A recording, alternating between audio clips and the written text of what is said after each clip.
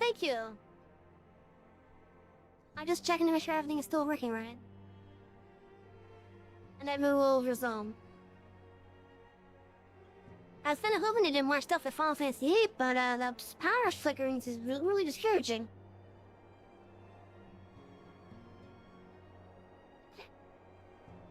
Now, I know we didn't lose that as much progress on it, thankfully. Because that Vichkini game over that we had going after Bahamut. And the power flickering over at Tears Point.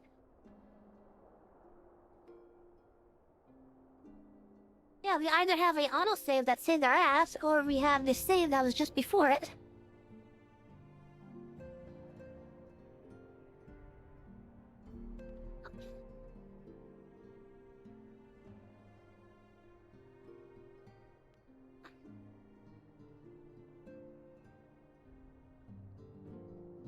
Meanwhile, at least in Final Fantasy XIV, as soon as we get something, it's already saved.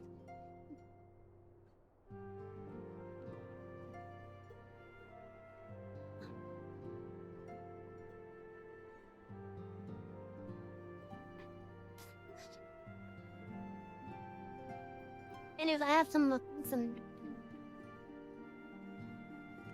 beef macaroni here with me. Robbie idiot drop a night.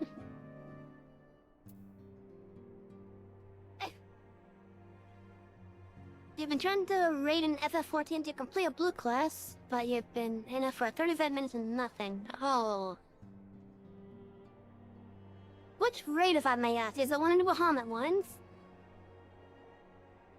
Because if it's one of the Bahamut ones, that's gonna take a long time.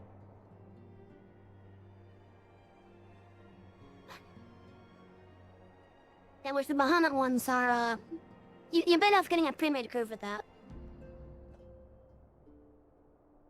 Or waiting until you're at almost max level.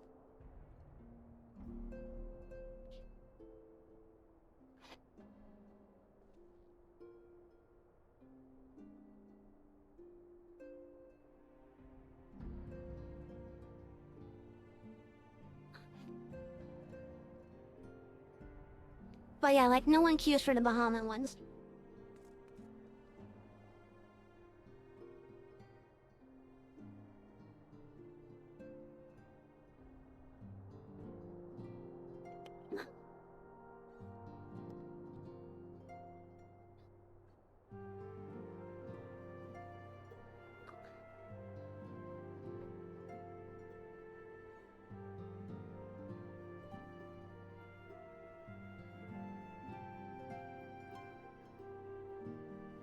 I think if once I have like endgame gear for level 70, I could probably solo a good amount of Bahamut.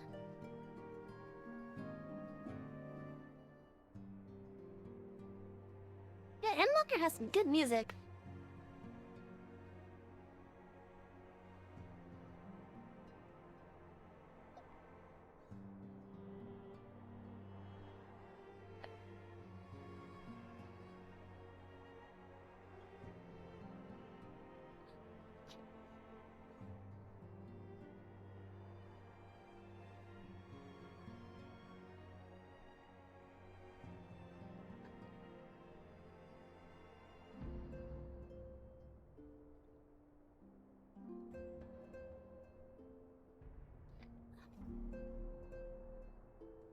Announcement trailer? What?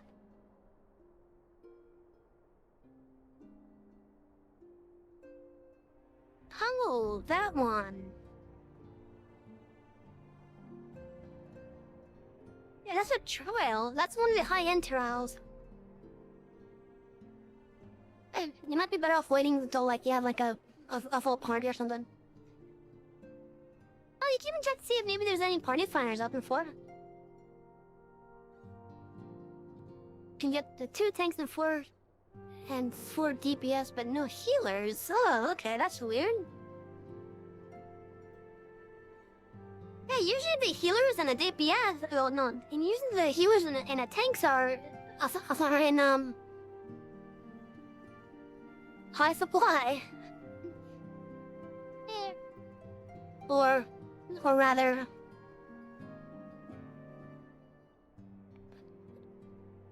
But yeah, usually the healers get in there first.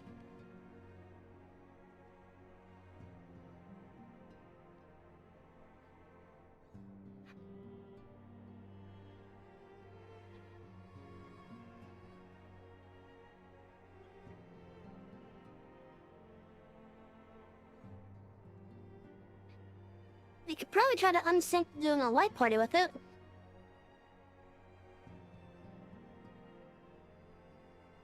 But that would require us to be at like level 60 or maybe even 70 to do it.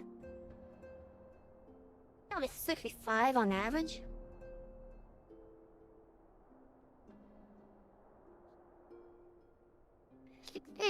Otherwise, you could wait until max level.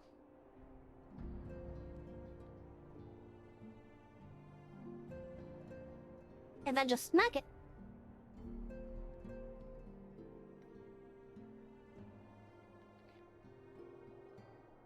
Also, there's gonna be some ads starting very shortly. I'm gonna wait for this ads, which is why I haven't even talked to Alphino yet.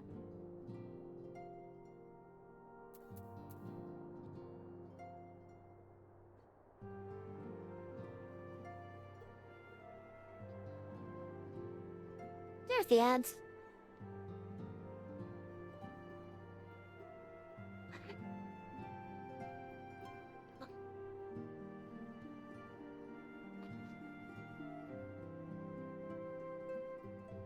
The Sunday's going alright.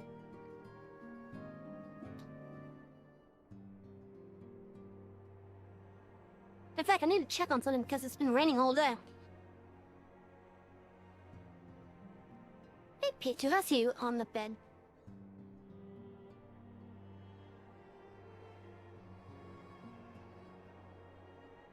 Oh, good, there's no water on the floor, good.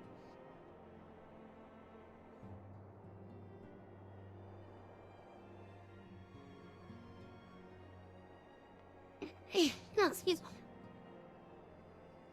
Anyways, there is one raid that is required for the MSQ. That used to be optional until Shadowbringers.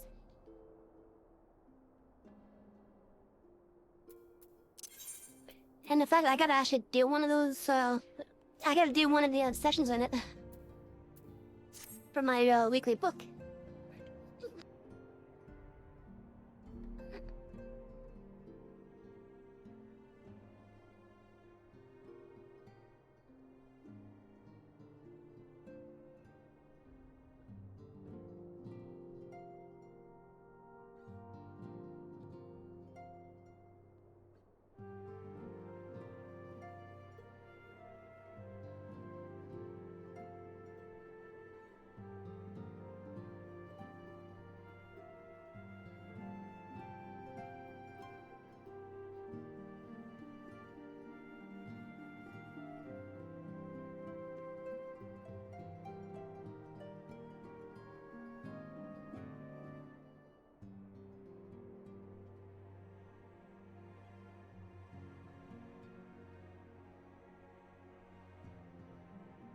I think I may have heard something.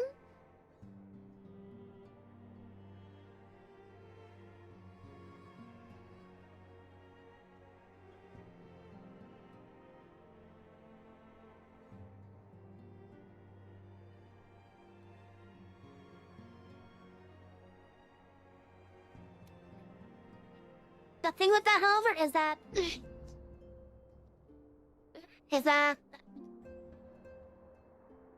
for the complete list of the achievements, they would have to filter out the achievements that are event-specific. And I'm talking about, like, filter out the seasonal-specific ones.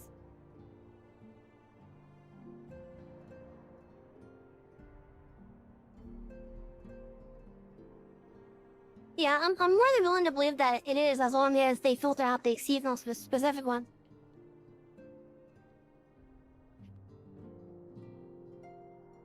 But otherwise, that's more than believable.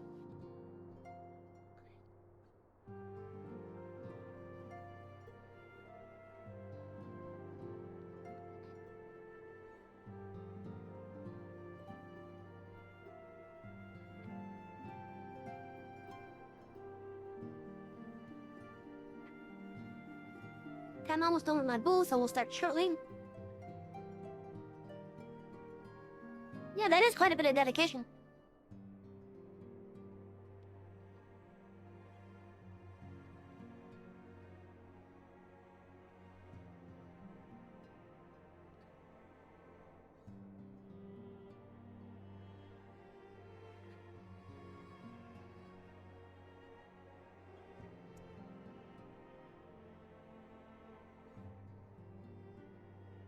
Heck, I think I actually got everything in my bowl now.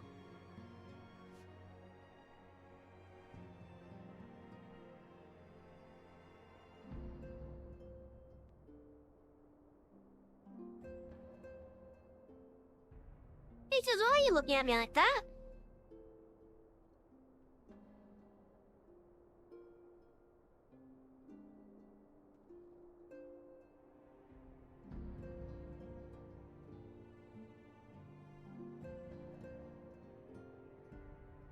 She was giving that, yeah, she was giving a glare-looking type of thing.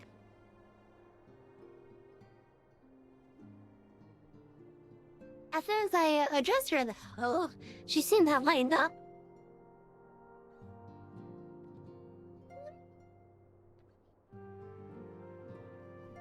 Yeah, right now she's just on the bed, just laying there. One of these days, I plan on getting a phone stand that stands up like maybe 3 or 4 feet. Putting my phone on it, then connecting the phone to the computer through what was Joy Cam.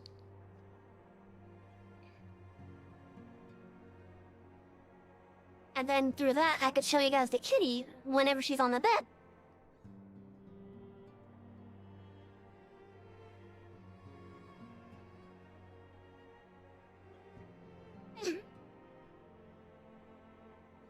It would be cool.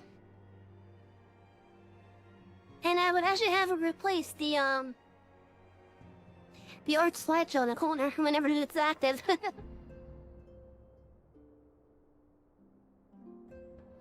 yeah, I got the idea to do that because one day I was just browsing, just chatting out of boredom. And I saw on a thumbnail a adorable little dog. And the title of the stream was Puddles Cam. Because I'm guessing that was the name of the dog, Puddles. And it was just so cute. And with how cute my kitty is at times, with how she lays down. I figure, I could probably do something similar.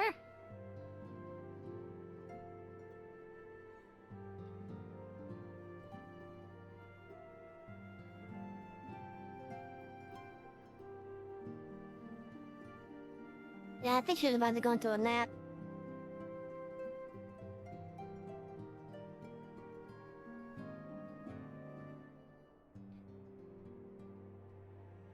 Nah, it's not gonna be VR. It's just me using my phone as a webcam, basically. I already have the software to, like, if I wanted to, I could use my phone right now as a webcam. Now, the software's already installed. I just need a stand at this point.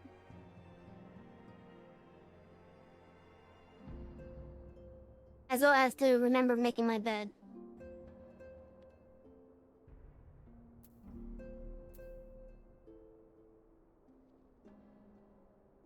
Yes, that is actually what's happening. Basically what's going on is, I have the webcam that's facing me directly. Then with the software that actually has the avatar in it, it has its own face tracking built into it. It uses the webcam, and then it basically maps out your face. As well as track the head movements and such. That's what a lot of the, that's what a lot of YouTubers basically do in simple terms. So like with 3D avatars like this one, for example, using programs like VC Face or Verudo, Or if you want to go the traditional 2D route, which is what most VTubers are, using VTube Studio, all those programs have built-in tracking basically. But the tracking is as good as the device that allows it access basically. And it's because of this for why I want an iPhone. And I only want the iPhone just for the tracking. So I'm gonna be spending like $500 for a glorified webcam at this point. Because I don't intend to get that phone with service. I just intend to get it so that I can get the improved face tracking capabilities. That way I could be a little bit more expressive than what the models allow with my webcam. Or if I could probably find a program that's able to mimic the iPhone's technology for the face tracking, maybe use that instead, but otherwise, I'm kind of better off getting an iPhone, so the programs can make better use of its built-in face tracking. Like, don't get me wrong, the built-in face tracking with these programs is good. But if they could offload the resources onto the device itself to do it, and then just watch the device, basically, then that'd be so much better. It's probably more resource-friendly than having the program do the tracking itself.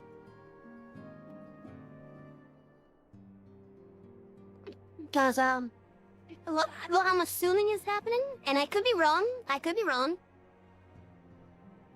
is with the built-in face tracking, the program is not only using resources to translate the movements that you're doing, but it's also using resources to watch the spots that it's supposed to be translating. So it's basically doing 2 tasks instead of 1. Meanwhile, if I had an iPhone, which has its own built-in tracking and such, at least then the program just has to translate it instead of also watching it.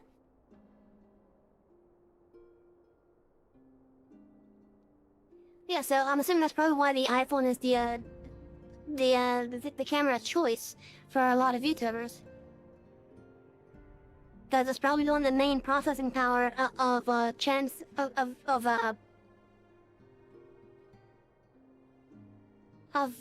the tracking. So that way the programs just gotta translate the movement.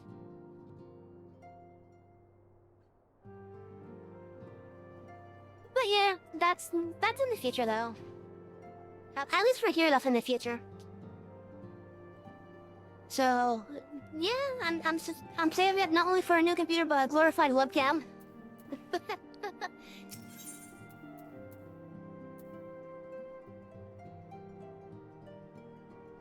The word of the mother. Nathano is eager to return to the search for Menfilio.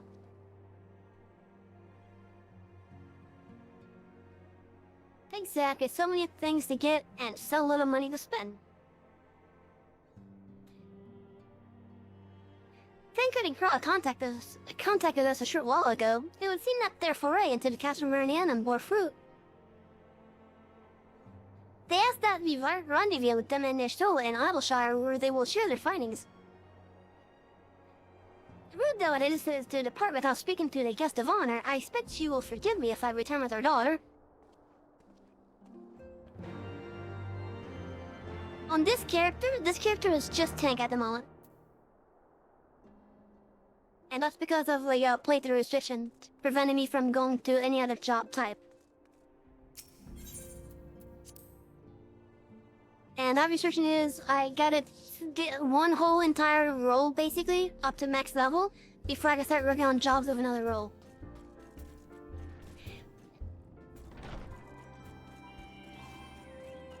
So this character is just pure tank at the moment.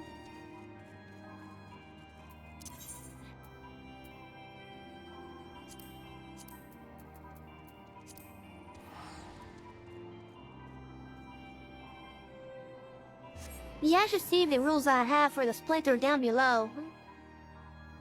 It's on one of the panels down there.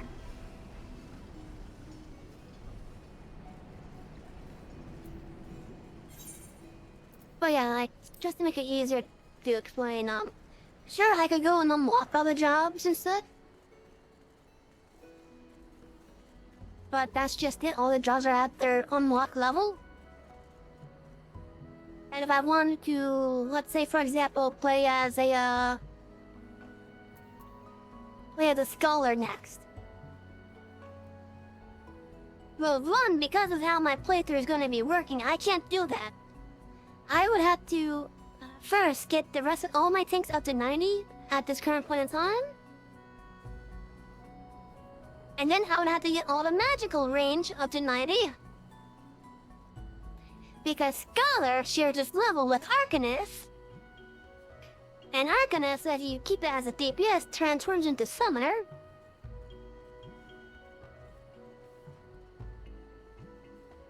But yeah, so right now my playthrough is I got to stick to one type until I get all jobs on that type to max level. So we're starting off the tank. We have roughly 29 to 30 levels to go for each job. And then Twitter told me to do physical range next.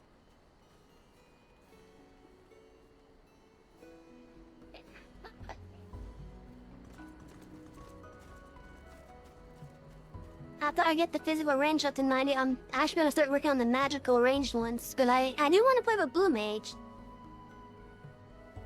Even if Blue Mage only goes up to 80. So this is the only job that will not make it to max level. I heard that there's actually going to be a second limited job coming with the next expansion. Yeah, so Blue Mage now goes up to 80. They could bring it to Shadowbringers dungeons.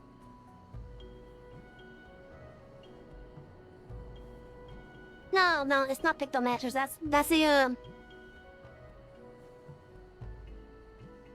I think it's a magical range DPS. But the other limited job I heard of is the Beastmaster or something. I don't know if you're curious how that's gonna work with this game.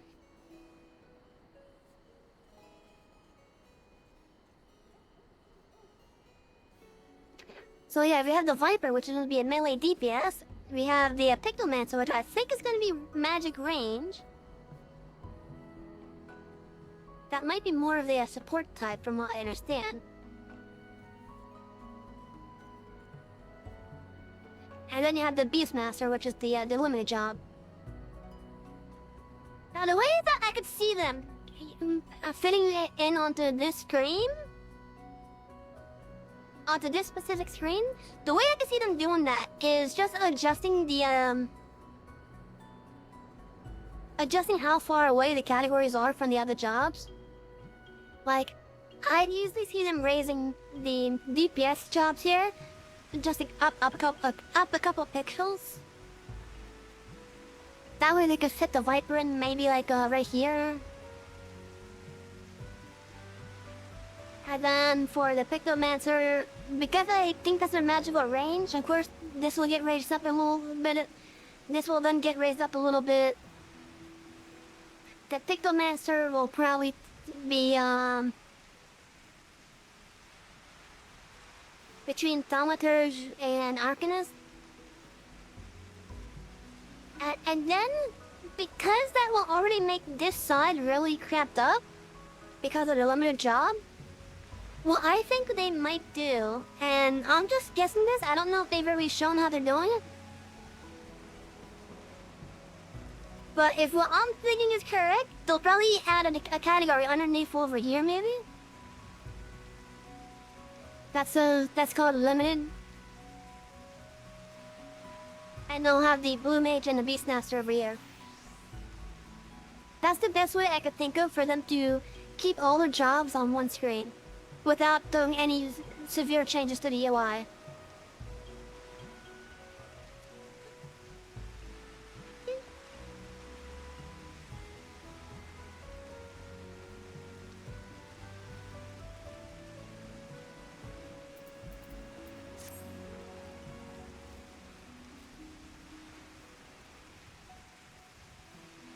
Okay, so before I go on, let me actually get my retainers to go into another thing.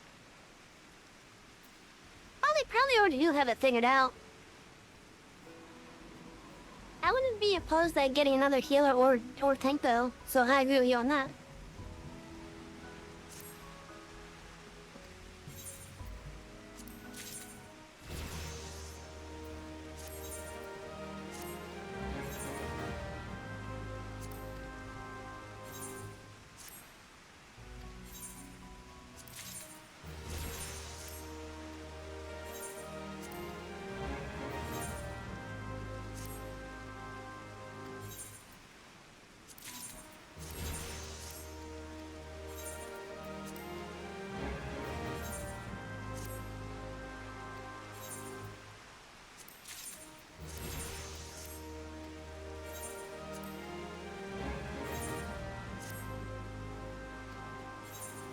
Oh yeah, they likely already have it figured out. I just don't know if they've shown how they're gonna do it yet.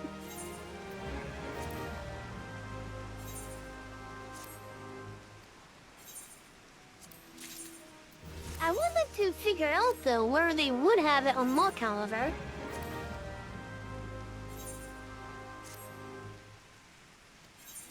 Like, I don't know if they're gonna have the Beastmaster unlock be over in the new continent area. Or if they're gonna do like Blue Mage and just have it in like, I don't know, the Black Shroud or something. Maybe even, somewhere in Alameda, maybe.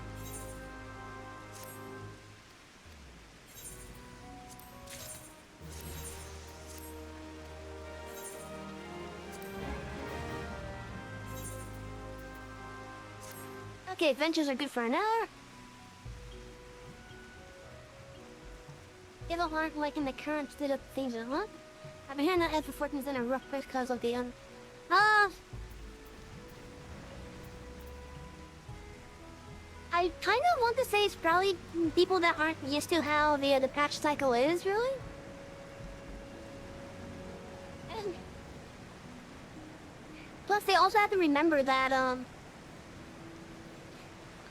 I think most of Endwalker's development did take place during the pandemic.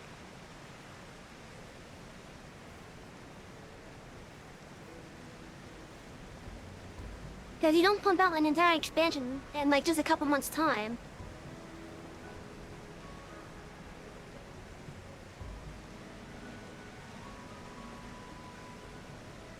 Yeah, so if anything, I think for what they deem as a lack of content, might simply be because of the pandemic.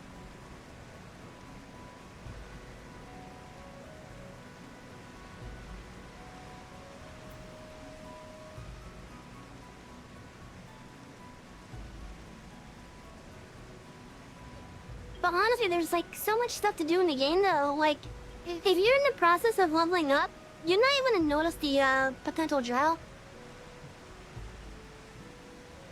I don't know. I think when people have a great thing for so long, they get one bad thing and just go, I hate this instant. Yeah, that's the thing. I think that's how a lot of people are basically acting.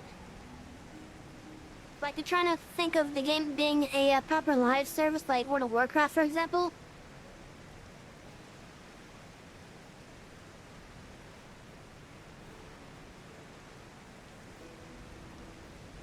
Yeah, so like right now, I think a lot of the sentiment definitely comes from other players that play other MMOs at the same time. Or came from another MMO that did stuff differently. Like again, World of Warcraft, for example, is probably the biggest example I could use.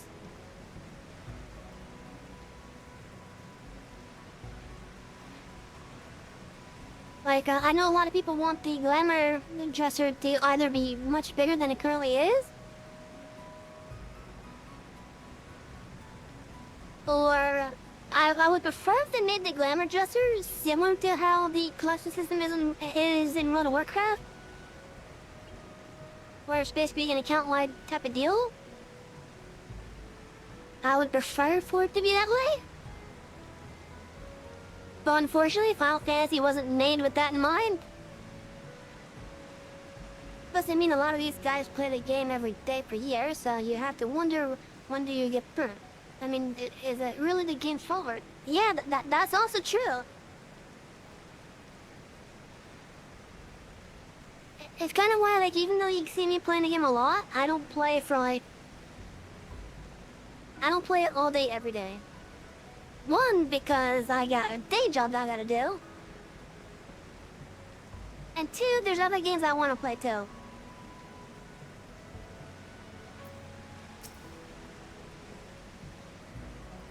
It was rather less than I hoped, though mayhap I asked too much. How's Slamming, by the way? Enchanting is over at Chus. I shall have to pay my respects when the time allows. Oh yeah, it's very possible that it could just simply be that they've finally gotten themselves burnt out. Honestly, I feel the day job makes coming home to the game feel a lot better than having access to the game. Yeah, that's definitely another thing as well.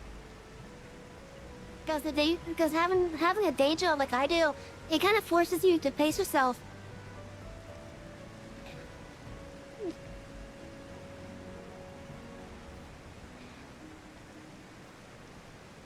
Hell, even when I was furloughed from the day job for a while, because of the pandemic,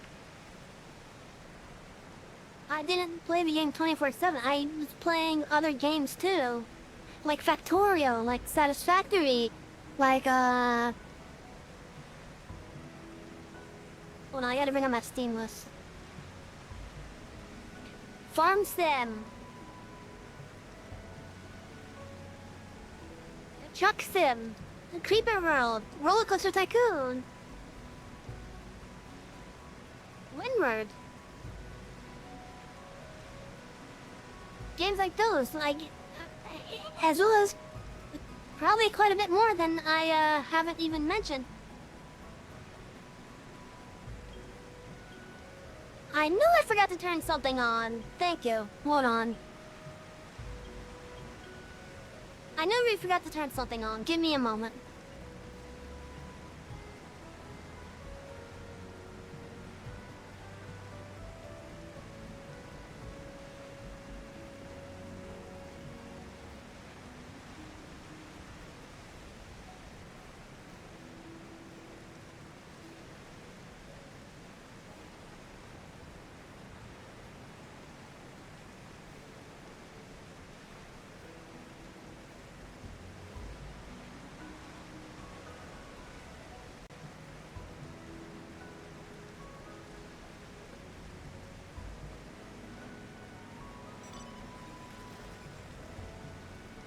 I sometimes wonder if as a full-time streamer, you feel like if you don't play the game you stream all the time you will lose your job.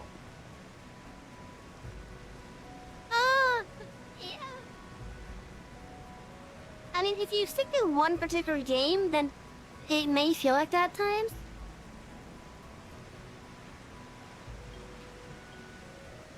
It's because of that. Because that I often try to have like a small variety on the stream and stuff.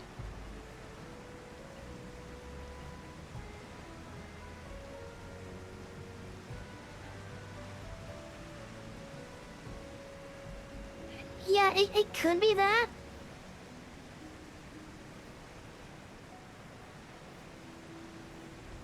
Like I know if my bestie streams something other than Dead by Daylight, for example, they don't really get many viewers. Like compared to when they do Dead by Daylight. Or I've even heard other people who did like Minecraft constantly, for example. And then they try to branch out just to have like just to have a fraction of their normal viewer point. And I will say, it sounds very disheartening, I'm not gonna lie, it's very disheartening. And I can see why it would discourage them from doing that. It would definitely feel pretty rough. Hey! Why? Takashi, isn't it time for you to go to bed?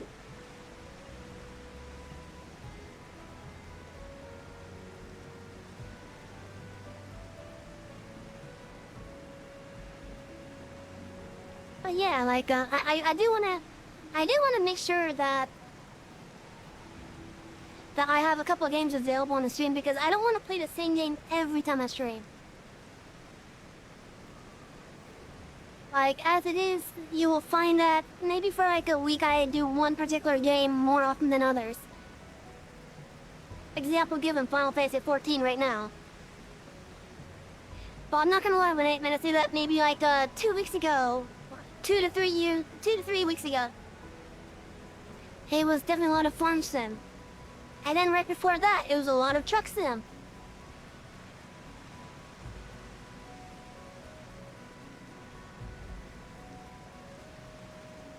And surprisingly, truck sim seems to still...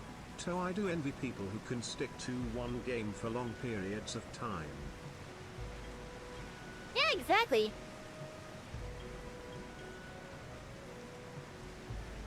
Well, yeah, like, if I go on to, like, a constant binge, basically, like I currently am in Final Fantasy, it's usually for, like, a week for me, anyways. Yeah, for me, it's usually for, like, a week, then I start focusing on another game while still having Final Fantasy in a rotation.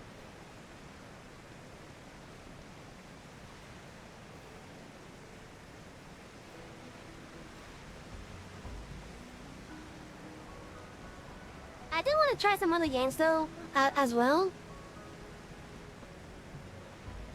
Like for example, I would love to do Grand Theft Auto roleplay.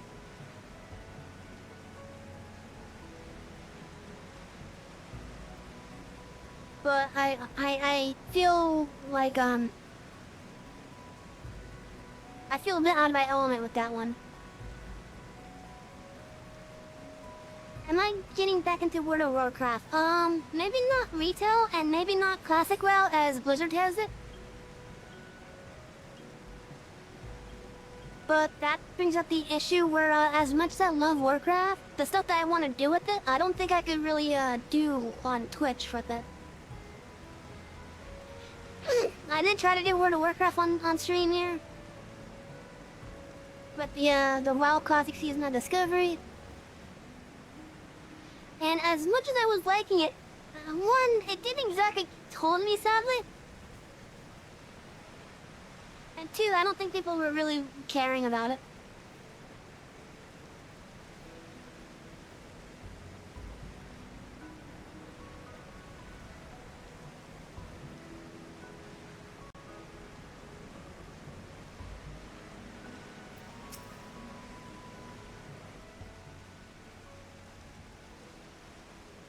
Yeah, cause like with World of Warcraft Season of Discovery, it's not really that much different from WoW Classic.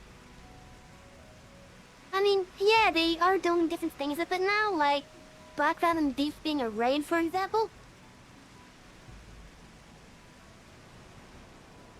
As well as like having their max level, at least at the time that I played, being 25, I think. But compared to like what I like to do on WoW private servers, for example, especially on the one that I personally mess around on, it's like, it's not as good as I would like, basically. So that's kind of why Season of Discovery didn't really hold me, sadly, because I could do that on my own little personal private server. If I wanted to, I could turn Black Fathom Deeps into a mining instance. Like, that's how much power I have on my little personal private server. Like, I could turn the entire game upside down.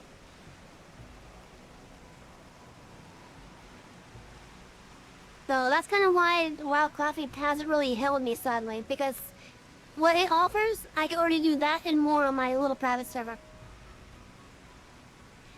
But do I run into the issue of playing alone? Sometimes, yes. Sometimes, yes, but I'm often keeping myself busy with designing stuff like custom class quests, for example. That, dungeon-related content isn't really my focus with it.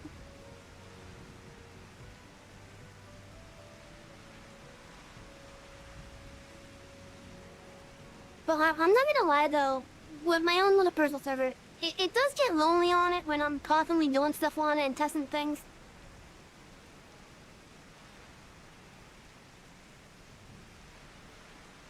And even if I was to have it available for people to play on it, I don't think many would play on it to begin with. No question now, what do I think of FF14 now compared to years prior? I can't really say. Like, all I really know is from what I've experienced with the latter half of Shadowbringers. The latter half of Shadowbringers and onwards is what I'm familiar with.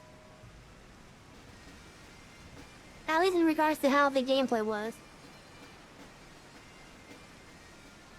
I know with Shadowbringers they removed stuff like the TPs and whatnot. But I know like for Stormblood and earlier, like Paladins had like a third resource bar.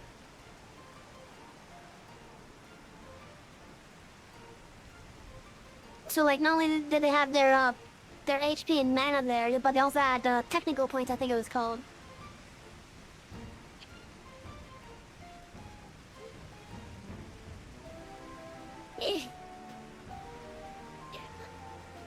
And from what I understand, the entire game from Realm Reborn onwards is just a huge improvement over how 1.0 was.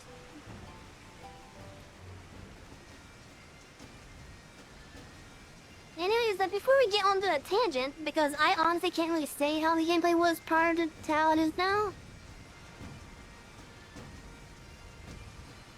Like, I don't really have an opinion because, again, I'm just familiar with the latter half onwards from Shadowbringers.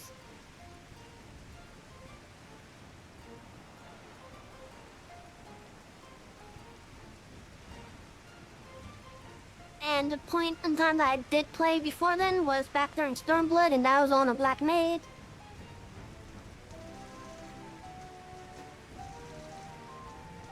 I personally think it is, because there's definitely more content to do. The game is actually cared for by its devs properly. The game is definitely getting better now. Like, they're trying to add more quality of life stuff.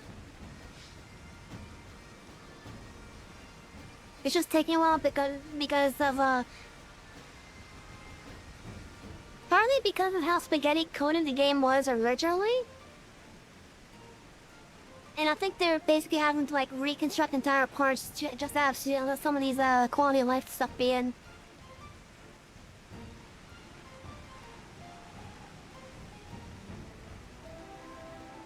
My apologies, I see I'm the last to arrive. So, what news have you for us? Well, as we postulated, there were indeed what appear to be remnants of an unexplained disturbance in the aether at the scene of the ultimate weapon's destruction, the ripple at odds with the preceding pattern. Though faint, the waveforms bore a strong resemblance to those observed following the destruction of the Isle of Val, when I believe Heidelin shielded me with the blessing of light. To confirm our findings, we paid a visit to the Silda Aqueducts. There we detected the same waveform, but orders of magnitude larger, as one would expect of a more recent disturbance. Heidelin, there's no other explanation.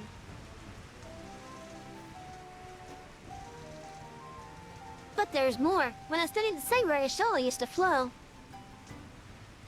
it appeared that not 2 but 3 beings had been affected.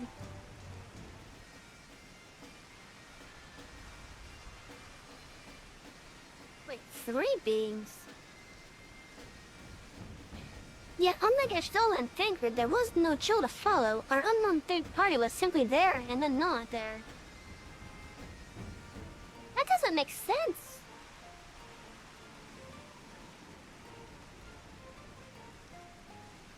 But let's see. Okay, so Papalima and Ida remained in the palace to ward off the initial group. Tancred and Ishtola held off a group that chased us into the sewers. Then it was just Bencilia and I. And then it was just me.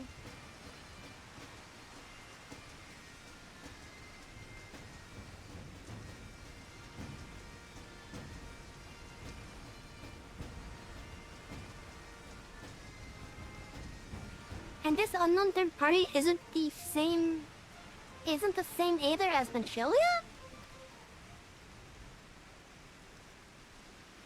Now, recall your visions of a vast crystal floating in a sea of Aether. Though this too is by theory, studies of gifted subjects suggest that when communing with Heidelin, we briefly leave our bodies behind. So let us consider the facts. 1. Heidelin interceded. 2. A third being was caught in Nishdal's flow and vanished without a trace. And 3. Heidelin may have the capacity to summon the consciousness of gifted individuals to her side. You're thinking of switching to healer or DPS for one or if you play them. Okay. No worries on that.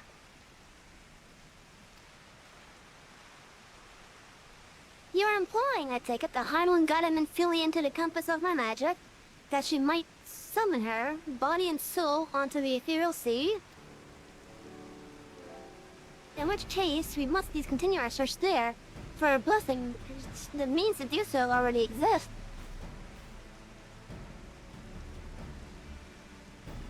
I speak of the Anti-Tower, a Charlene construction conceived to provide scholars a vantage point over the ethereal sea. Though I know not where its entrance lies, we need only ask its custodian, the contrary old crone who, for another blessing, refused to join the Exodus. Master Matoya was the keeper of the Anti-Tower? I had no idea. Then our course is clear. We must petition her aid once again.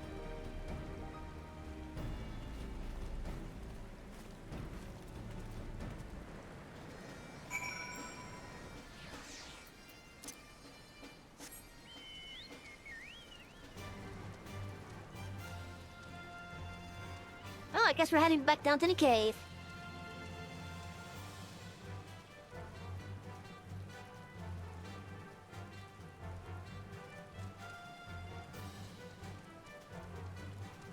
That is so creepy with it being so still. Did any healer start at 50?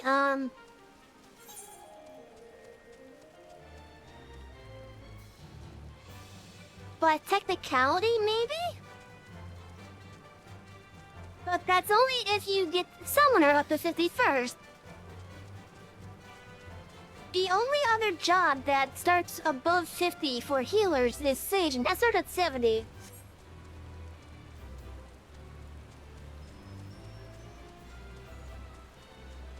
Now, the only reason why I'm saying that Scholar technically can is because it shares its level with Summoner. And it becomes available at level 30. Because that's when you get your advanced job unlocked, basically, for it. Well, maybe, you know, just like how you get your job for any other job, basically. Like how Warrior needed you to get to 30 for Marauder.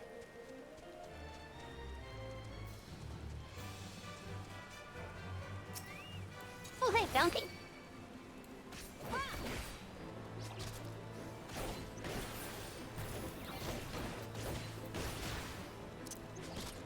Let me get Ringcloth out.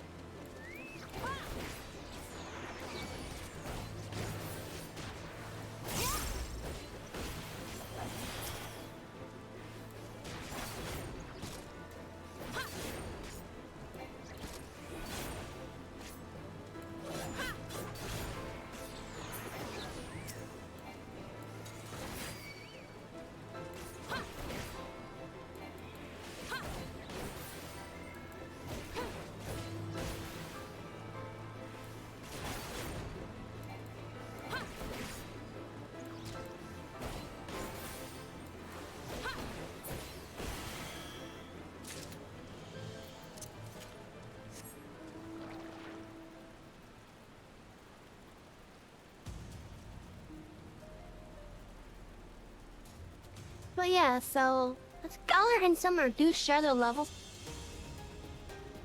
So it's very possible that you could just be like a pure Arcanist, and then when you get your job quest, you become a Summoner. And then play Summoner all the way up to level 90. And then you then you decide to get Scholar a try. You go and unlock it, and now you have a level 90 Scholar right off the bat.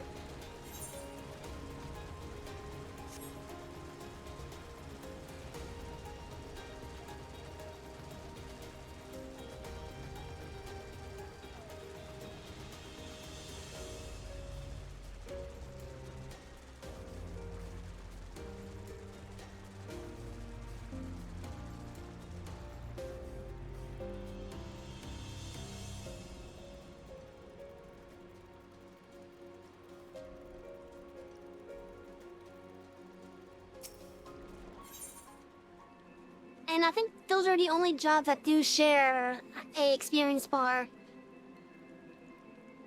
So I think that's, yeah, I think that's the only job those are the only jobs that do share.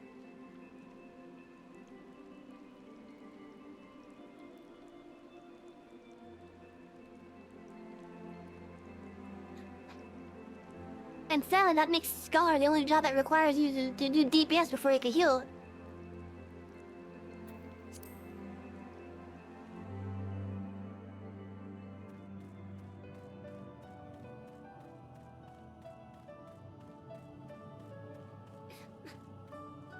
Now, if it does pique your interest for Scholar, however, its job quest involves conberries.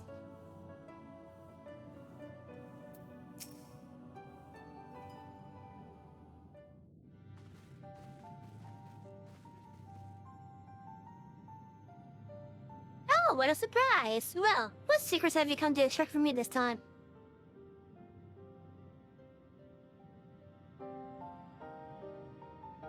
I'm sorry if that's the feeling that you're getting from it, but I'm just kind of saying, like, that's how things are.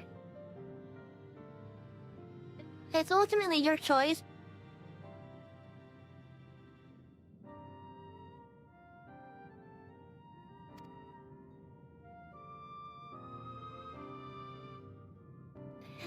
Though it pains me to admit it, your words strike close to the mark.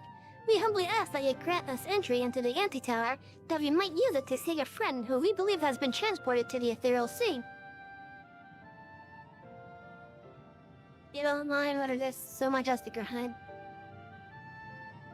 Well, okay, so if there's any consolation...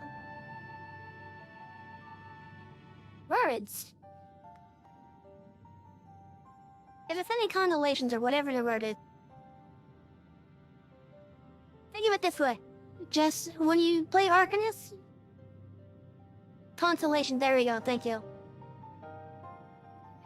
If it's any consolation, when you play Arcanist, go Summoner to continue with the DPS, because Summoner feels more like Arcanist than Scholar does. And then be happy that you went Summoner to max level, because once you start the grind for Scholar, you've already done it. In which you just have the job quest to do then.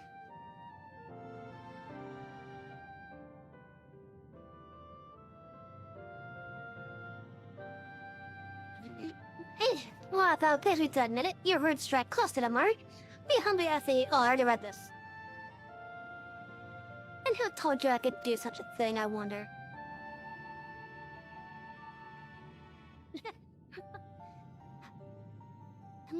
The tower was abandoned to its magical keepers 15 years ago. They have the run of the place now. If that is no deterrent to you, then by all means. Is that all? I thought sure you would seek to dissuade us from our course, given your role as custodian. So if you have a level 50 summoner and a level 30 scholar... no! Because that scholar would be level 50. Remember, they share.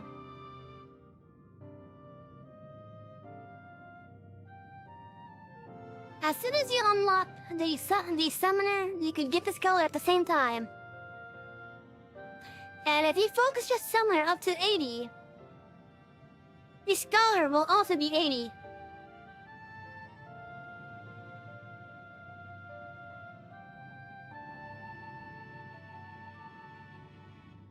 Yeah, that's what I mean by them sharing. The only downside, though, is you still have to get gear for the healing.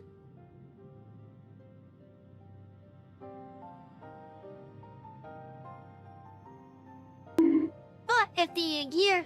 Hey! But if the gear says I could be used by Arcanist, you should be good.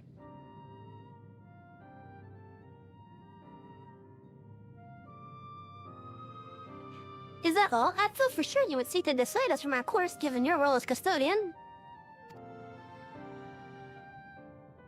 Role? Hardly. The forum foisted the title on me. During the Exodus, every entrance to the amphitheater was sealed, save one. My role consists of making sure no one with ill intent sneaks through it. Such was the forum's final order to me.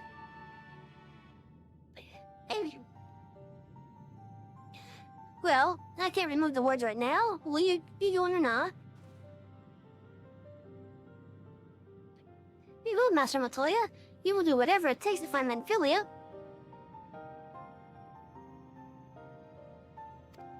We'll see about that. Yeah, about that, young girl. You're staying here with me. I need your help to restore the wards to their original state.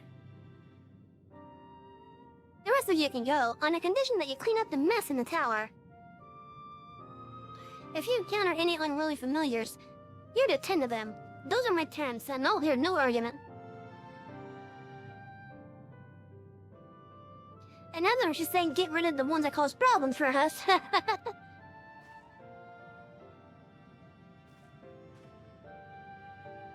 Yeah, well, it appears the mistress has spoken. Lead the way, Sally.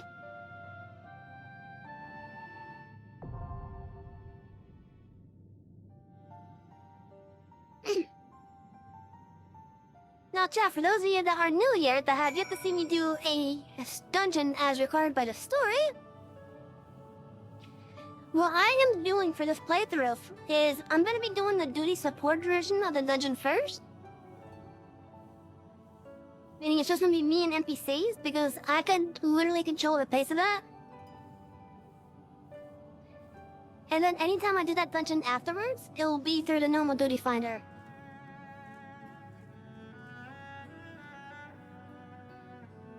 Time to get hydrated!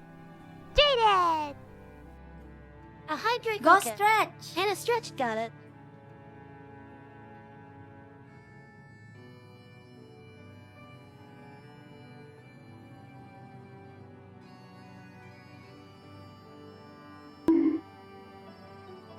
Hey!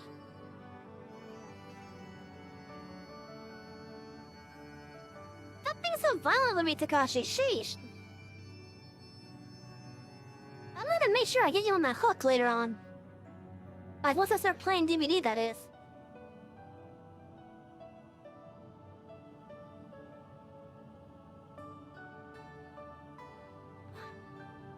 Also, chat, I want to put this down on record now. I know for a fact I heard laughing coming from Takashi.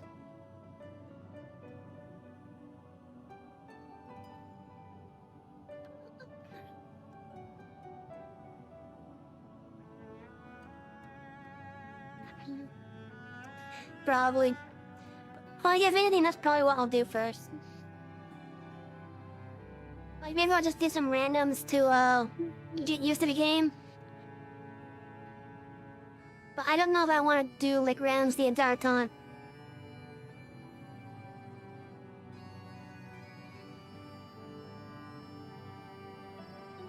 You know, exactly.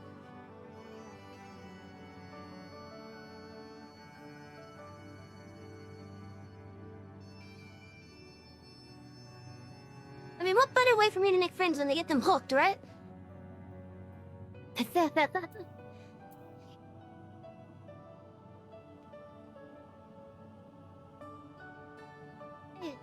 I'll make sure they get hooked even through screaming about it.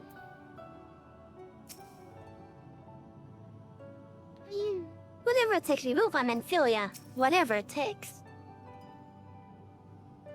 Long did I wonder what awaited beyond that door.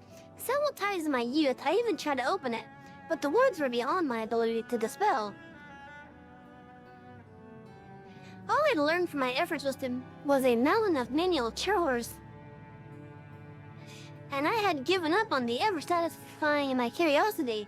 To think that I'm about to step through the threshold after all these years. The anti-tower is a sole reason for a Sharian settlement existed in Eorzea. One cannot overstate the structure's importance.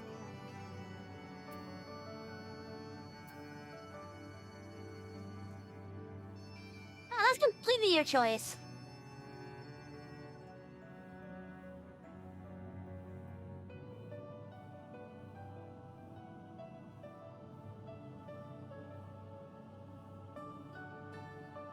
But keep in mind, Astrologian starts at 30.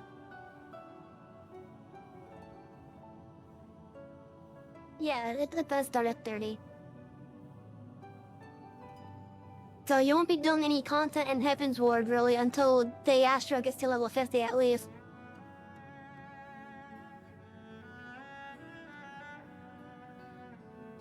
Yep. Dark Knight also starts at 30 too, so...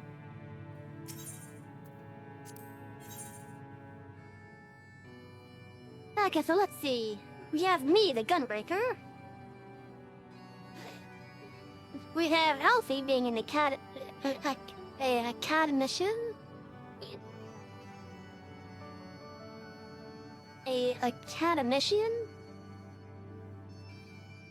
I think it being an Archon, and Shola being an Archon.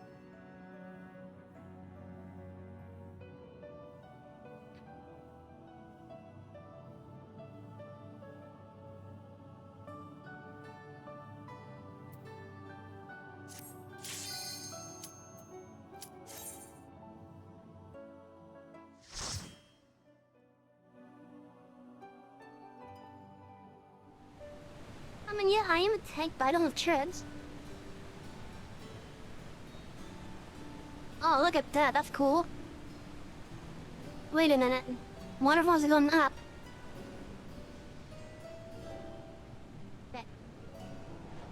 That explains.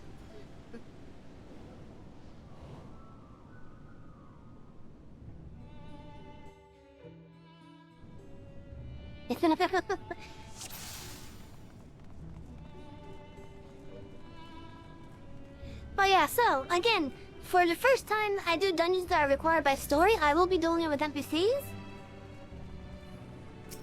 But then every other point afterwards will be with players.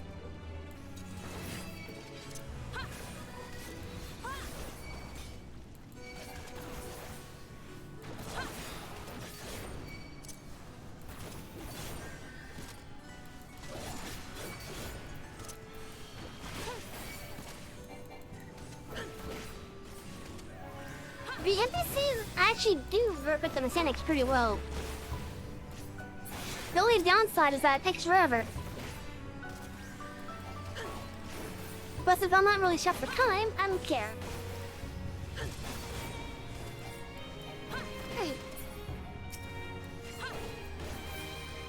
But yeah, the NPCs do actually do the mechanics. However, the NPCs are only there for a specific dungeon. And if you were to play through with NPCs, they're only available for a certain amount of them.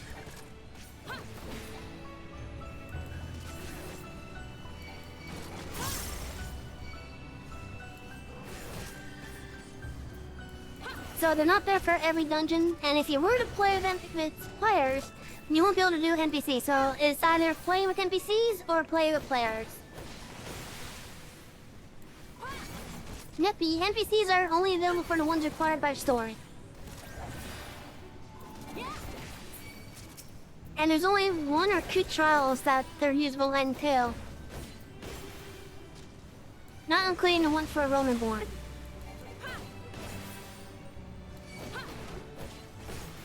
They're needed for the leveling trials for Rotoborn? Or they're available for that one, I should say?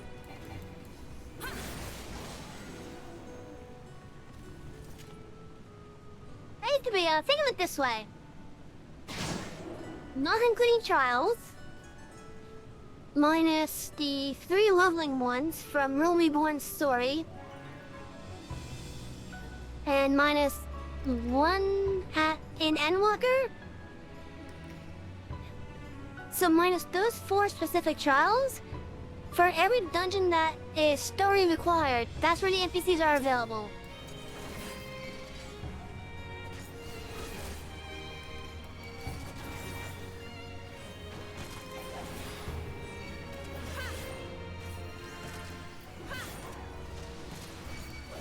I hope I explained that in a good way.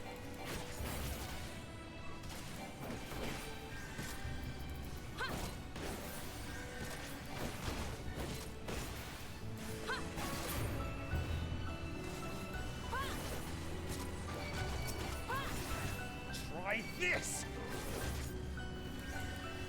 Do you consider Thancred a daddy? Yes. Definitely has the capabilities of being one.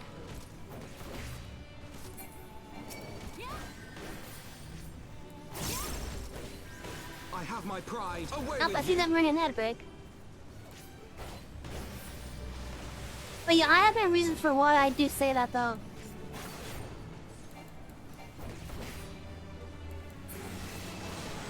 And it's because he actually does fill in the role pretty good. Even if it's not exactly as a father figure. So then Shtula is a mommy? Eh. I mean, maybe later on. She definitely sounds like she could be. Like, at all points, she sounds like she could be.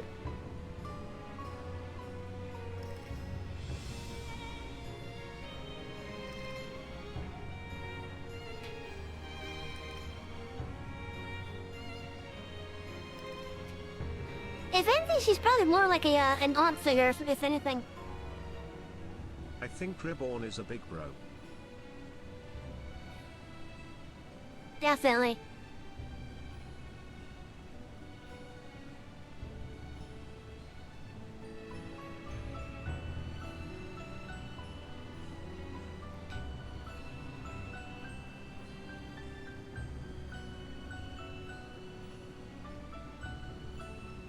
Rabon is awesome though. Even with the thing that happened to him. Which, if you haven't seen it yet, oh, I'm not gonna spoil it. But even with that having happened, he's still awesome.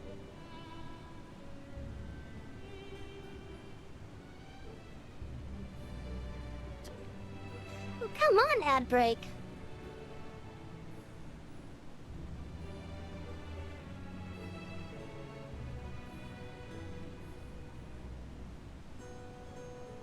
If you spoil me on the story, it'll be worse than you not owning a coffee maker. No, then I already filmed that because I'm doing NSQ, which is spoilers.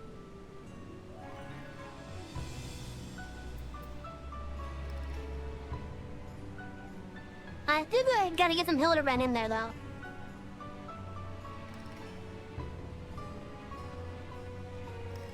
I just want to get some NSQ out of the way first.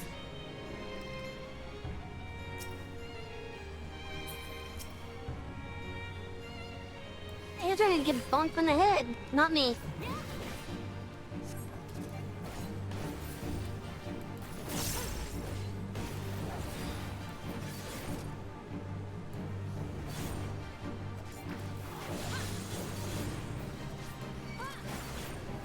Focus. Release.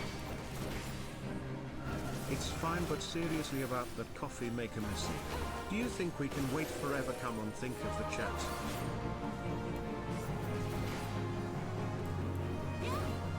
Hold on, I'm gonna have to read that after I finish this fight.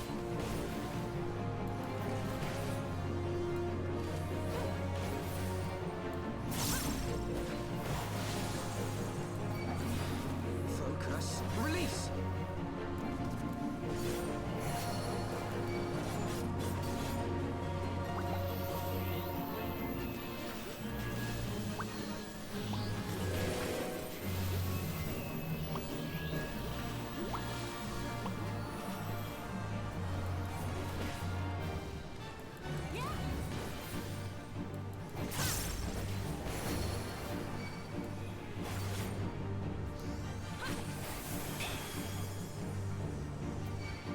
He just bonked me! The best who bonked me! Try this.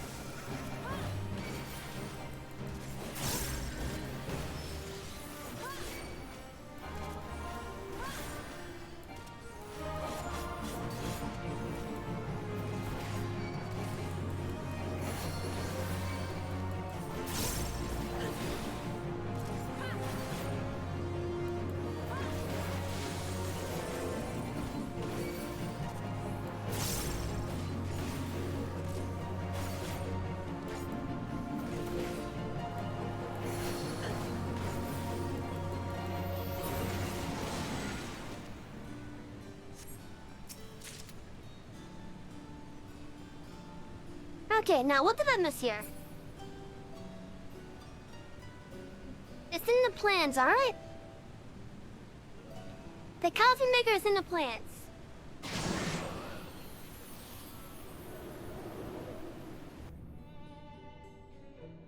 I traveled down the up staircase.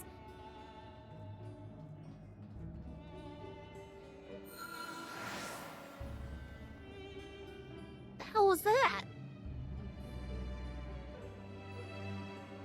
I'll have to look at this place.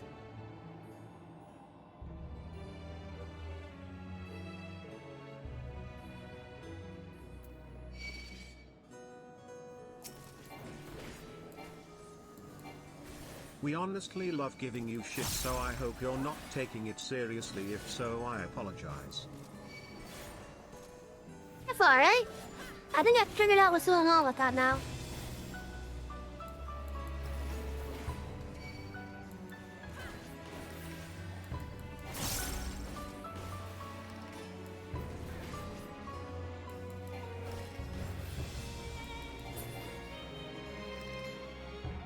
I don't know why he's thinking it up at that. It just is at this point.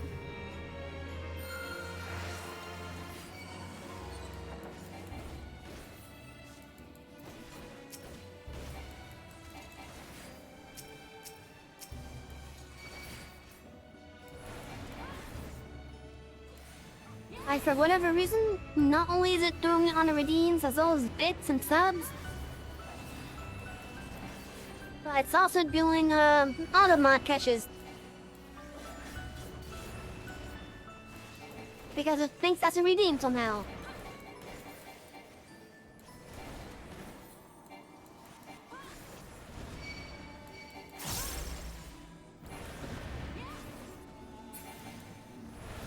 And I think that's what's going on, is it just thinks it's a redeem.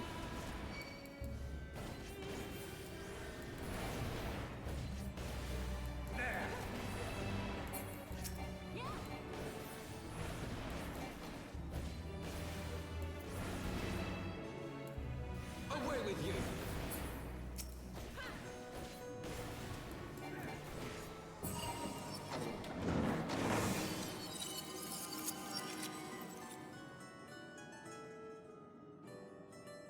Oh, that's what my biggest package, just pile everything there. Okay. Man, let's see. We honestly love giving a shit, so I hope can be. Yeah, I'm not taking it seriously. To be honest, I was wondering when it was gonna start.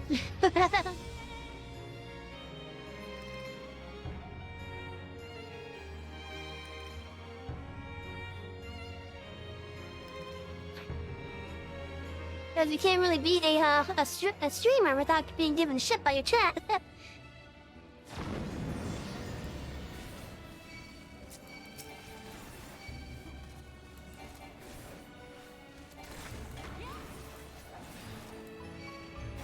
So, with that happening, I consider that a step in the right direction, in all honesty.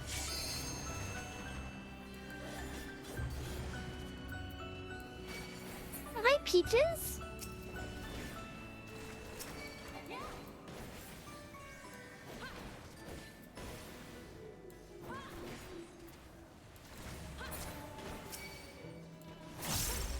Away with you.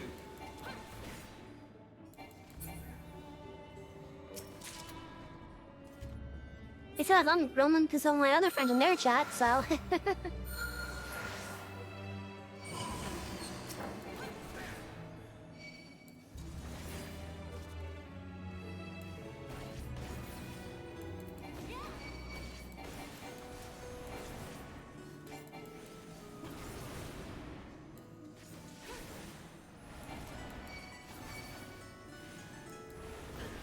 with you.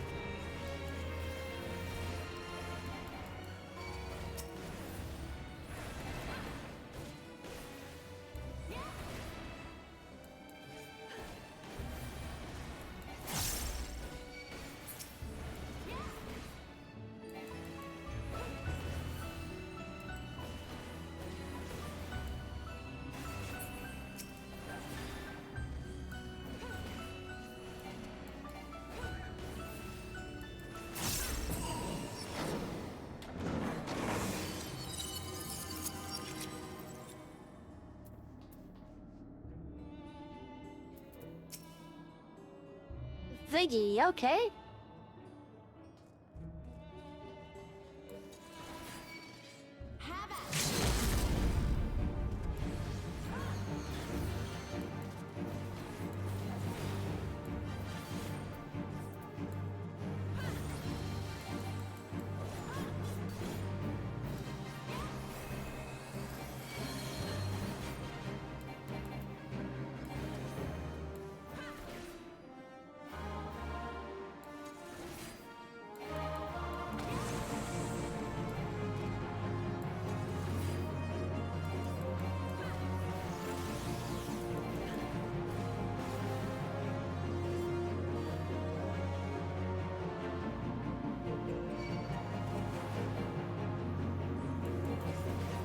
Oh, okay. I should have waited.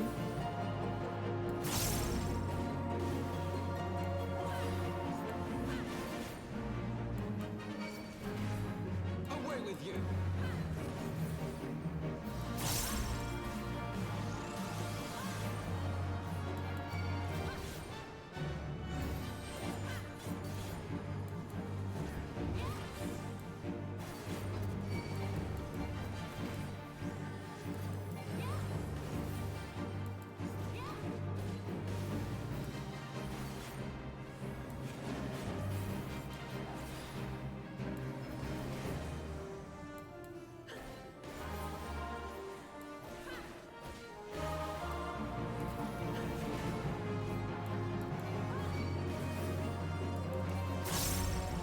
No mistakes.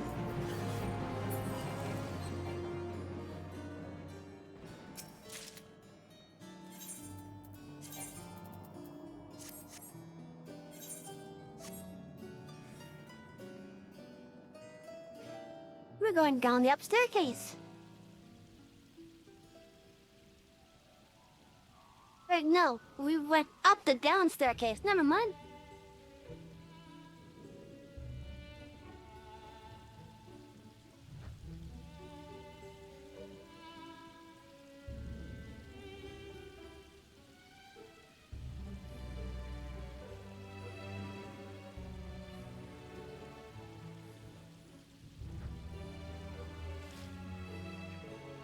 Guys, why are we on the ceiling?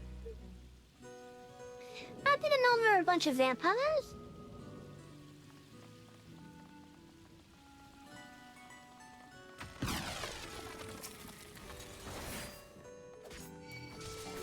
Wait, the Vikings.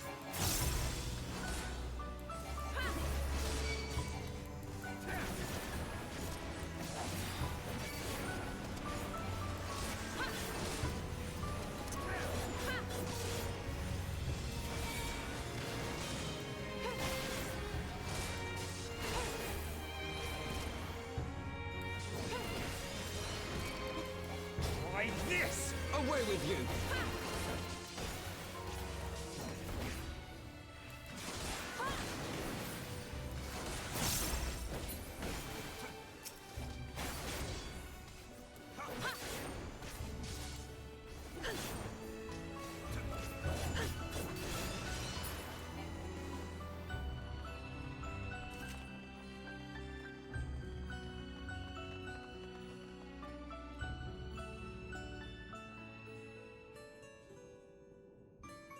We're just gonna sit here with the next to the channel bar for a moment if I do a stretch.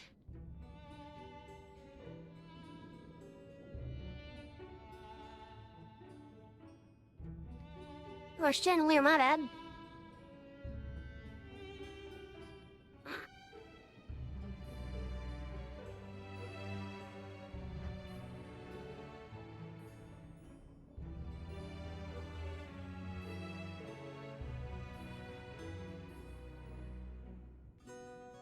Those are some bright-ass candles, not gonna lie.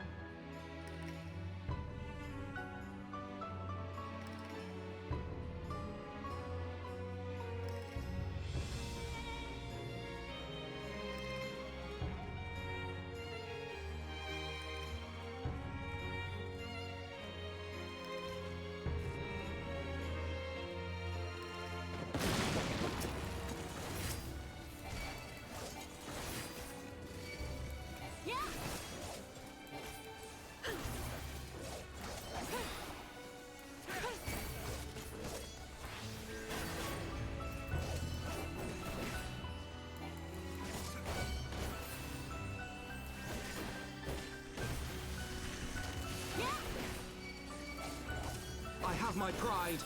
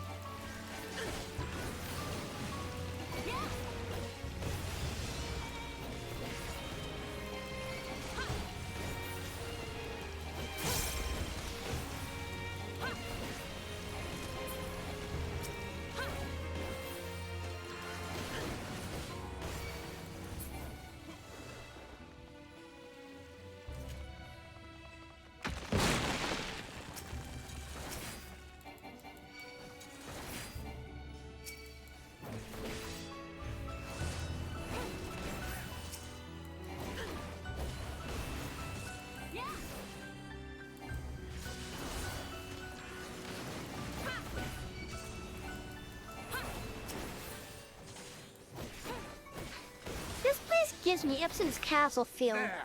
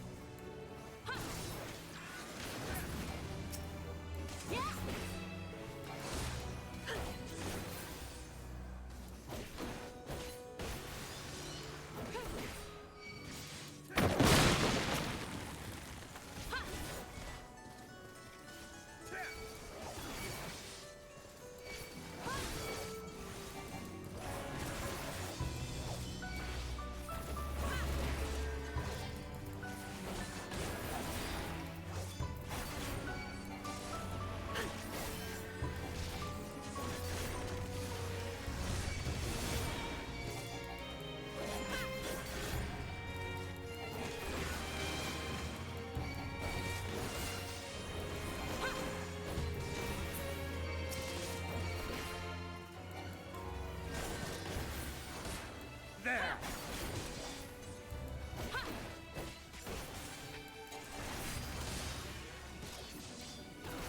Oh, my retainers are completing their adventures now. Away with you.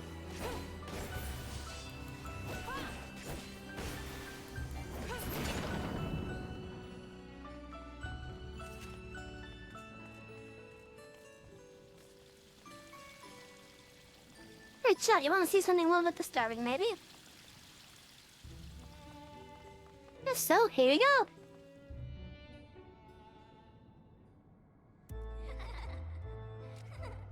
We already can't breathe out. Durable dolls, terrible dolls. Yippee-hoo!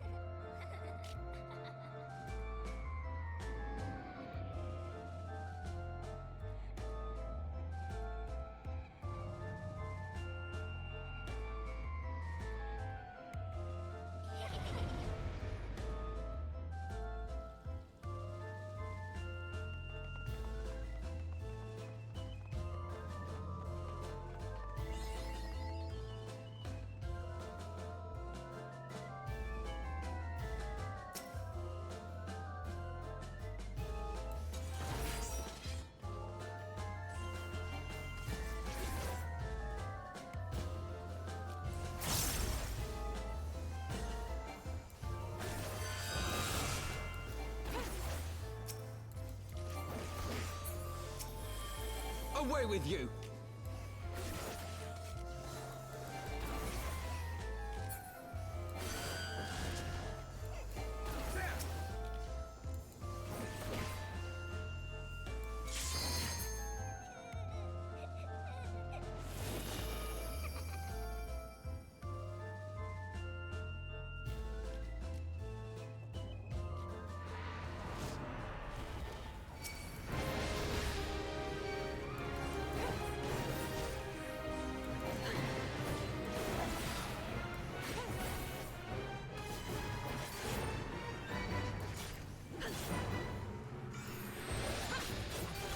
Away with you!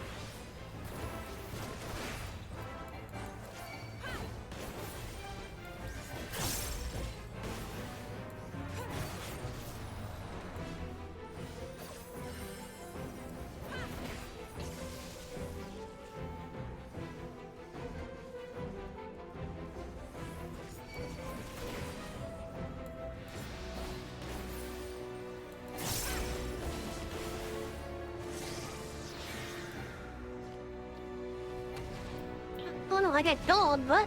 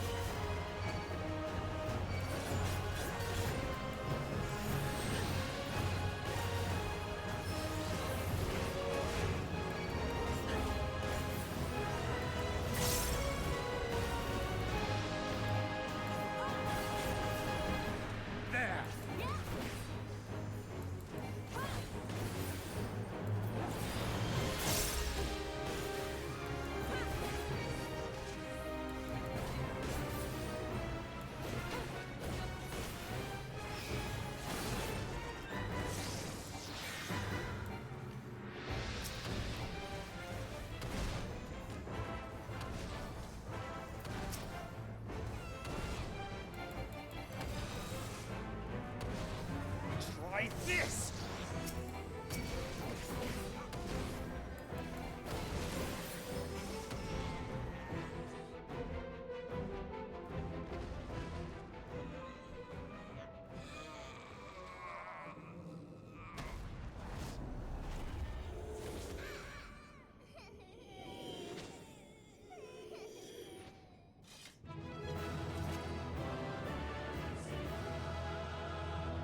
The fact that they always spun away means they're not destroyed yet.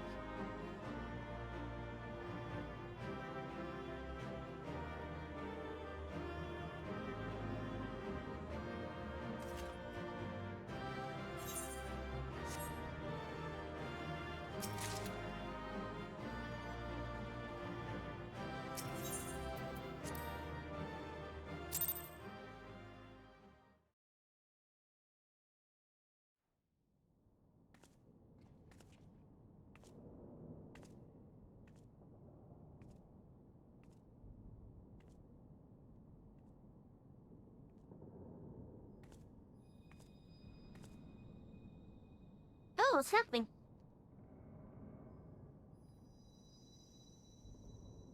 My crystal! Feel. Think.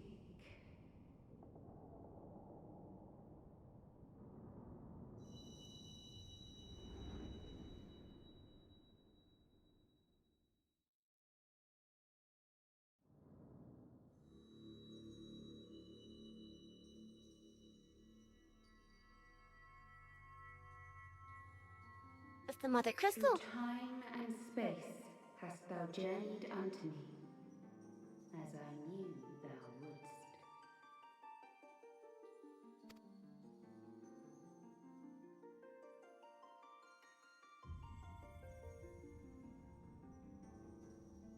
We are the word of the mother. We, who were once called Minfilia.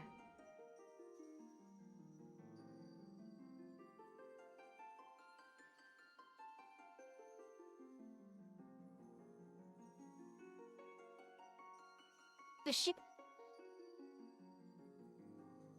Does she become possessed or something? Much time hath passed for thee since the bloody banquet, since I hearkened to her word. Their eyes are pure blue now.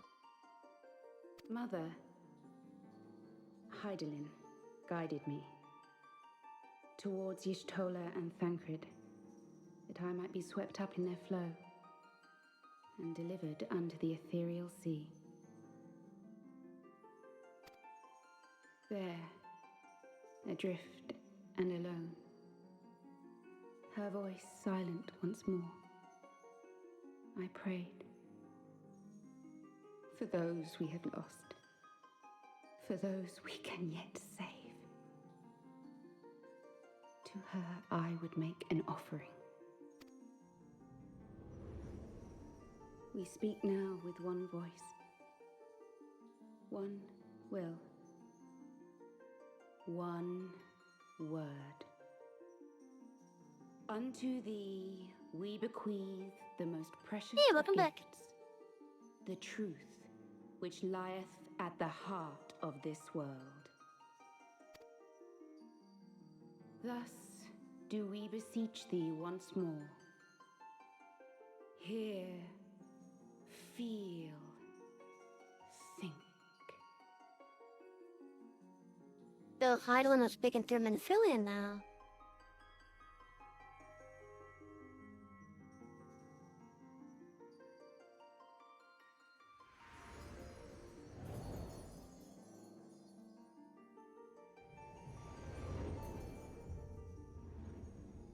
Before there was life, in the depths of the ethereal sea, light and dark did once dwell as one.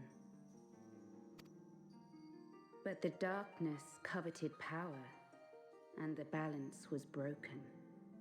Thus was I forced to banish him unto the distant heavens, to forever remain apart, a moon bound. In sundering the star did we cry out, and the barriers twixt planes chanced to falter. Across 10 and 3 were we then divided, reflections of the source, each possessed of a shard.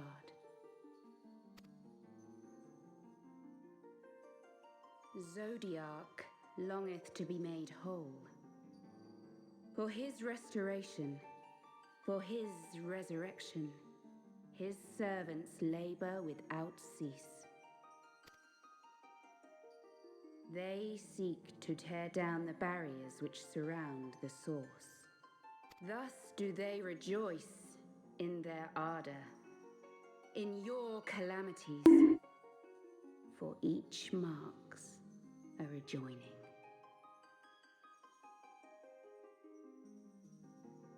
The room with the bunk. But have a great sleep, Takashi.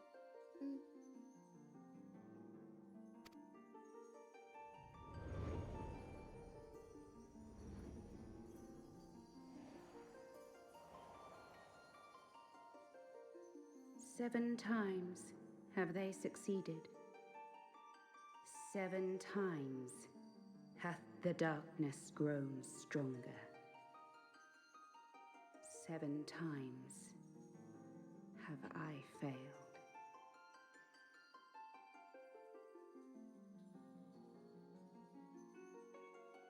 So...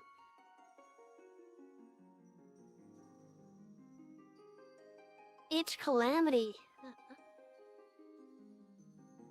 is one of those times. The most recent successful one being the Lesser Mood Dalamud.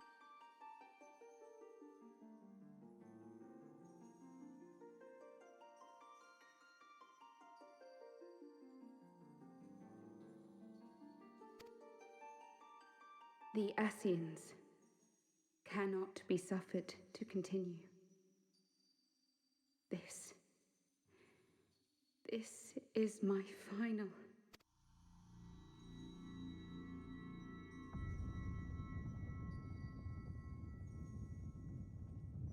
The crystal's power is all but spent. With what remains, I will return you to the shore of the ethereal sea.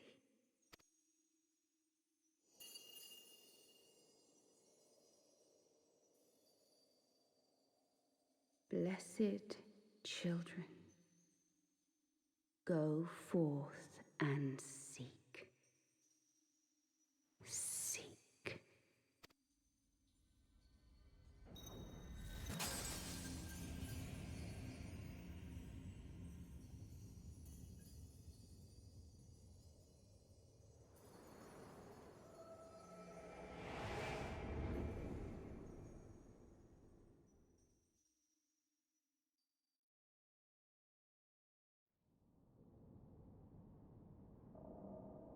You've had another vision, haven't you?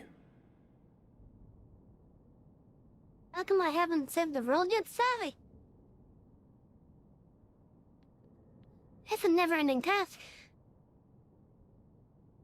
As soon as I throw off one potential calamity, another one takes its place.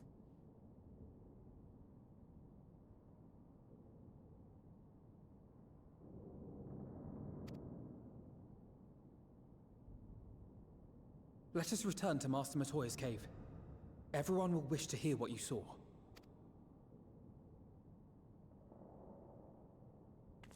Also, this place is upside down.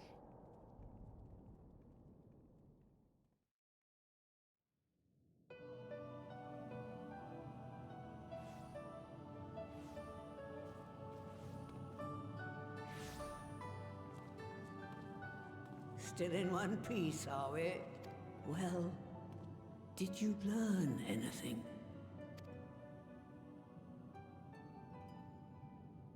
Favor's not gonna like it, but yeah. Minfilia's alright. Mother Crystal took her. The word of the mother? I'm not sure I understand. Nor am I. Cryle?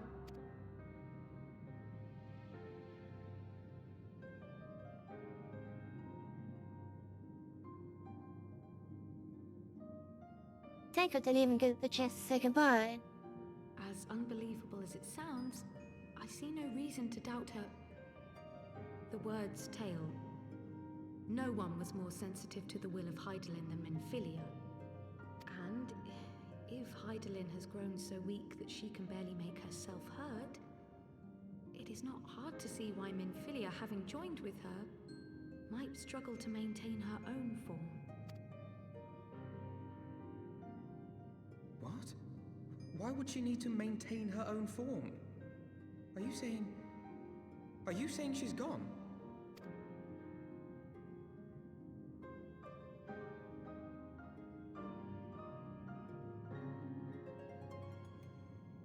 But that cannot be! Not now.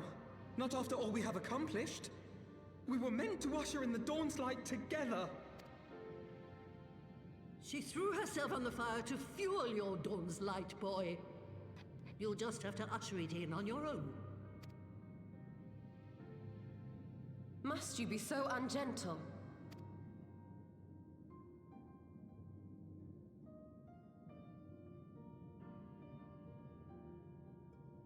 Tell me about the Scions, boy. The Scions of the Seventh Dawn lay before Eorzea's salvation. Whenever the realm is threatened, be it by Primal, Ascian, Garlean, or any other, we take up arms in her defense, that all in Eorzea may live to see a brighter tomorrow.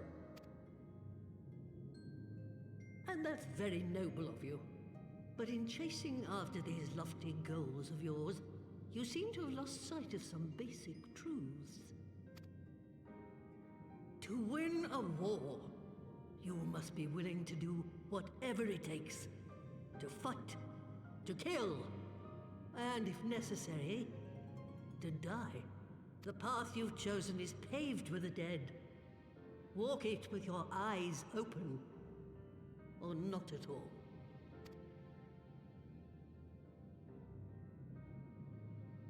I know the truth of which you speak, and have from the first. If the Ascians will go to any length to resurrect their god, then we must needs be as committed to our cause, to unmask them and their schemes, and to crush them both utterly.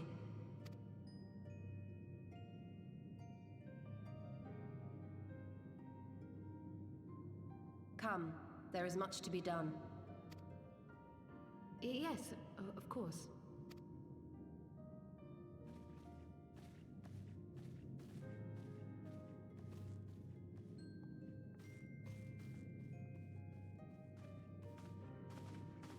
Thancred, wait! Baker's on a good mood. No. No, this is all wrong.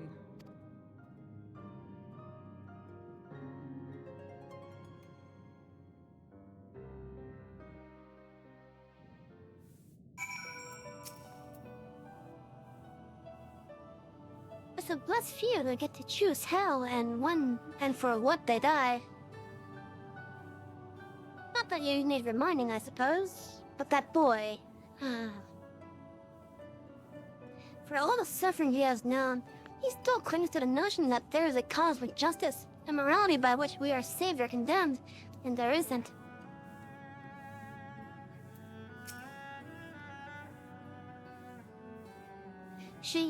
She's not coming back, is she?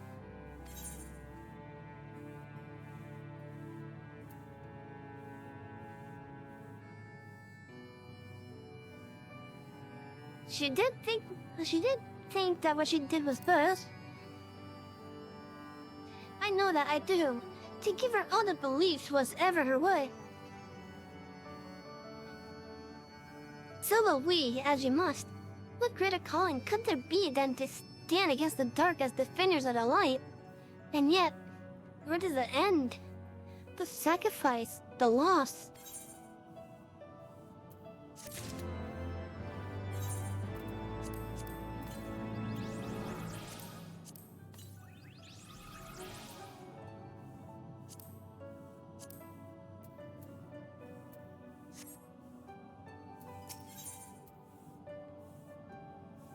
This war of ours, Alphino has reached a decision.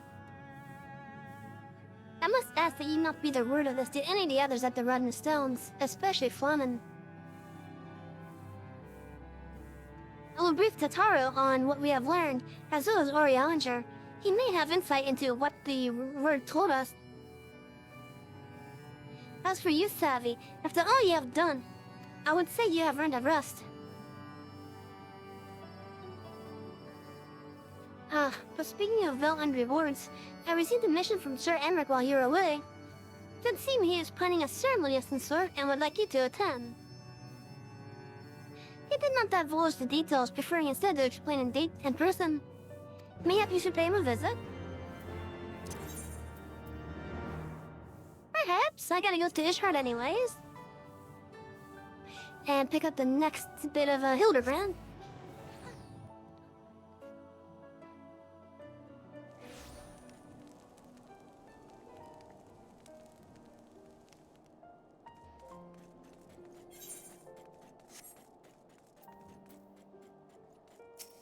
Hey, welcome back. A JJ situation. Sir must once more enter into a role that he does not quite understand. I pray this morn finds you well, Savvy, or at least better than it finds me. It seems I have no choice but to seek out that inspector and convince him to surrender up his mammoth to me. It was unearthed under most suspicious circumstances, after all, and who can say what secrets or heresy it might hold? Therefore, the Inquisition would conduct a thorough inspection and if needs must destroy it.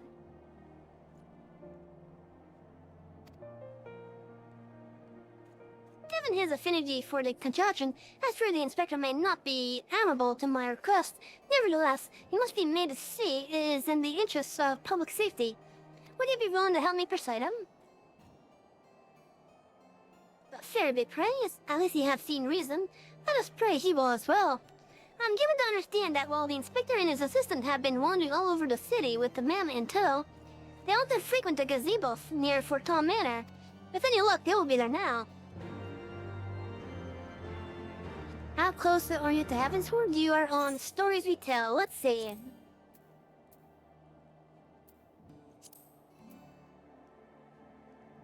So, 7th Astral Era?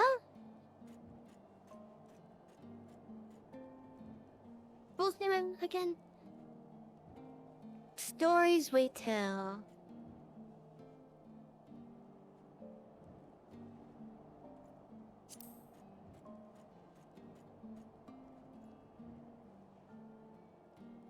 You have quite a bit ahead of you.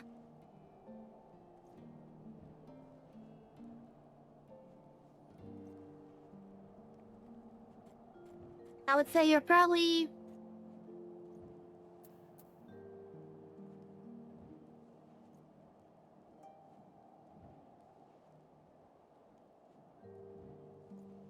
$45% there? From when you down Ultimate Weapon to Heaven's Ward?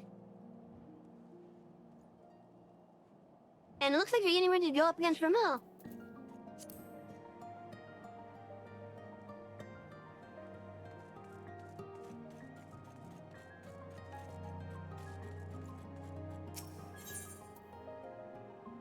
Ramel was a fun fight, I'm gonna tell you that right now.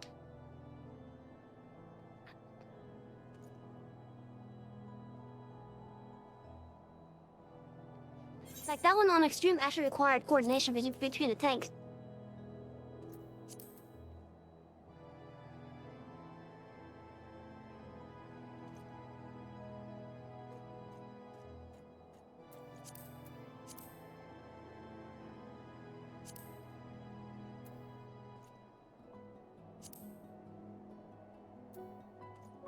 Or rather, even the hard one requires coordination, but still.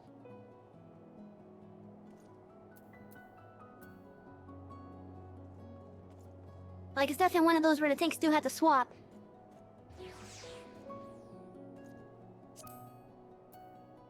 I'll let you know right now. Figure out which tank wants to go run around first, and then figure out which one wants to smack the guy first. Whoever's smacking the guy first has to do that. And then whoever's running around has to pick up the lightning orbs that pop up. And then once you have 3 of them pick up, you then do the swap.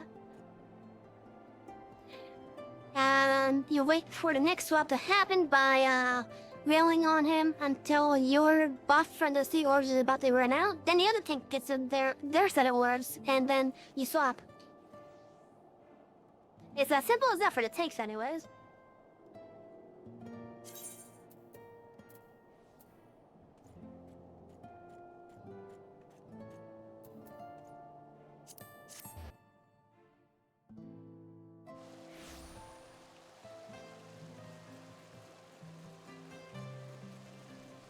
So, like, think of it this way. If you're the main tank, the off tank will first smack the guy,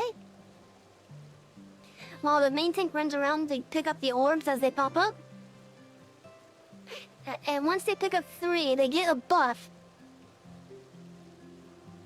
That buff is what is needed so that the tank can withstand Ramu's tank busters. Once you have that buff, either provoke the tank off the other tank, or either provoke Ramu off the other tank, or have the other tank shirk him onto you. And then once your buff is about to run out, then the other tank has to start collecting the orbs, and then you guys swap that way. And look, now Shoe Stalker is here.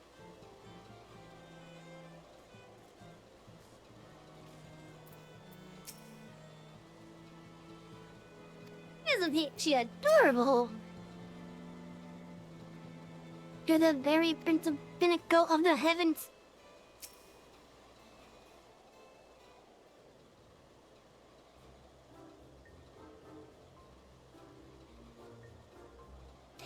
Verily shall we scatter all creation, from the deepest pit of the 7 hills to the very pinnacle of the heavens. For the answers we seek, every day shall be filled with grand adventures, the stuff of fairy tales and legends. A grand adventure in the deepest pit of the 7 hills. Just so, such as the creed of Hildebrand, agent of inquiry, inspector, and circus right in there.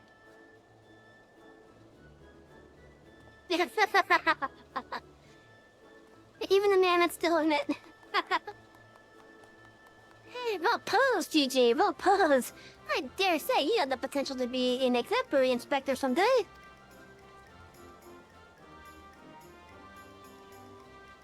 Alright, that's enough of that. By virtue of the authority vested in me by the Supreme Sacred Tribunal of Hell on the Inquisitory Doctrine,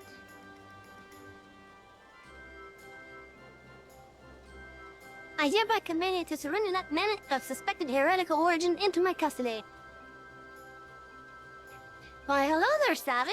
Any Quizzer seer, ever the jester, accusing poor Juju of being a clockwork heretic when 'tis plain to say that he is merely a precious young lad.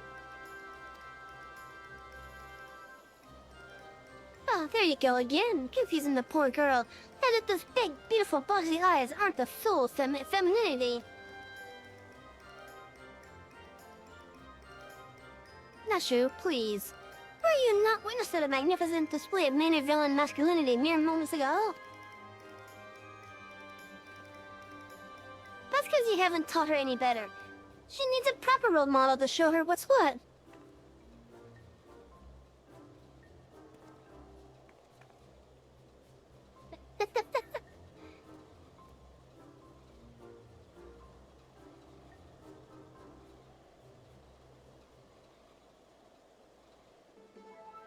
Look at them arguing about how to be parents. Mr. Savvy, Inspector's here. What is all this commotion? We can hear you from the courtyard.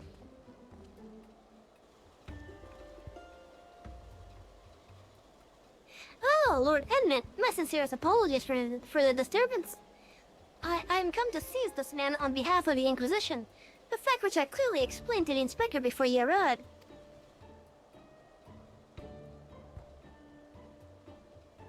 At which point they set to bickering about the contraption's gender.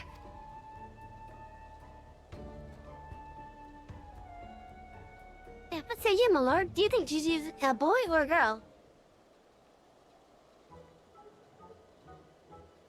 He's clearly a strapping young lad, no? You take me, not you too. Has the whole world gone mad?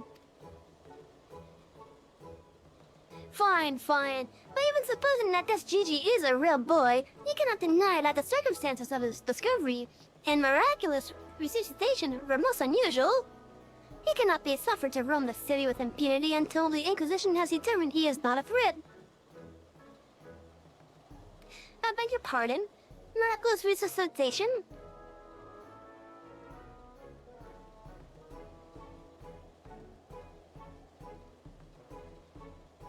Yeah, Goblin repaired him.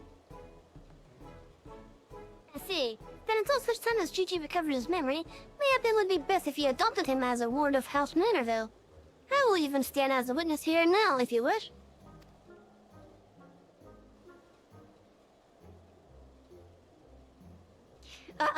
Adopt? Then that would make me Gigi's father? Doubtless the Inquisition would think better of taking any action which might threaten a cordial relationship between our two houses. Yes, of course I'll do it. I, Hildebrand, Agent of Thinkery, Inspector Extraordinaire, do hereby grant this child the patronage of House Manorville. Papa Hildy! The Inspector's finally become a father! It's so beautiful. Quite. Now that you need no longer fear the Inquisition, you're free to show Gigi more of our fair city. Indeed, I strongly encourage you to do so. Mayhap by the grace of the theory, something will jog his memory. Thank you, Lord Edmund. I shall not forget this kindness. Come, my faithful assistant, my beloved son, we must away.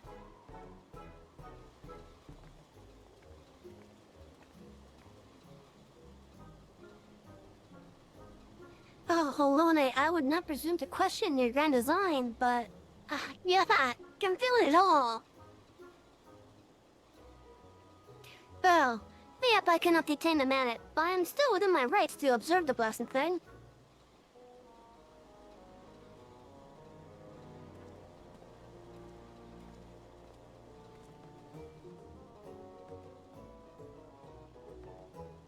Lord Gobber will be pleased to hear that his son is as hale and healthy as ever. Not that I would ever presume to meddle on another father's behalf, and certainly not without consent.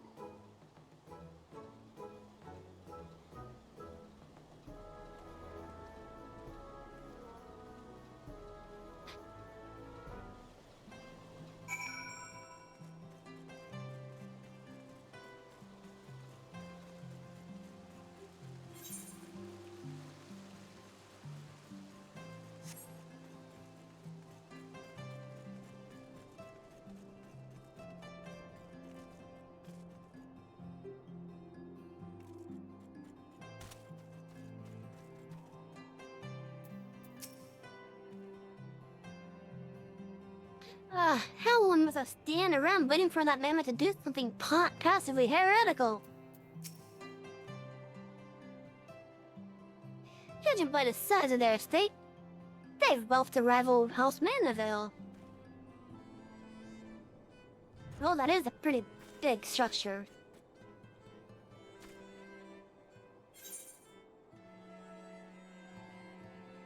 But that's the tribunal.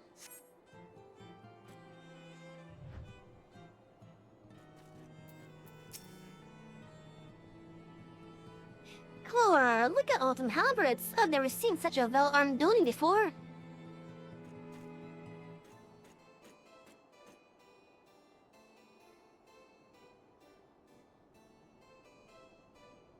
Yeah?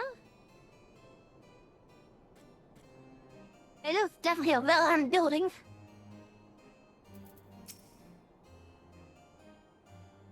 Come now, Gigi. Surely giving upon this wondrous work of Ishgardian architecture stirs something within your soul. This grand manor of House Durin... Mouse Tempture?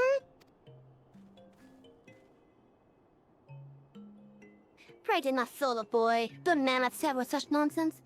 This is the supreme sacred tribunal of Hellenic Inquisitory doctrine. I should know, I worked there. Furthermore, I am quite certain that there is no House Durin-Malterpretser, and that is rather a ludicrous portmanteau of the four high houses, including that esteemed house which but recently stood as witness to your adoption.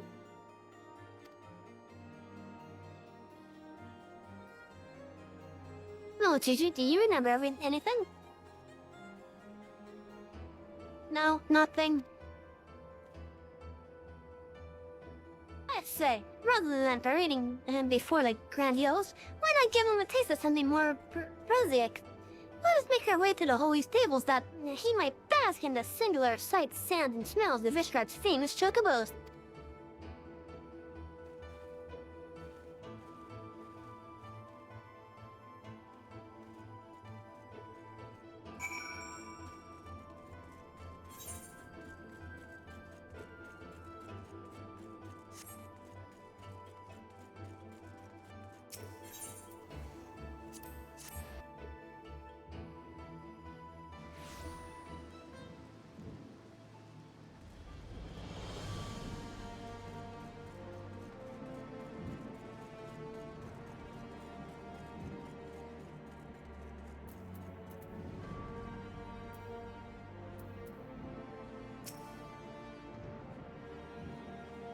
So if I wanted hair that color, I'd have to eat plums, fruits, and pineapples?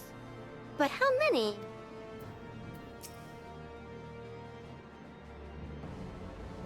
Such noble creatures, chocobos. How many halcyon days did I pass in the saddle racing across the wind-swept prairies? Patience, patience. A watch heretic never sins.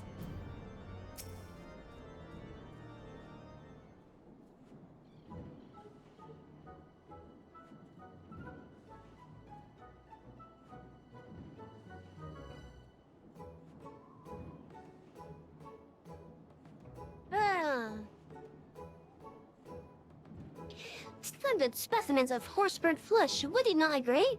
In the hands of a skilled jockey, any one of them could take first place at the saucer.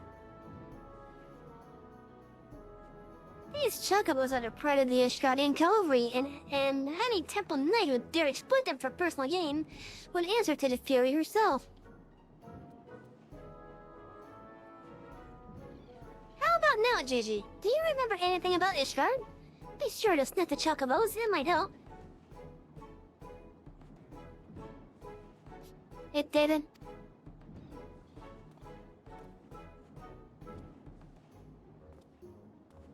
You know, just because he saw him in a Corthan snowbank, it doesn't mean he hails from Ishgard. Which is why we ought to try taking him to the markets and exposing him to all manner of goods from across Eorzea. Excellent suggestion, Inquisitor. Wait, am I not complicit in this farce? Fury, forgive me.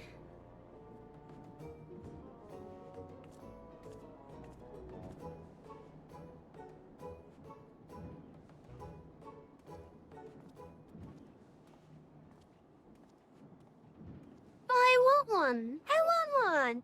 I need a chocobo. Please, father.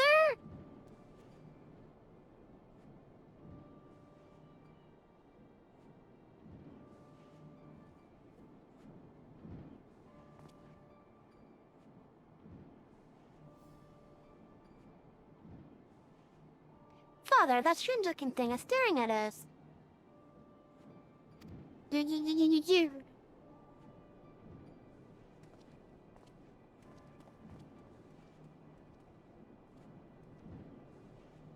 Am I that strange-looking?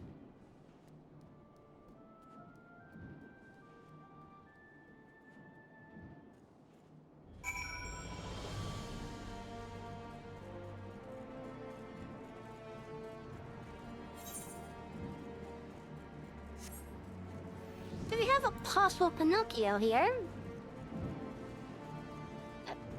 It kind of sounds like it might be.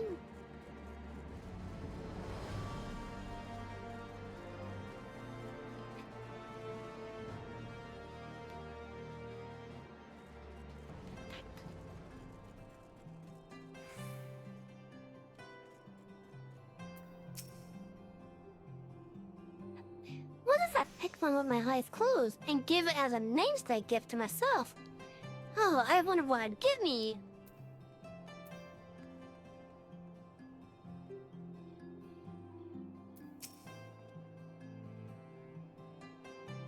These goods would fetch a high price in Nola. Receive your orders, detain your heretic, meet your quota. Fury, take me. That used to be so simple. Frightening on occasion, I grant you. What, if my mentor's little episodes, but simple nonetheless.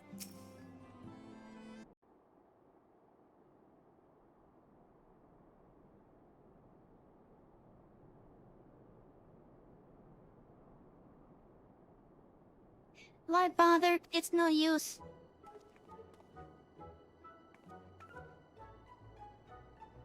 Oh no, an ad break.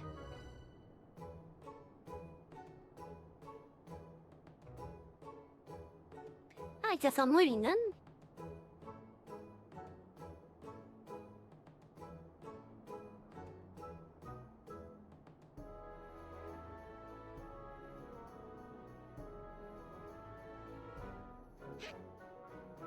I guess I'll see if there's any towels while we wait.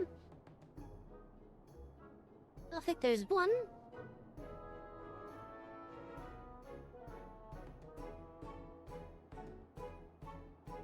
What am I really not in the mood for at the moment?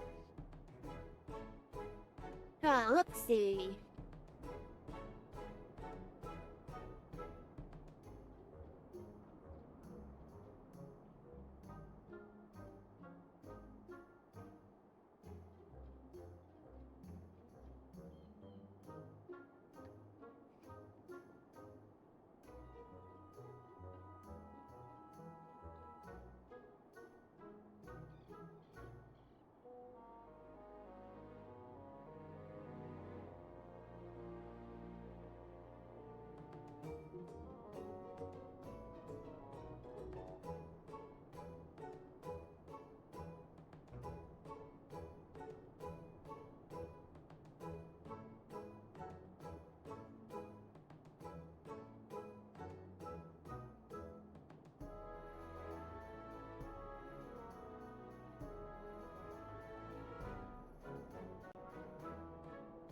Well, I'm not really in the mood for seafood, so... I guess I could use that as an answer.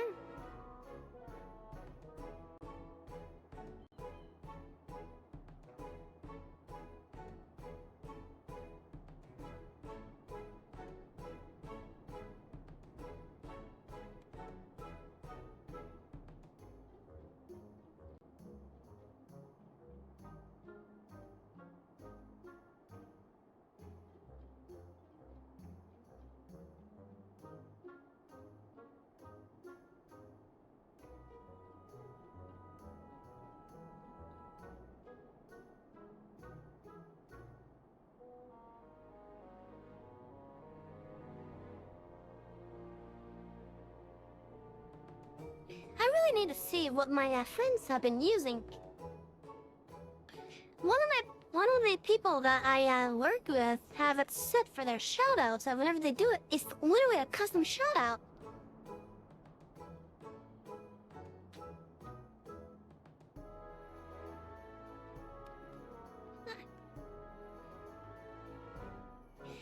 And I'd love to know what they use.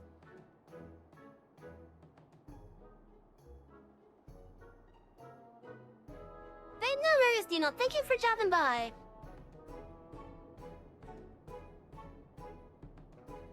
No worries. If you want, you can take me on your phone. And remember, there is a mobile app, too. I will. And again, thank you for hanging out. Oh, look like the ads are over. That sounds like a plan. Whatever it is that you have to do, make sure it's a good time, alright?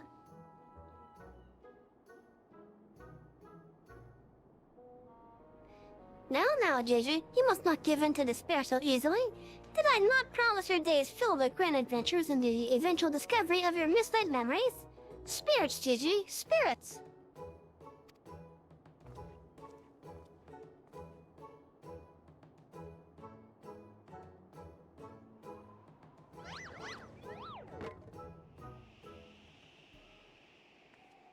Elodie, no!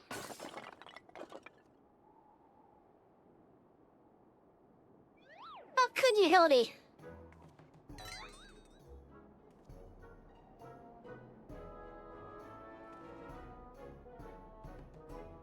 My word, the vase flung to the gala wrap was abandoned. Get this be the opening salvo of an indiscriminate campaign of vandalism. OBTW real quick, I wanted to add you're my favorite streamer to watch and I'm rooting for you. Don't get too far ahead. Aw, thank you. I appreciate it. It looks like I'm starting to actually make good progress in areas.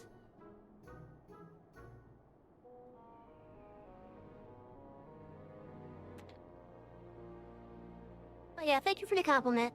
And whatever it is that you have to do, be safe about it, alright?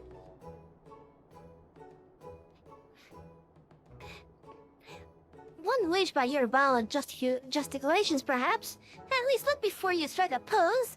They can't really know how much that vase costs. 123,504,000 gil. At last assessment. Holy shit. Hildy, what have you done? So it's over 700 years old and graced the homes of a dozen archbishops, 8 counts, 2 lord commanders, and 1 duke. 100 million gil?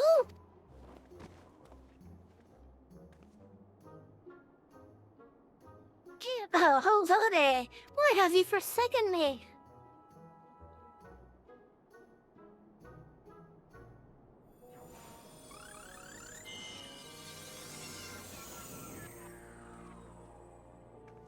Oh. Oh, would you look at that?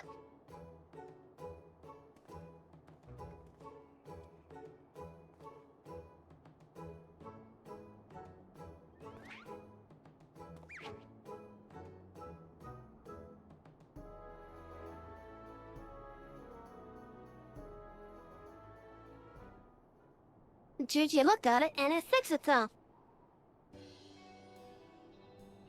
It's a miracle. Nay, the divine intervention of the Fury herself. Did I do that? Gigi, my boy, that was marvelous. You're born innocent, just like father. Papa Hildy's papa? Your grandpapa Diaper, the man who woke you with a few gentle taps to the noggin. You wouldn't believe what else he can do with that hammer of his. Why, Some folks say he wields the very power of life and death. Once he and the missus come back from their tour of the Western Highlands, I'll try to look to see that trick of yours. Do not demean this mammoth's power as a mere parlor trick. We just witnessed a miracle, and I demand that you all acknowledge it. This mammoth. Sir, I say, sir, 109 gil for the mammoth. Nay, 109 gil and the Duke's precious face. My word. Is this what passes for trade in this card? Gigi is my flesh and blood. I will not sell him at any price. Please, Papa Hildy, no more. I know you mean well, but we can deny the truth no longer. I am a mammoth. Gigi, whatever has gone into you? You are my son. You are a Maniville man. Listen to your papa, Gigi. You're a Maniville girl through and through. Stop it, both of you. You're not my papa or my mama. Hi, Peaches. Losing my hand like no tomorrow, I see.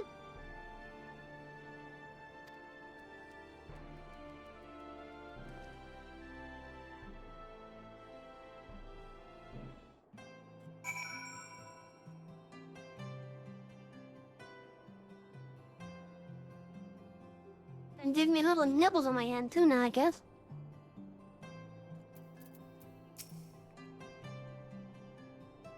Oh, children do say the most hurtful things. Ah, the unmistakable scent of, well, perhaps not heresy exactly. Regardless, that mammoth's power cannot be allowed to fall into the wrong hand.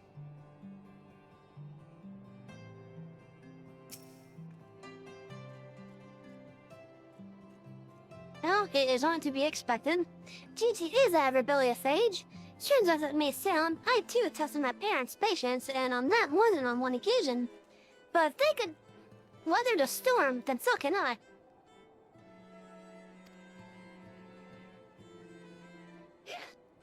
I say we find out what's got him thinking he's a mammoth. But he is a mammoth. How can you not... never mind.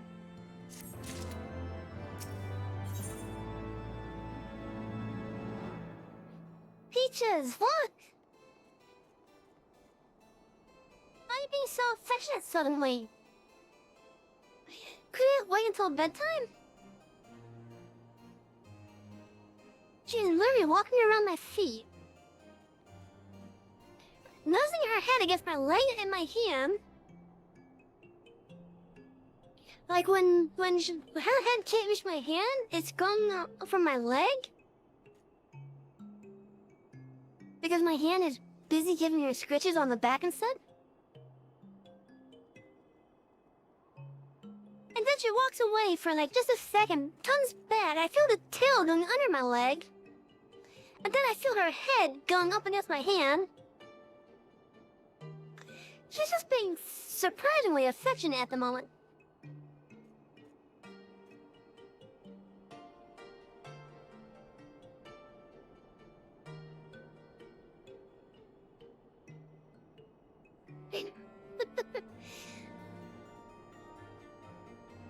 I love you, Peaches. You're such a silly kitty. Yeah, that is a kitty being a kitty. I should just walk around the chair just to go back to my hand. Yeah. I love you, Peaches.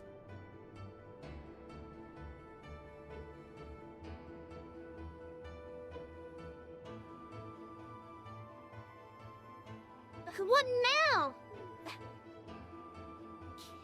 Looks like you were about to jump up here.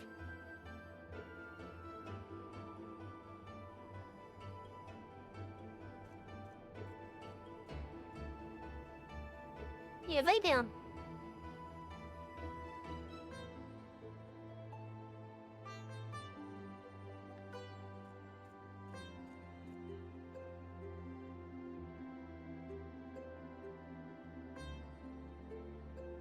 I love you, Peaches, but go lay down, please.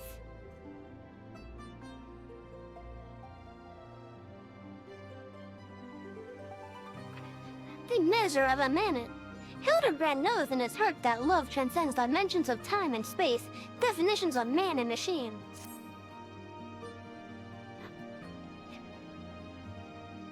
But did I ever turn down the game music?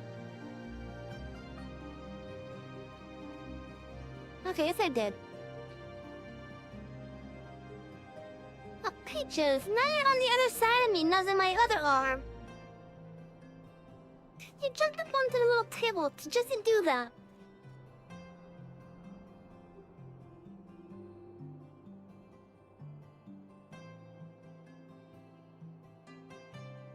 I'm sure I've said this before, but I got a friend who has her playing. Sometimes the cat would just sit on their chest and just be completely in their way.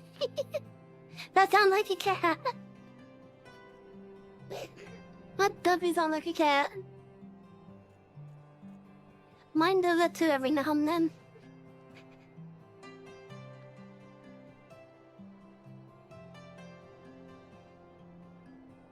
Like I said, right now, mine's actually next to stuff that you guys should knock over.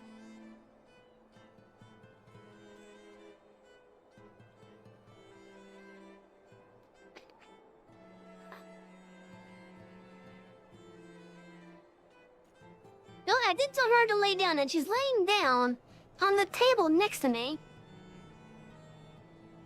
So I can't be mad at her for not laying down where I wanted her to. Because you guys heard it yourselves, you heard me tell her to lay down. And she decided to lay down on a table next to me.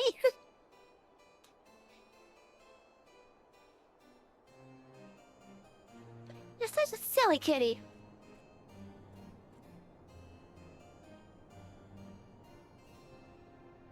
Oh, thank you for the nuzzle.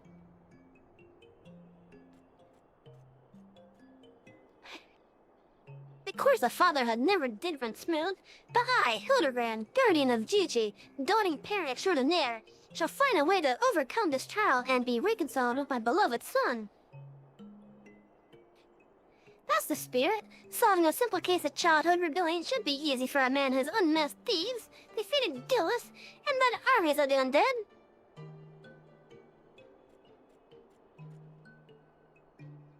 Yes, that's all very well. Wait. What was that about the undead? Actually, don't tell me. For now, all that matters is finding that minute. Oh, Peaches, I don't want you playing with that. Let go of that, please. No. No, seriously, Peaches, no, that's for your own... Ah, God damn it!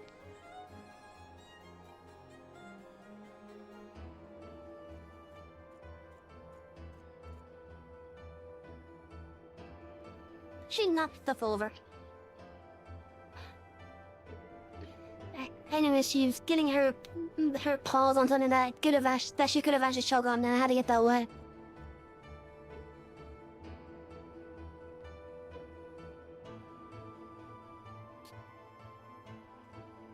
But she's alright. She jumped off the table and ran elsewhere. I had the thing that could have, I guess,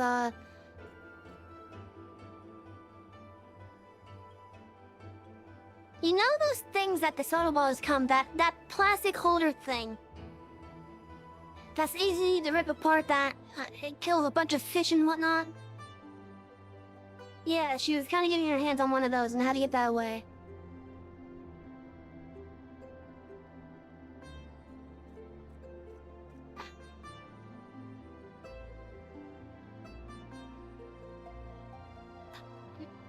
Yeah, the plastic ones.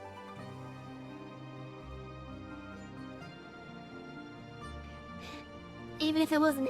Yeah, it's a 6-pack for this one, yeah. I thought they were 8-packs, but no, this is a 6-pack.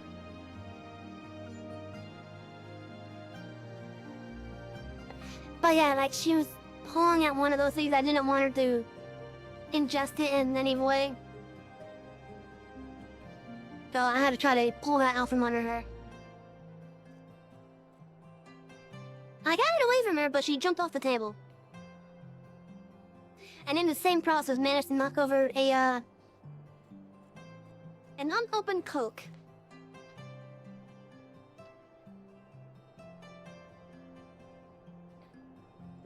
I should begin by speaking with the sentry stationed at the city gates and the airship landing. If Fury help us, he has left Fishguard. We need to know about it sooner rather than later. I will visit the Arc of the Worthy, while the inspector and assistant head to the airship landing. You can question the guard at the gate near the manufactory, after which we will regroup there and share our findings. Dismissed. Yeah, that's true. At least it was unopened, but now I gotta be careful when I open it.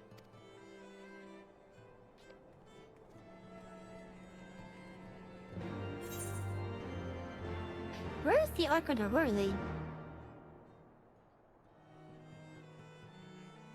Let's see, so that's the Arc of the Venerable.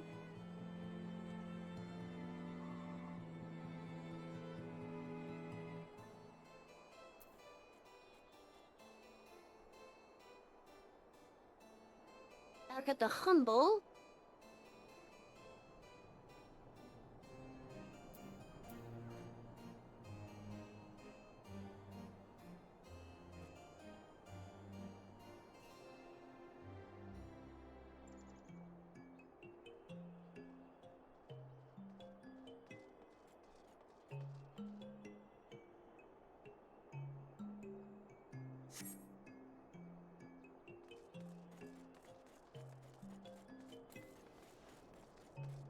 But yeah, see, it would have really made me sad if my cat didn't choke on it.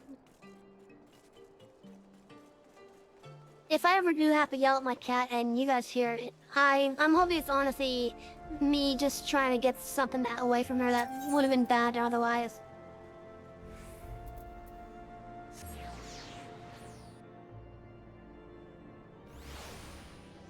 Thankfully, the most you ever have to do is stop that, basically.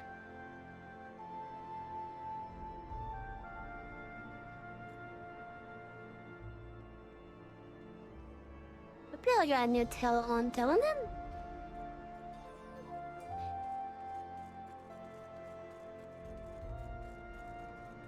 That's an interesting question. I don't even know how to answer that properly.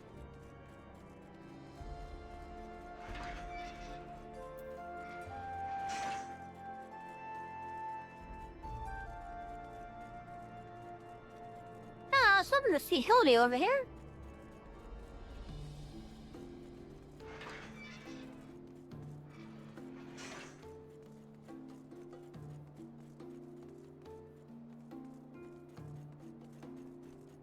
Although he could be over here now, that might just be in a wrong spot to look.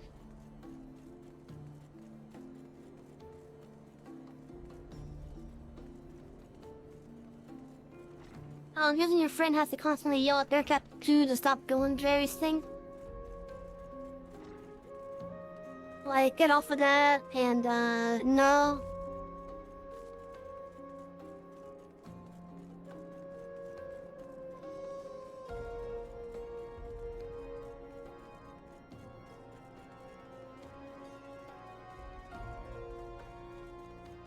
Originally, my cat has actually been going on top of my computer.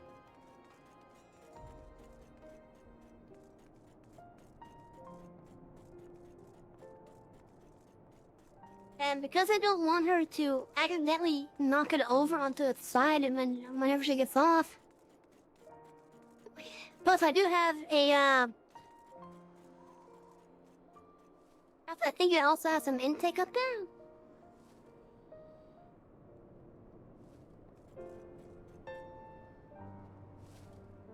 Plus, because I think the intake is also up there, it's not in the front. That I don't want her basically blocking it.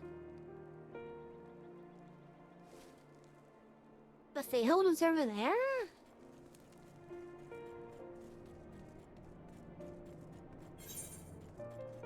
Oh, this is just... Okay, this is the archive, really.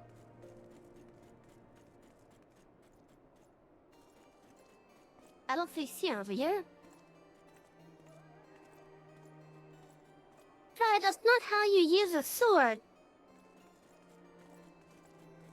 It's not a walking stick, damn it.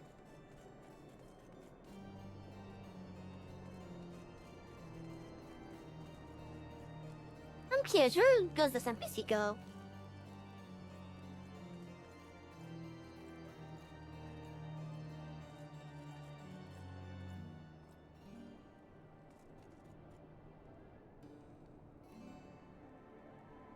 Oh, you must be injured. Okay, never mind then.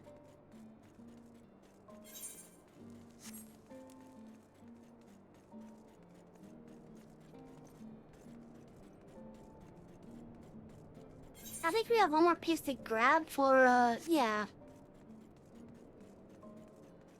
We have one more piece to grab in regards to the politics. And then we just have the other two weapons to grab.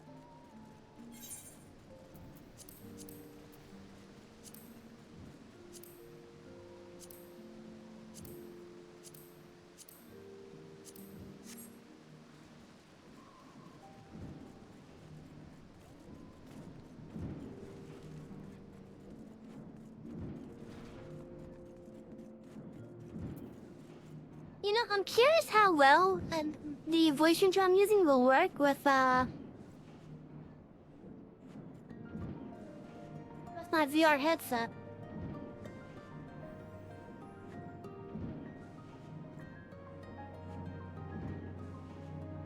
Because I do have a Valve Index. I haven't had it set up in a long ass time though. And right now, I don't think my room is exactly set up for me to even do VR.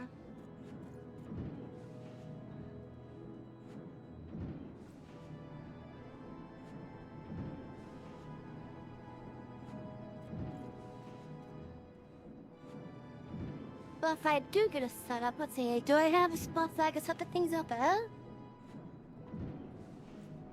That is relatively close to a plug outlet?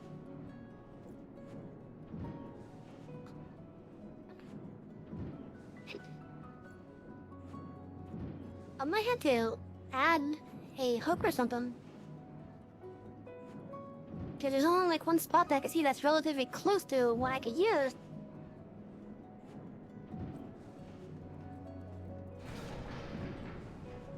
At least that's high enough anyways.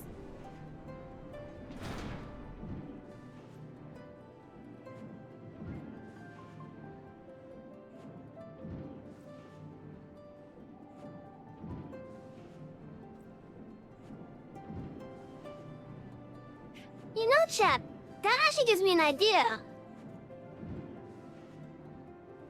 That gives me an idea.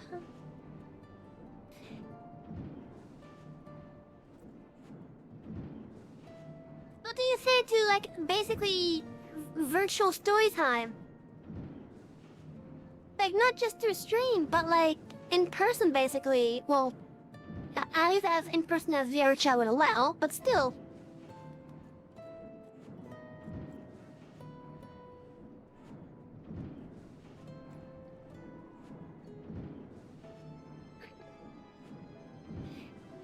If I could do VR chat with my setup, then I could possibly do virtual reality story time. And I could actually have you guys come and sit around and join in.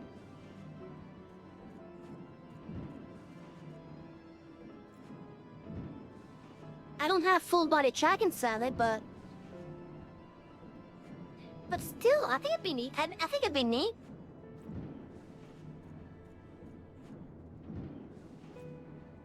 I guess if anything, once I get like my main setup upgrade, that being the computer, the phone, the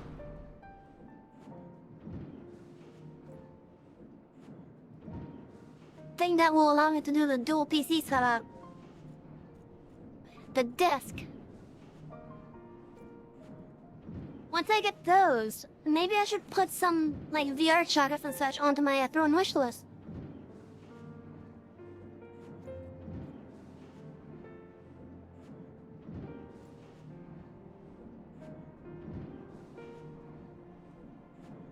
I may not be able to do like dancing and such, especially since my headset is a wired headset. And I don't feel like wearing a rod to help keep the wire away from me. At least not unless I can somehow get the wire to hang above me somehow.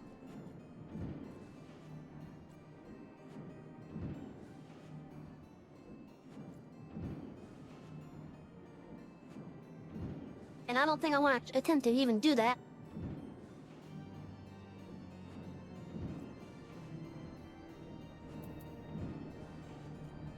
still, like, I may not be able to do dancing, but if I get the setup working,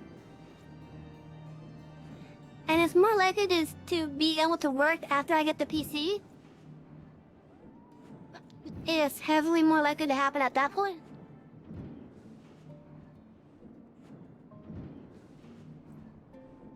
Maybe we could do some VR chat streams then.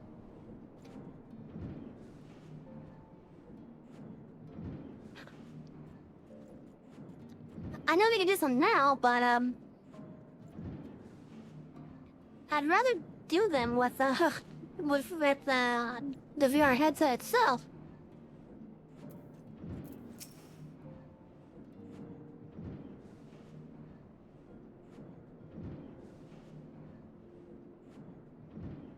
Sir, have you seen a little mammoth?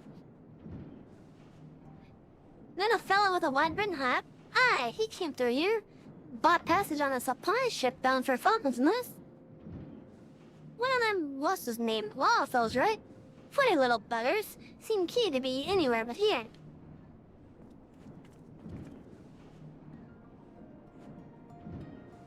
Well, if Gigi left the city, it was not by the main gates. In the sentries at the airship landing have seen no one matching his description. Well, this guy said that he went this way. The Falcon's Nest? Fury take me. Must we return to that freezing pit of despair? Wherever Gigi goes, I will follow him and find him and embrace him as my son once more. However, I surmise our final destination lies far beyond the walls of said outpost. Indeed, there is but one reason he would return to those frozen wastes. To frolic in the snow and cast his worries to the winds. I mean, you're not too wrong.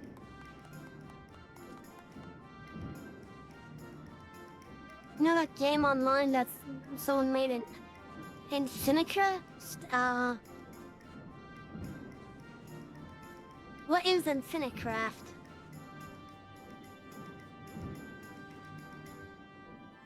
Is it that sword making one? Or no, it can't be that one, no.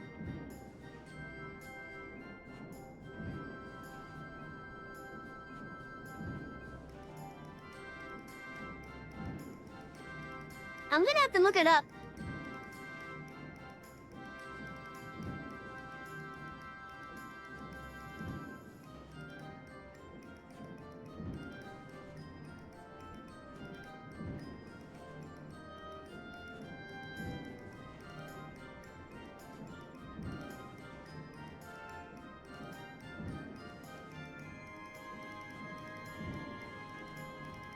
It's a dumb thing that someone threw together as a small prize, right?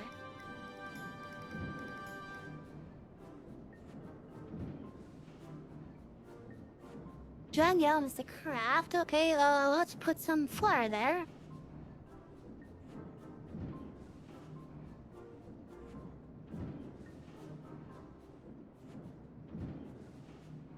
Okay, what about wind?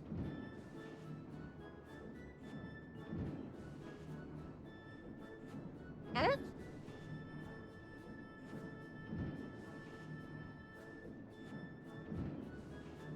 I don't get it.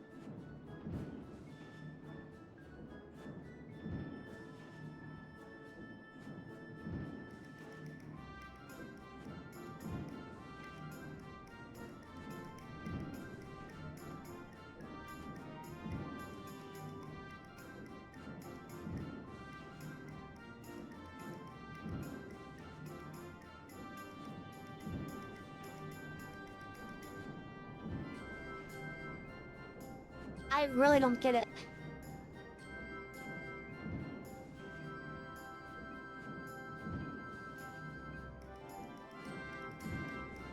Oh, I just made mountain. Just made wind. Or wave, rather. Just made tsunami. Okay. Lava? Volcano?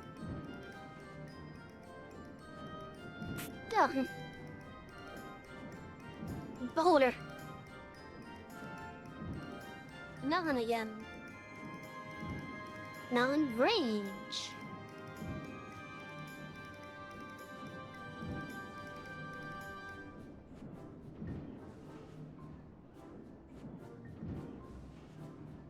Eruption?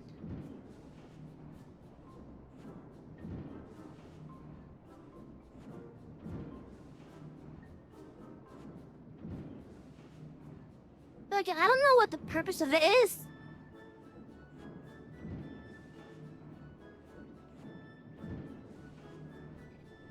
It was definitely silly.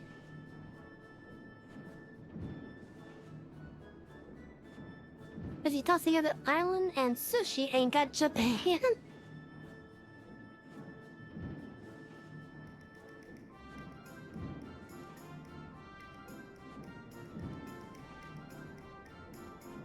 But yeah, it's definitely silly. Really, he seemed in no mood to throw up when last I saw him. As I recall, he used his arcane powers to mend a vase, only to become morose and belligerent when it became clear to him that he was, in fact, a mammoth. One might even say he remembered what he was, remembered his purpose, and so he returned to Western Corpus, that famous breeding ground for heresy, where first we found him. Home to the heretic masters, to share with them the intelligence he had gathered on the city. That long last, the undeniable, the unquestionable, the unmistakable scent of heresy. You combined America and Japan and got anime.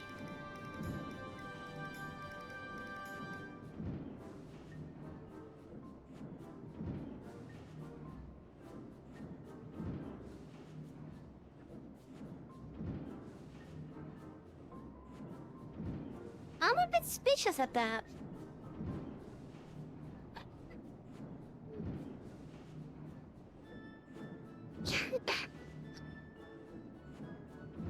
No, excuse me.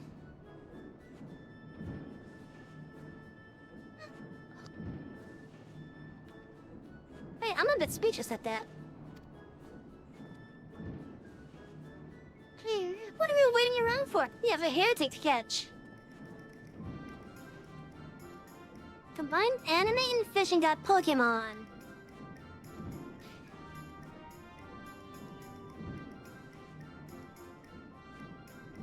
Inspector, I'm starting to think that Inquisitor Seer might not think very highly of our little girl. It is possible, but I would not presume to know his feelings. Harry voiced them explicitly.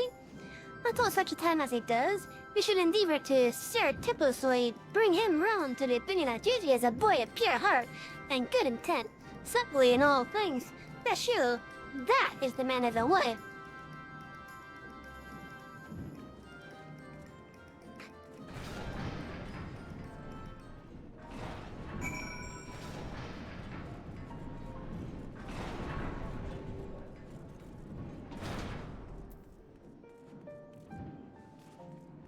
Come on, did I really have to use a chocobo to go that way?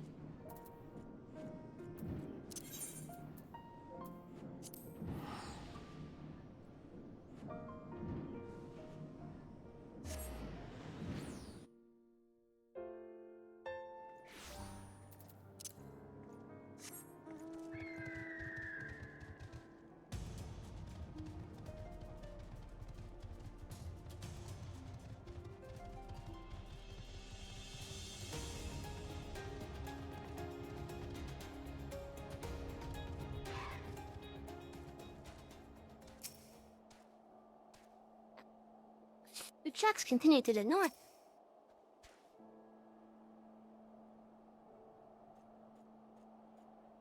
I would know those tiny footprints anywhere. Juji came this way.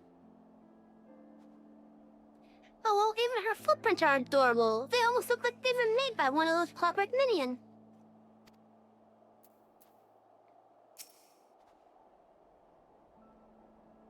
Aha, I knew it! The mammoth immediately left the outpost and looks to have headed north along the river.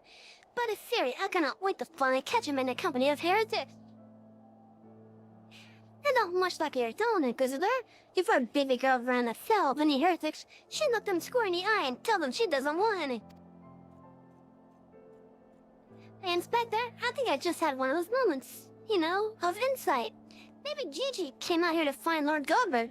I did tell her her grandpa might like to see that trick of hers. Brilliant induction, Nashu. He must be eager to meet his grandparent. The self-same ones he renounced and he declared you were not his father. What a fine young gentleman, eager to explore his heritage. Let us make haste, my friends, for a reunion of 3 generations of Manorvilles beckon.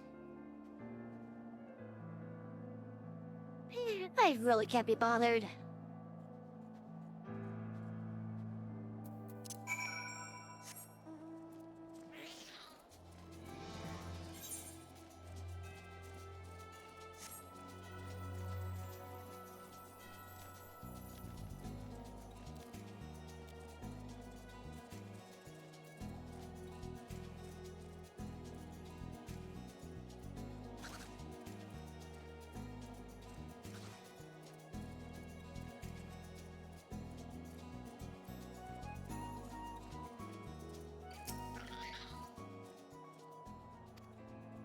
The checks continue to the north.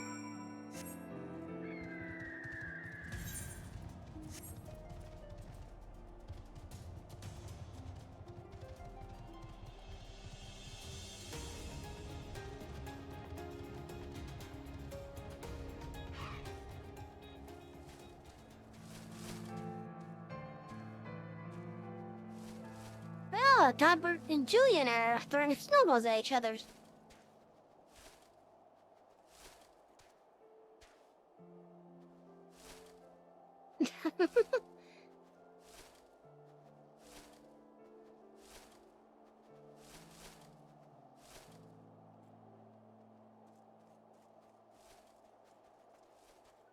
And Gigi is right here next to them.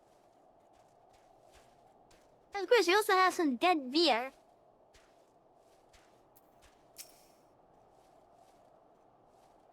The minot lies motionless in the snow. Fragments of ice stuck to its cap, suggesting the impact of something small and round traveling at high speed.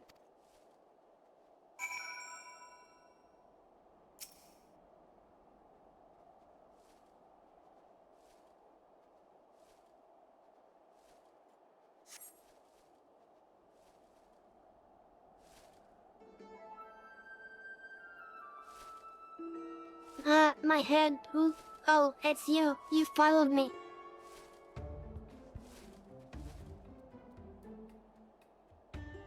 Oh, Gigi, if you wanted to have a snowball fight with your grandparents, you should have just said so earlier. Papa Hildy was very worried, though he is glad to see that you were unharmed. It would seem that he was struck by a snowball, much like these Steinbecks, these dead Steinbecks. Are you sure he isn't damaged? As if a mere blow to the head could sell our Gigi. We Manivilles are made of sterner stuff. I myself had been driven headfirst into the earth on no fewer than 24 occasions. Several times from mounds above, and my mind is no less brilliant for the experience. And Chad, he's actually talking from truth here. Despite the amount of times he has ended up in the ground or in moles, he hasn't gotten any dumber.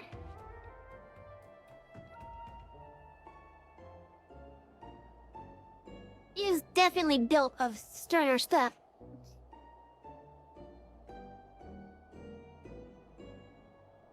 It's almost like he is a warrior light.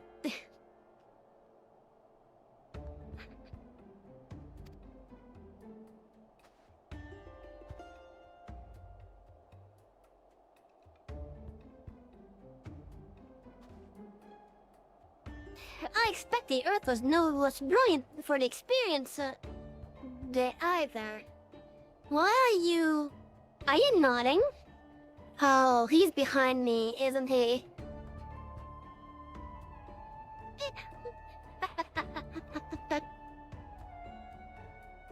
Hello, Godbird.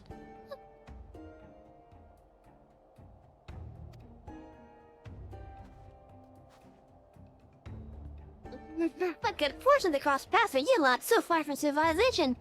Forgive me for not taking notice earlier. I was engrossed in my duel with Julian. But how rude of me. Would you care to join us?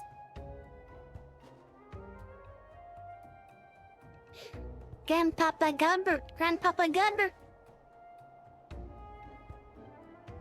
Mama Nashu says you wield the powers of life and death.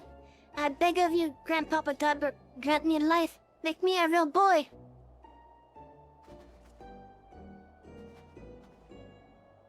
Can I even do that?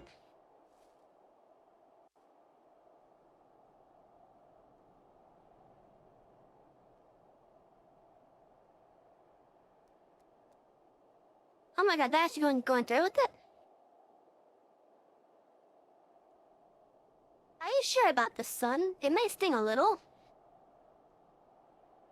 Hey, Rex, how you doing?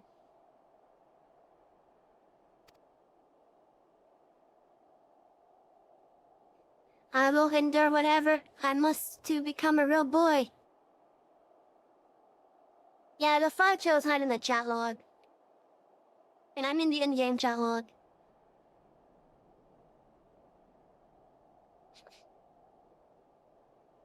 I'm having a good Sunday, minus the fact that a storm kept on causing power flickers earlier.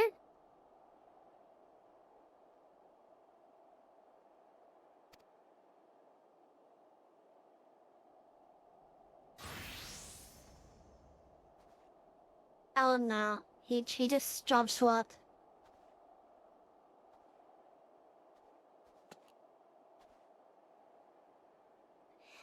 Then let us begin.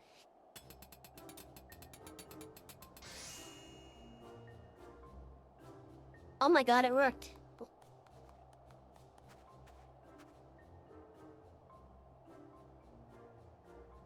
This body, it's everything I ever wanted. It's perfect. Thank you, Grandpapa Godbert. Thank you.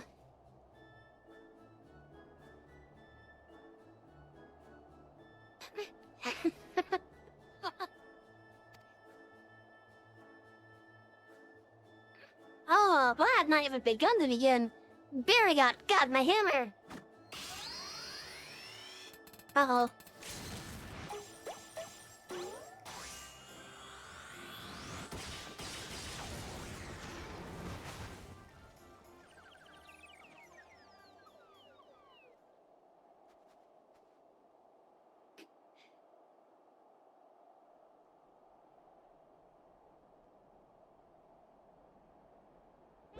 Now you got face.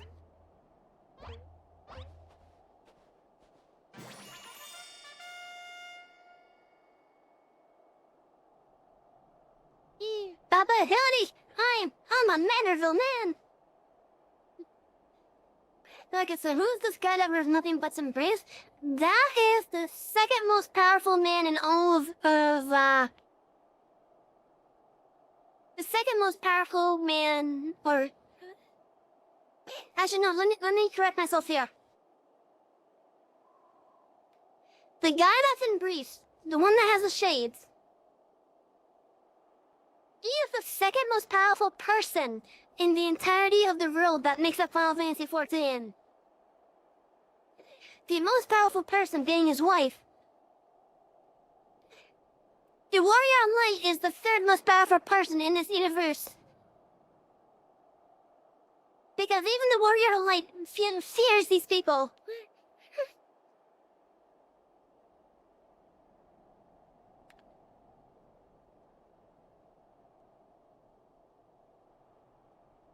Yeah, the Manorvilles are the craziest group in the entirety of Final Fantasy XIV.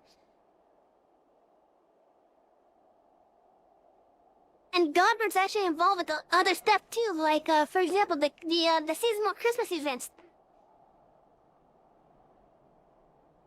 Because Godbird is the Saint Anemia. In other words, Santa Claus is standing right there!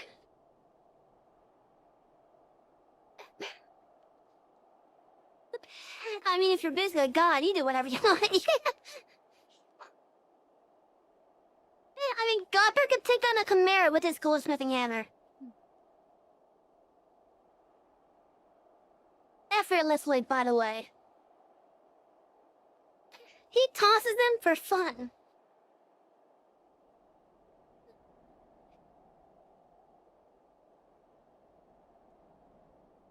Papa Hildy, I'm a Manorville man. The mammoth is now a full-fledged man, a rabbited man at that.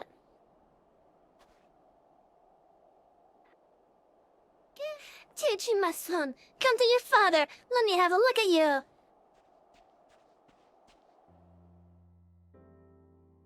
After puberty, hit that lovely guy like a chain.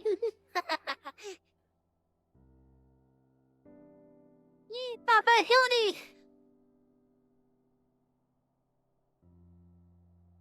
Gigi.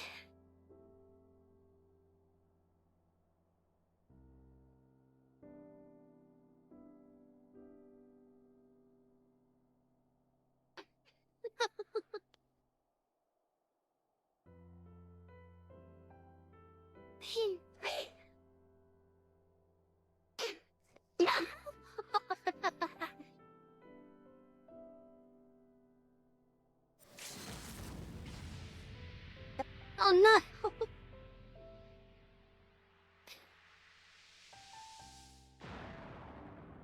Oh!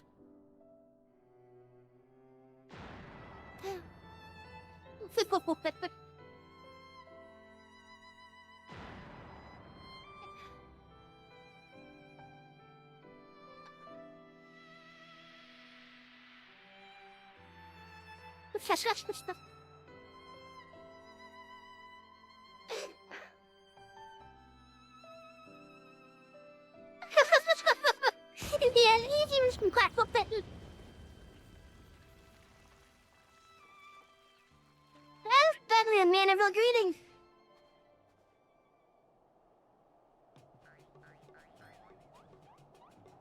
Look, he already knows the dance.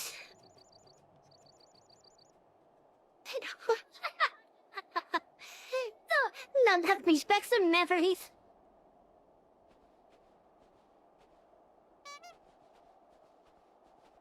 Papa, Hildy! Oh dear, who could have done such a thing? Oh.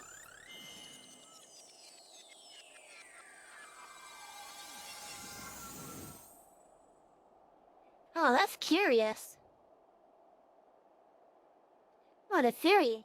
It's just like the vase all over again, miraculously restored to its original form.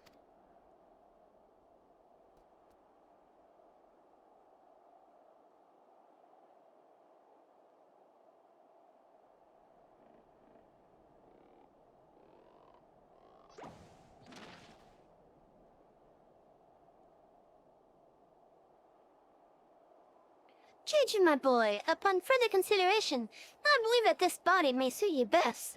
It is, how shall I put this, more manageable. And much more durable. But how can I ever be accepted as your son if I remain a mammoth?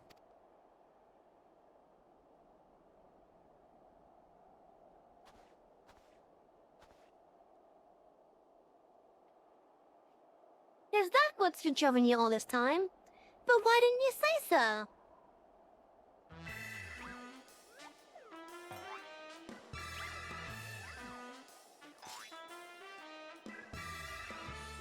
A Manorville is more than mere flesh and bone. It is vigor, compassion, honor. A gentleman for all seasons. Be you man or machine, it makes no difference. If they call you a mammoth, you look them in the eye and say, "Nay, I am a Manorville mammoth."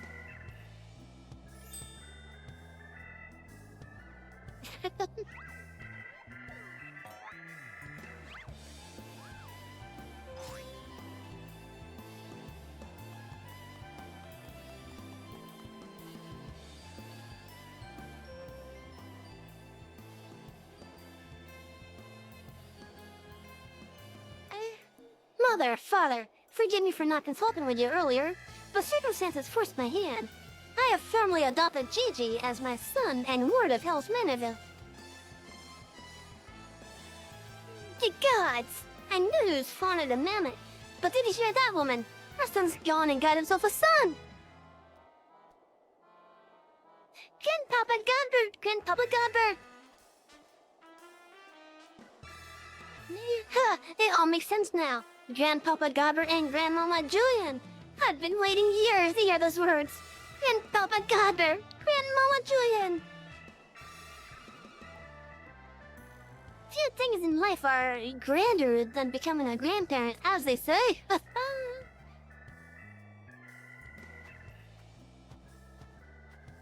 Why does she not seem pleased? Uh-oh.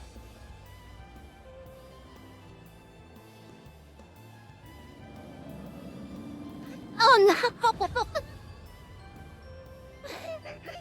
She's not just a culinarian. She's a dark culinarian.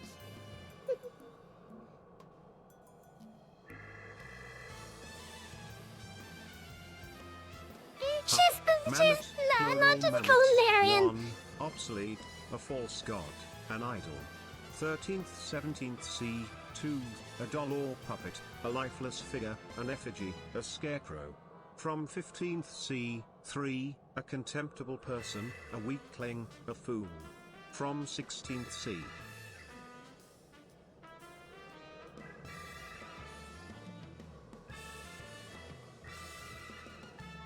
I think in this case it's definitely going with doll or puppet. Because technically mammoths in this game are like little robots. But yeah, Julian is not just a culinarian, she's a dark mad culinarian. And what's so bloody grand about it?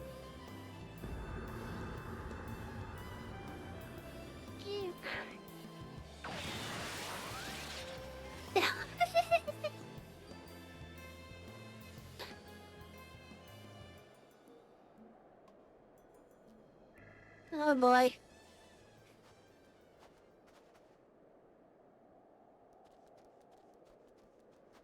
But yeah, when even Godbert is running away in fear. I'll not be made grandmother to a bloody bartering man. It's past time I beat some sense into my beloved boy.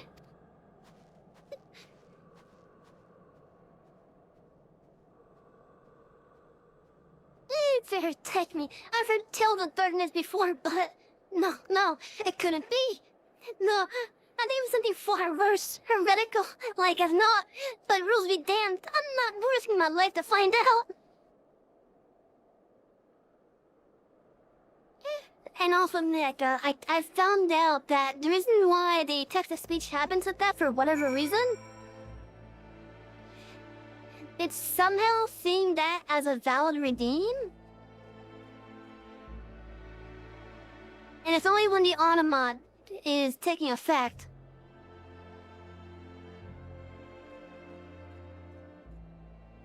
Like, whenever I hit accept at the automat, then it does it. And I don't even know why. I'm just going off that it thinks it's a redeem.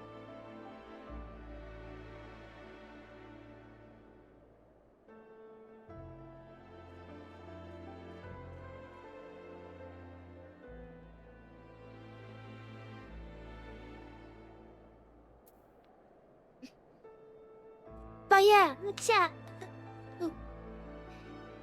If even Godbert, the most powerful man in the world, is running away from his wife, you don't want to mess with his wife.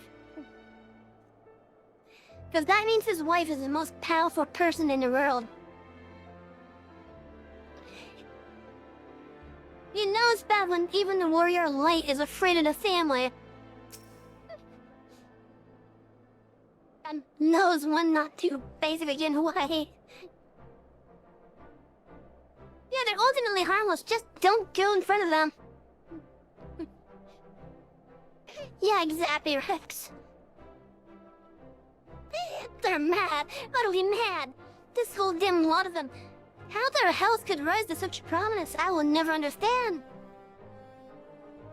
And by the way, Chet, that family of Hildebrand, Godbert, and Julian, and now Gigi,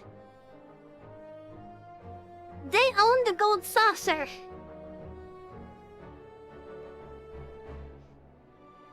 They run it. Okay, maybe not Hildebrand, but Godbert does, because it's his creation.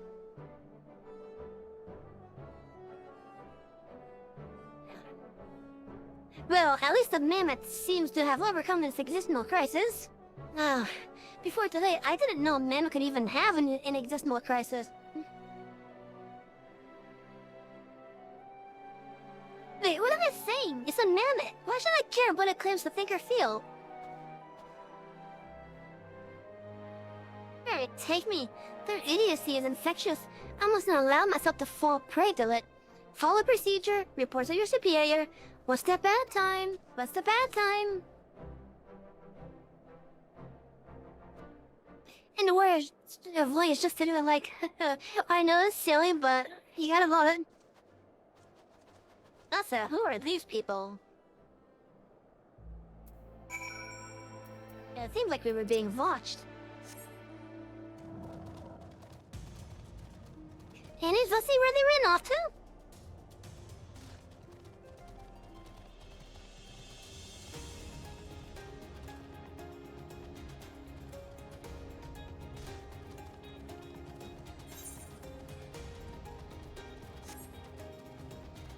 They ran off somewhere north?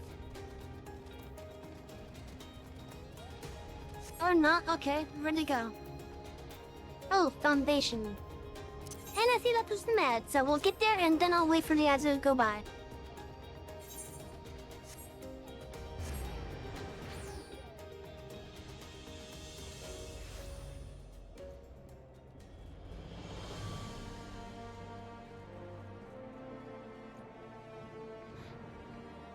Now then, let's see.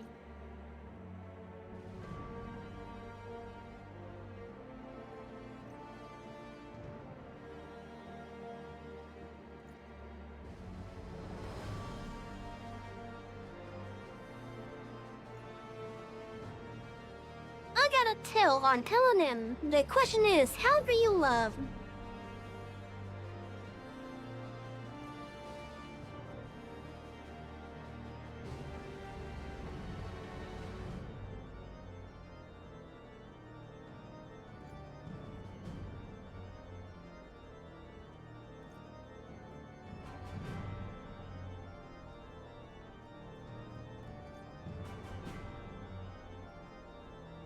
How do I love? Let's see.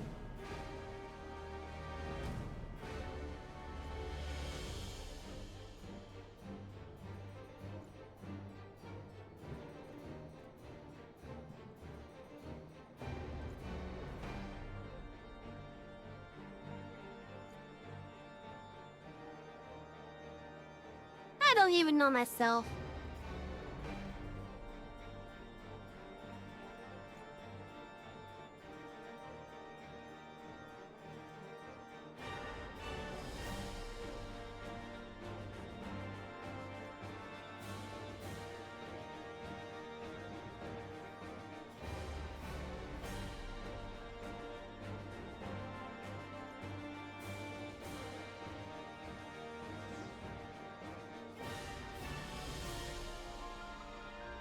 Thank you. This is actually my farming offer for the time being. I usually wear it when I feel more casual or something. So, if I plan on doing the VRC store thing, when do you think? I don't know. That's the thing. Because I would like to.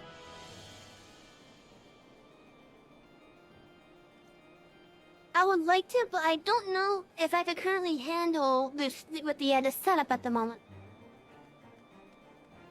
And as for when, if I am able to handle it, I don't know when I'll do that yet. Because I'm gonna have to start incorporating some stuff to do on VR chat and whatnot. Go Spirit! The hydrated stretch, you got it.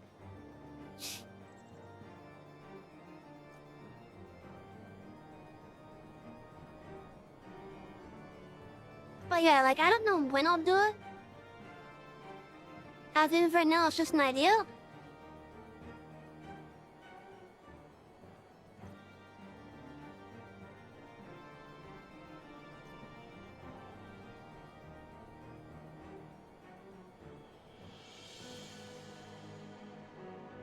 Why is my arm hurting? Oh, I just saw a pop there.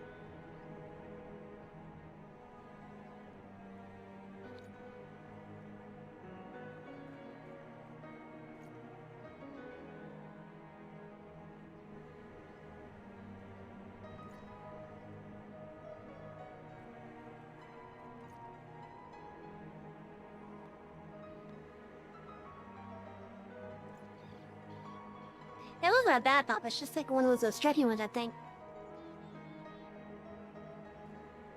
You know, like how when you crack your knuckles, it was like one of those little pops.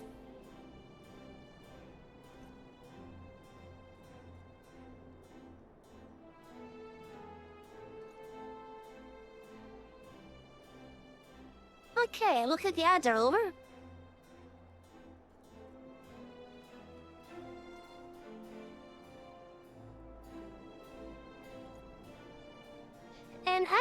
And regarding my outfit, this is a really cozy little dress. In fact, I can actually zoom out and show you the rest of the outfit.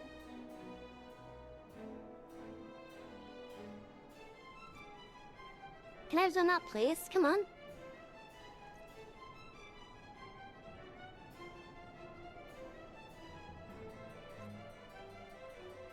Come on, BC Face, let me do it.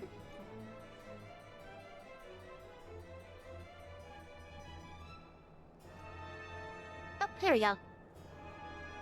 Oh yeah, this is the rest of the outfit. It's a nice, cute little dress. They came with V-Rod.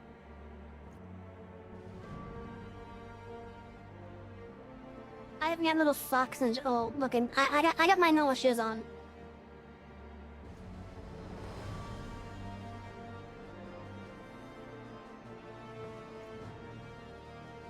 Hey, I'm small to begin with. I'm only 4'8".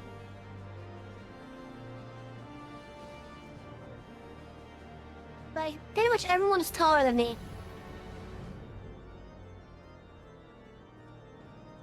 Yes, canonically I am 4'8".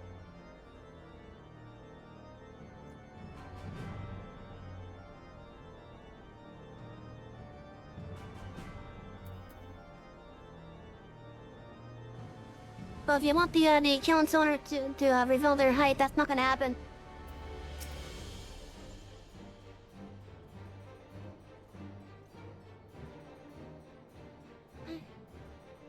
Right then, my superiors haven't been informed of the mammoth's adoption by House Manorville, as witnessed by House for Tom, proceeding to take me to task for my gross mishandling of the situation.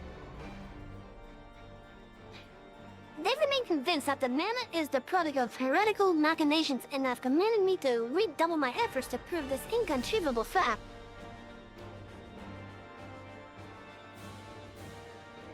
That may prove problematic, however, as Shinji seems to have forsaken his quest to recover his memories and thrown himself wholly into his new life as a Manorville mammoth, casting about any hint of a case alongside his doting father.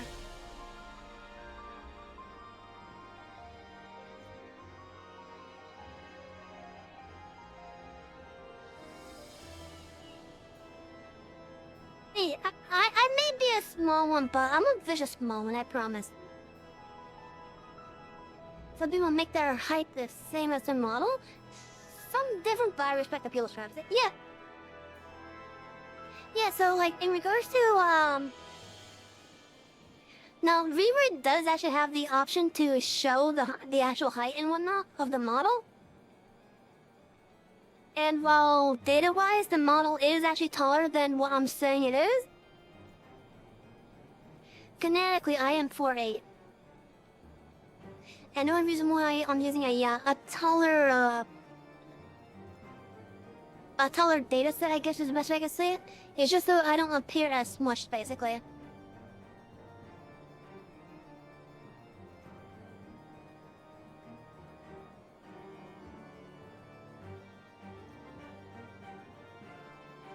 In any event, though I do share my superior's conviction, I think it's safe to say there is something extremely unusual about that mammoth. You saw with your own eyes how effortlessly it restored that vase, in itself, to its original form. Reconstructive magics are not particularly rare, but his are unlike any I've ever seen before. Shady Savvy 1, that's a good question. In fact, I actually recently downloaded a free-to-use, a free-to-use live 2D model that's very customizable, which supposedly is a chibi thing that allows you to customize it, essentially.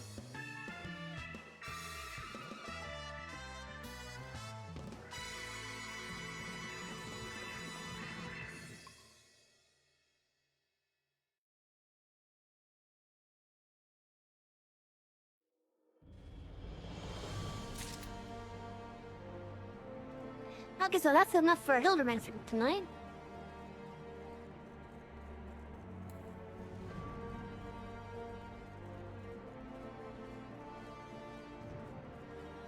But yeah, I definitely want to get a chibi form sometime. Maybe not as a 3D model, unless I'm going to take it to the Archer. Movie.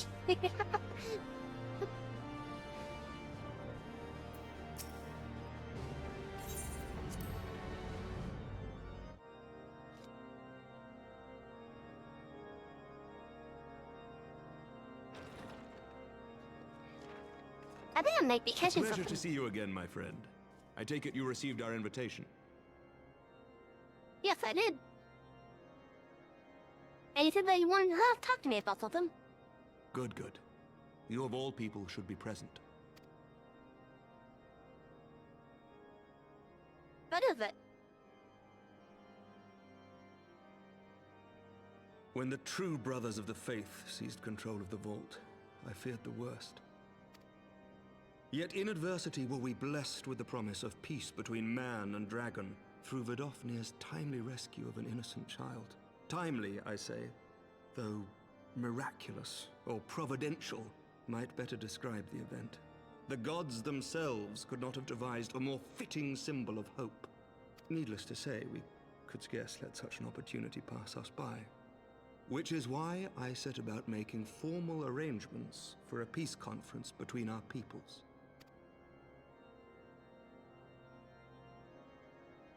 You and That's yours nice. have done more to bring us together than any, and it is only right that you attend. But I confess that is not the only reason I would be glad to have you there. Given Nidhogg's implacable opposition to the peace, it is possible that he and his followers may attempt to disrupt proceedings, in which event your presence would be a comfort to all in attendance. Pray understand, I have no wish to invite the Worm's ire. But if our fractured nation is to heal, if we are to move forward as a people united, then we must do whatever is necessary to bring about lasting change.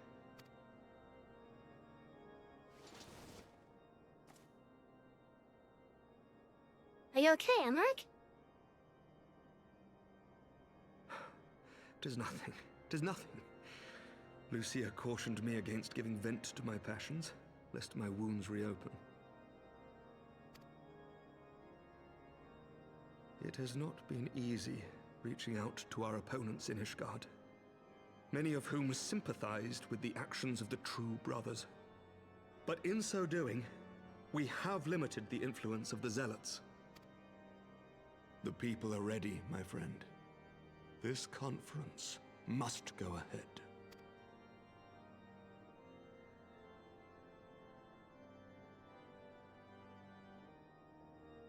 I knew you would understand. The conference will take place on the border of Ishgardian and Dravanian territory in Falcon's Nest. Lucia is there, seeing to the final preparations even as we speak. Pray join her at your earliest convenience. 'Twould not do for the guest of honor to arrive late, after all. Oh. Oh, and one more thing. A Yes? drink! We should make time for one. Once the conference is concluded, I mean. By my reckoning, 'tis long overdue.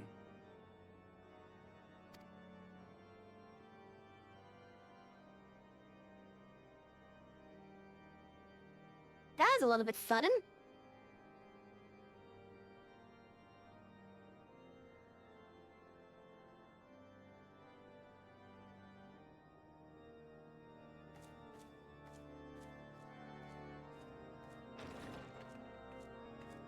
Jack, do you think he asked me out?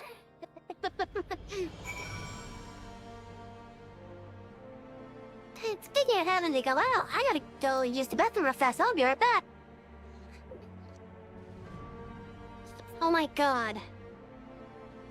Okay, before I head out, this is what I just see the most adorable thing on my bed. Hey, this is why I want to get that tripod for that. So that I can have the kitty cam.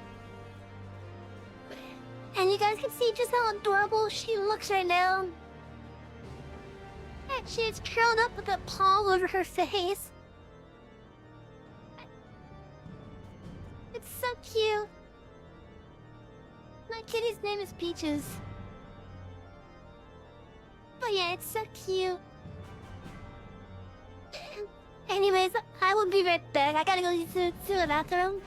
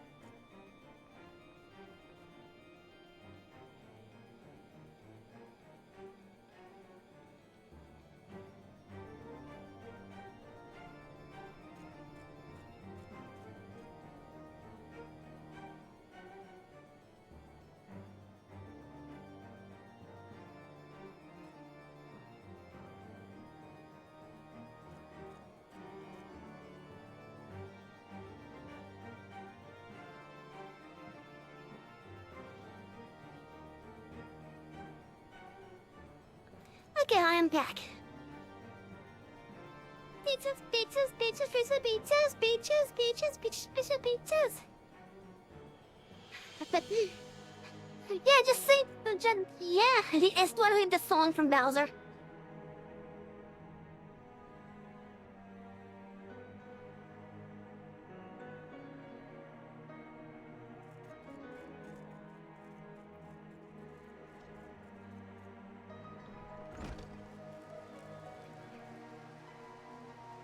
But yeah, my kitty was so cute. Of course, when I got out to use the bathroom, she actually uncurled herself to look at what was going on. But still, and she was so cute.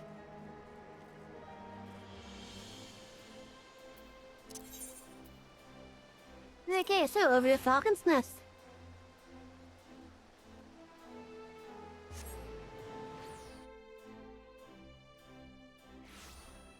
have one I grabbed from my break screen. I want to grab a specific music track out of this game to use for it.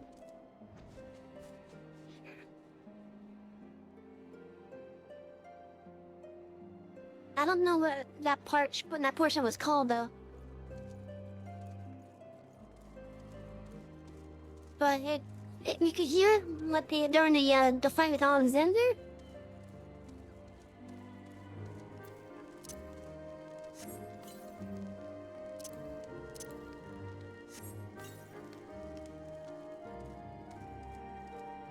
And you only hear it when he does that stasis thing that freezes everyone.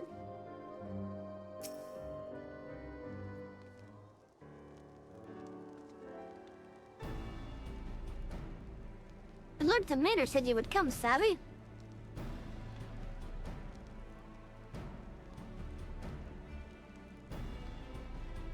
As you can see, preparations for the conference are proceeding at pace. Mark well the curtain above. Ooh, what are they putting there? It conceals a relief that will be unveiled during the conference. The Masons labored day and night to see it finish on schedule. That Emmerich wanted a symbol which would endure long after this conference is concluded. I think he will be pleased at the result. It's not my war, but I'd made it mine. And to see it draw closer to a resolution fills me with a strange hope. His faith is infectious, is it not? His certainty that we can be better than we are. Oh, forgive me, I am rambling. You must be tired from your journey. Go rest, I will not keep you. My journey was literally teleport to an Ederite and then walk over here.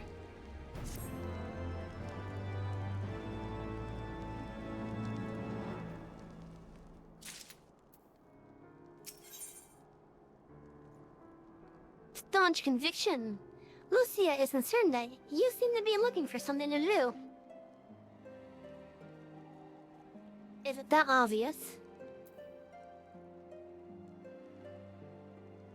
Is my loitering that obvious? If you would rather not take a rest, then why not take a walk around Falcon's Nest? Make your presence known to the people and so forth. In addition to those who have come from far and wide to attend this ceremony, you may meet Lords Artorial and Emmanuel, who have graciously volunteered their services. In fact, I see one of them right down there. They should be glad to see you. Now, if you would excuse me, I must needs return to my duties.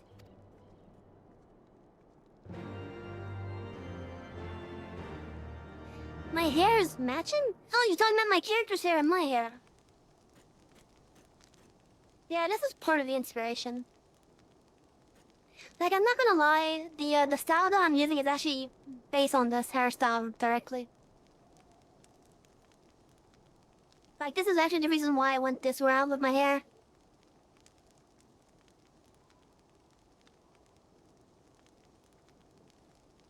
Of course, my bangs and such aren't as long, but still. And of course, I have more of a streak in the back, but yeah.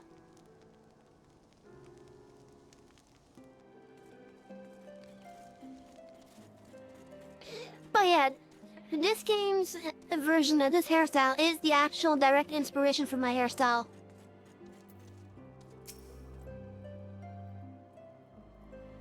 I am glad to see that the rumors were true. Well met, Mr. Savvy, and fear not, I have no intention of begging your aid for this or that. Everything appears to be in order. My only lingering concern is that one of the conductors might not have been informed of our plans. As I recall, Vidofnir may pass directly over their encampment. The last thing we need is a glory-seeking nobleman attempting to slay a Dravanian ambassador to a peace conference.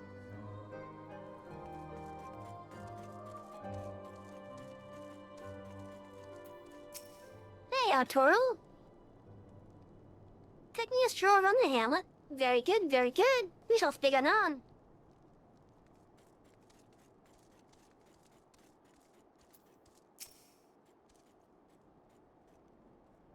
suppose we came a bit early, didn't we? Nevertheless, better early than late.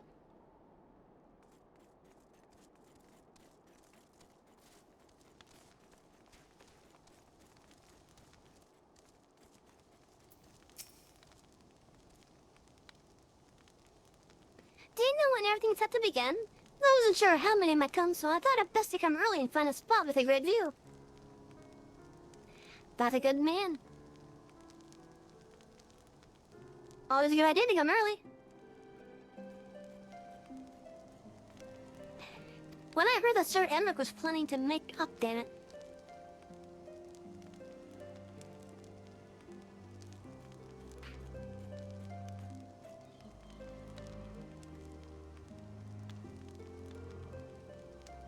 Damn it, I missed the stream showing it too.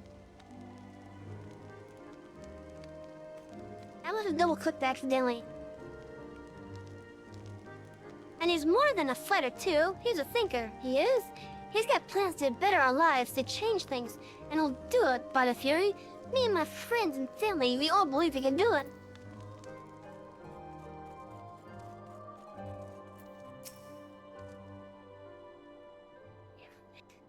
But it's exciting, isn't it? Not just peace with the dragons, but with all them heretics besides. Don't misunderstand. We've all got a healthy fear of being dead in dragonfire.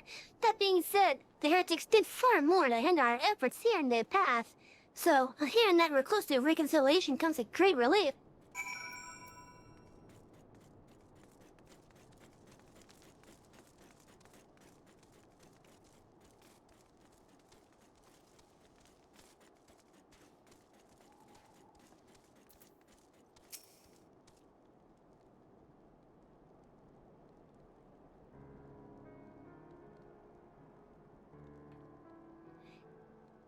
How much has changed since we fought alongside each other in the vault? If you had told me then that we would soon be hosting a peace conference, I would have thought you a naive fool. Yet, here we are, preparing to make the fantasy a reality. And here I am laboring to make it so.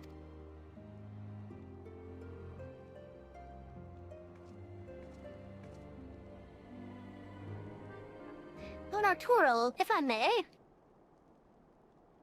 Finally, First Commander, how may I be of service?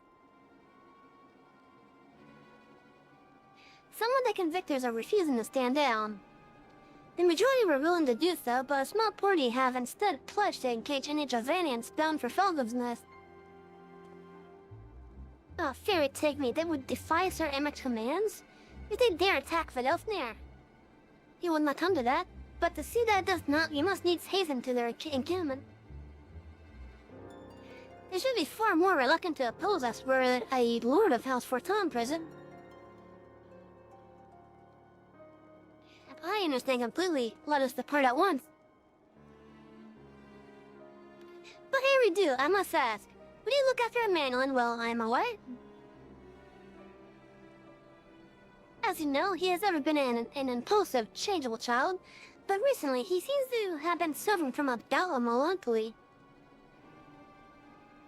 I thought to lift his spirits by having him assist with guard duty, a simple but honorable charge, unlikely to expose him to danger given the presence of so many other knights. Alas, he has taken no interest, and I fear he may abandon his post in my absence. All I ask is that you keep an eye on him until I return, exhausting though that may be. I thank you, my friend. I promise we will not be long.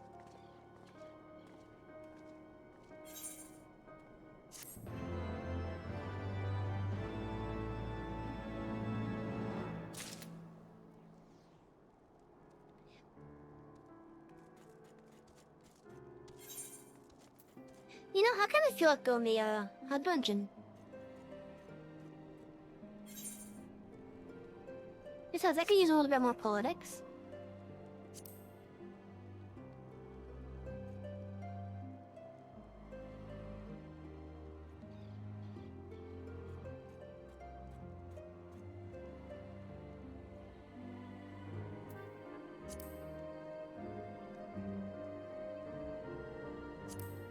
And maybe if I'm lucky, this will give me the one that I need too. Because I can only get 1 of 3 at Heath.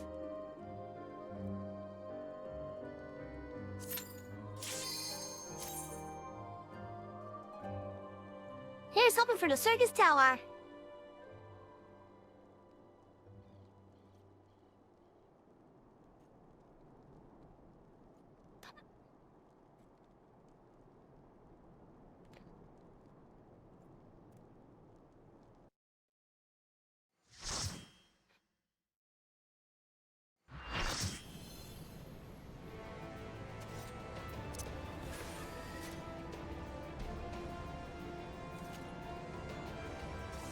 Then via Labyrinth of the Ancients.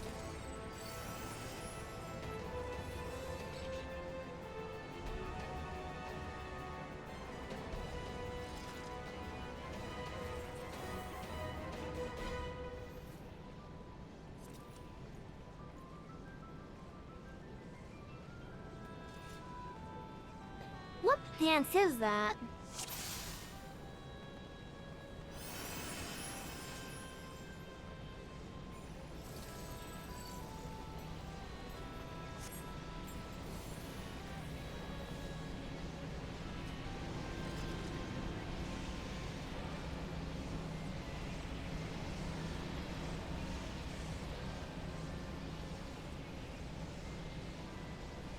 Okay, but my man. Okay, I'm in prepared.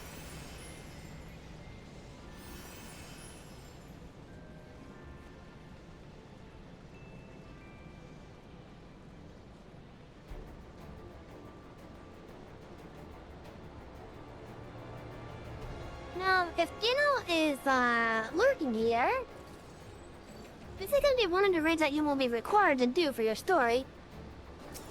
If you're not doing it already.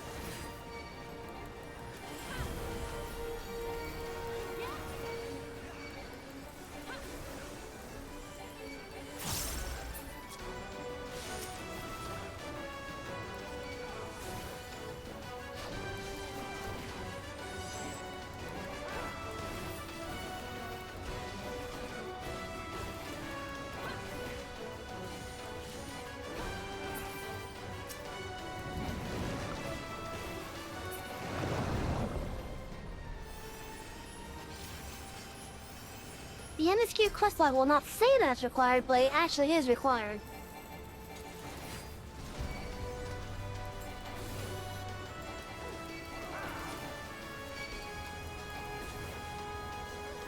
Hey, welcome back. Everything's going good, we got a light show. Enjoy the light show, don't get blinded.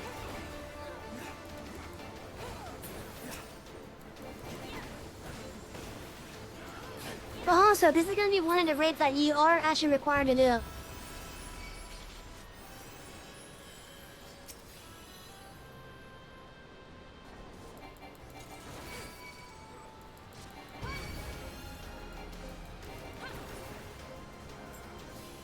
Oh, it is!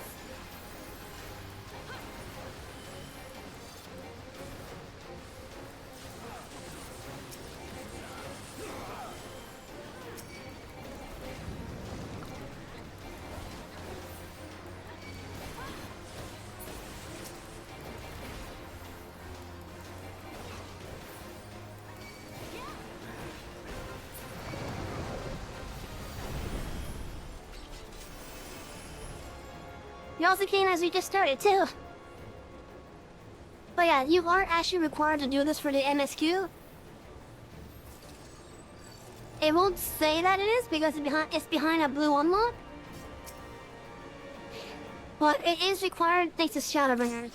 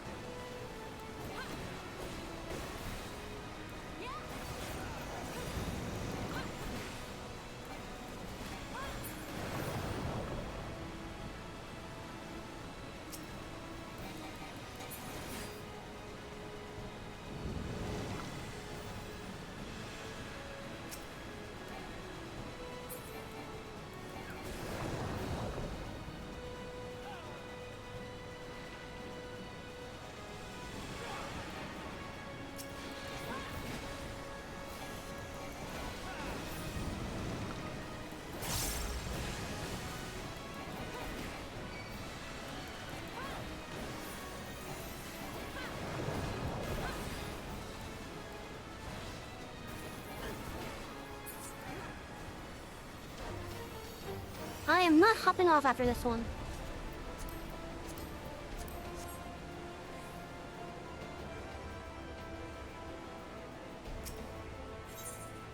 I'm only doing this because I feel like doing this.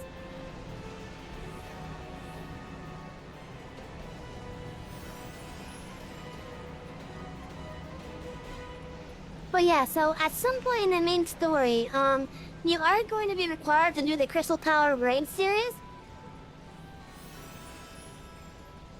But it doesn't say it until you try to actually do the next MSQ step. I recommend doing the entirety of the Crystal Tower as soon as possible.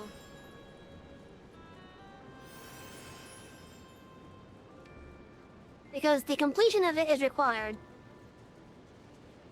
It doesn't say that it's required, but it is required.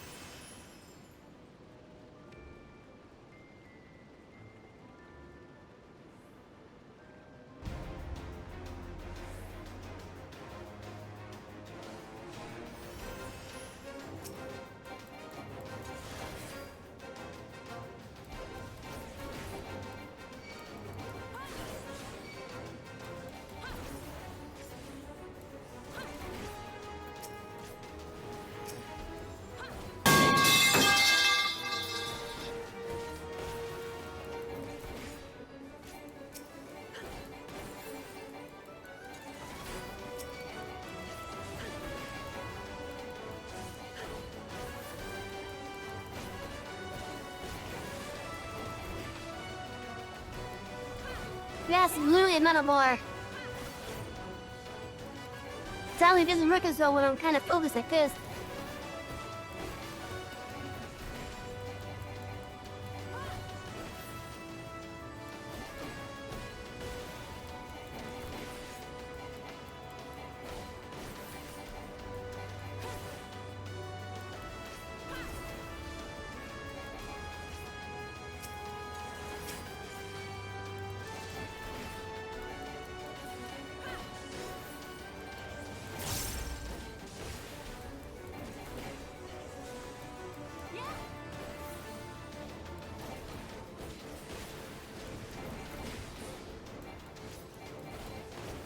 Hey, do we have someone over there with the suck? Whatever. Okay, yeah, we also have some other people over here too, okay.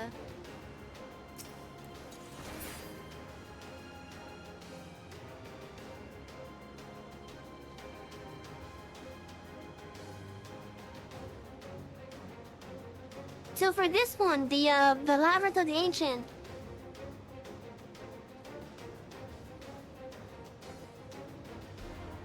I'm actually surprised that we get the ours done first. Usually they come down at the same time, usually.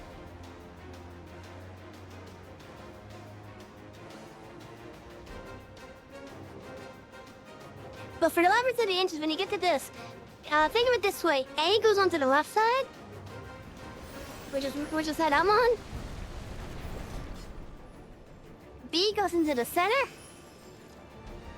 And C goes onto the right side. This is the first of the 3 for the Crystal Tower series. This is at the base of the Crystal Tower.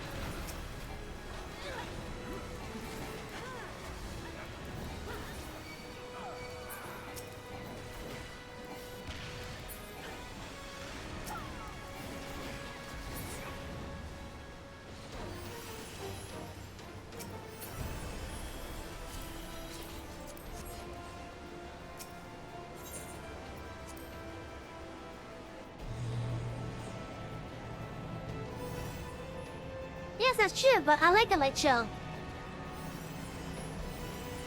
It's not as impressive with not as many effects going on.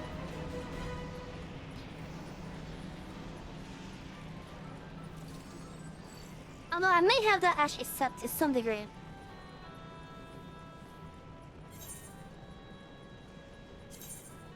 Let me see if I have it set up that way.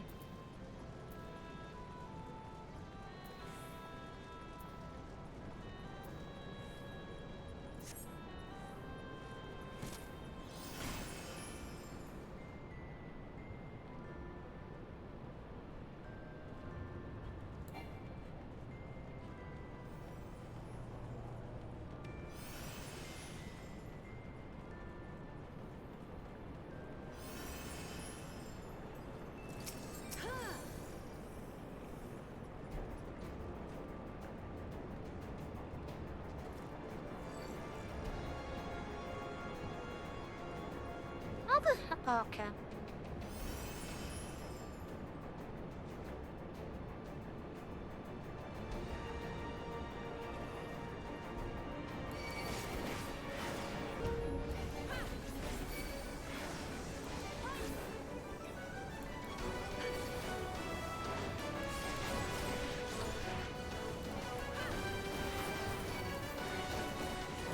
I love how the music ticked up just as we started the fight.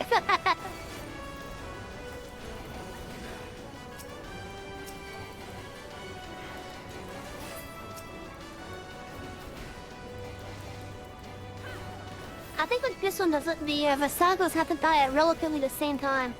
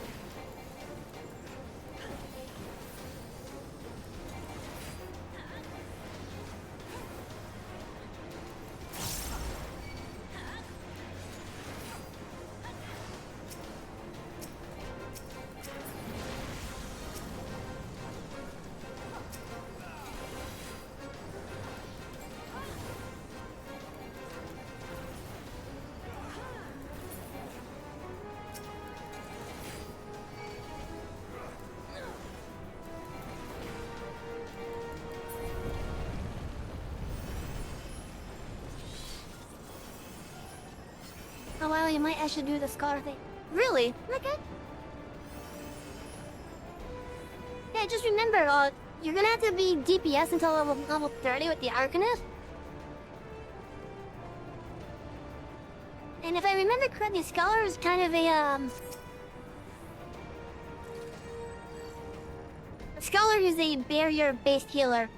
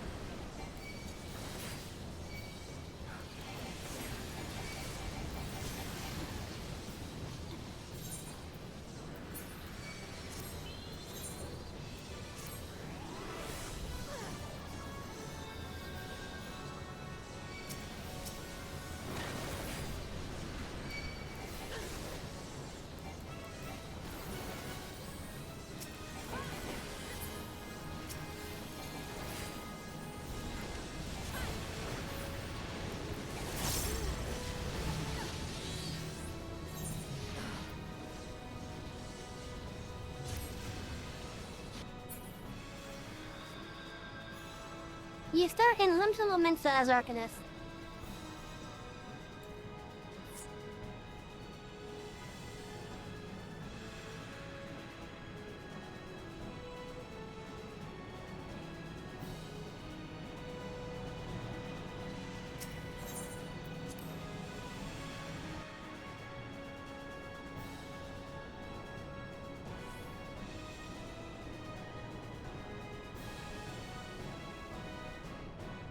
One of the players in this raid is named Life Alert.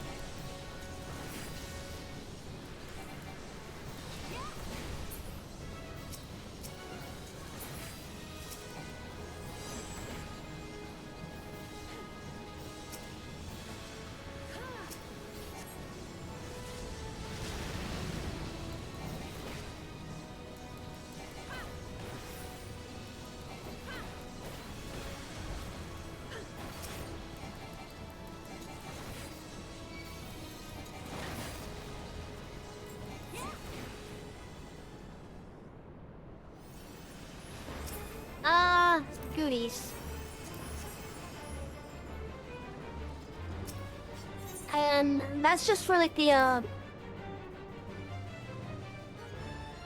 the start, at the very start, like in 2015, just like your job quest and whatever side quests you still have available,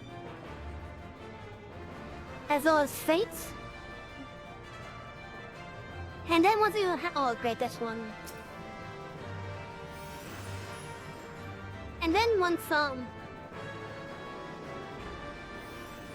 you're 15, start doing duties.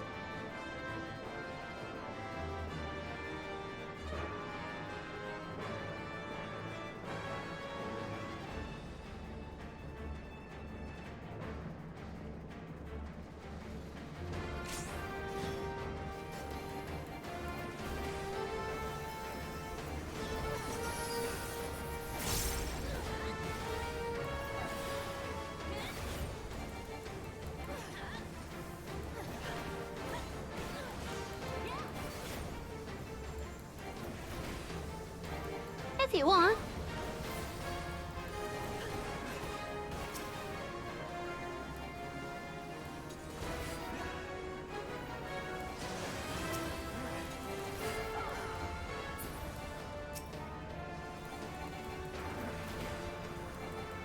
Hey, Griffin, welcome!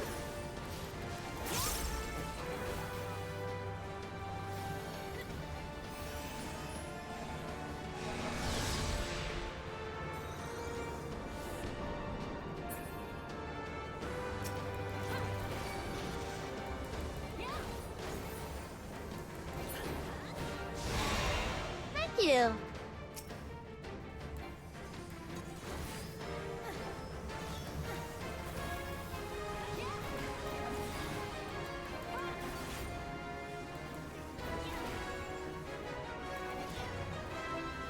Oh yeah, so Scholar will actually have an easier time getting into dungeons because since it is a healer, and healers are usually in demand, you have near instant kills, I think.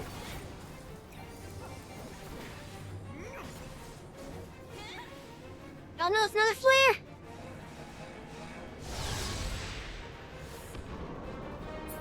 no, that poor DPS.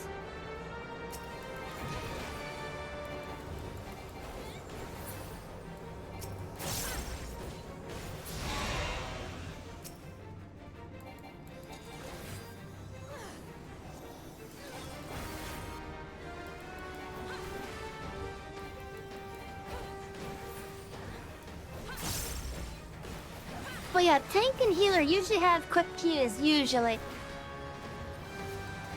And if you have both a tank and a healer in the party, it should be instant at that point. Okay, so Life Alert was in my particular party. Well, I'm giving that a thing just for that portrait.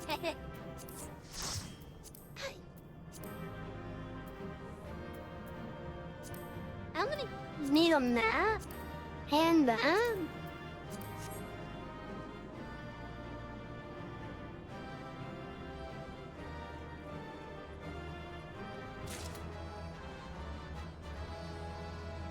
Okay, I got the 2 orchestra scrolls then.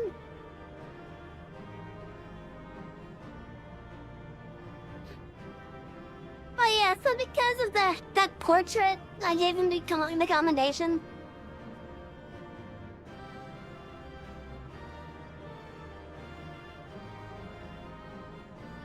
Are they gonna roll on there or what?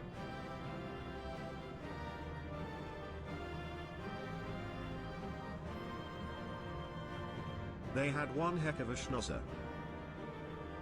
Yeah, they had.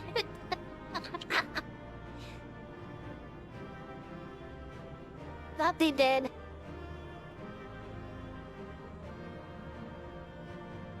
Is that seriously a rare job or something?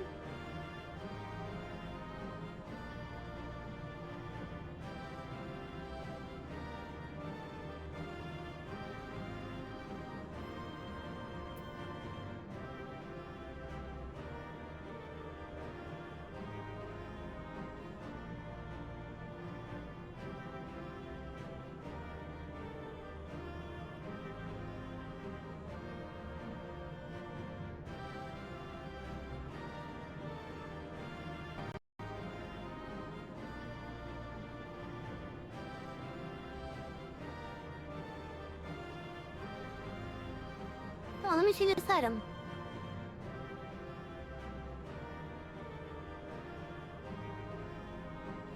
Oh! That item is needed for an archway. An archway.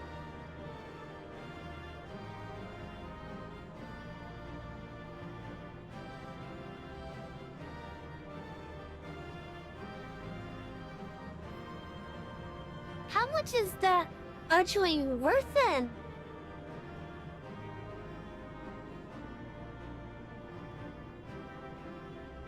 Hey Dino, I think I saw you log on. Can you check the market board real fast? Or never mind, someone got it.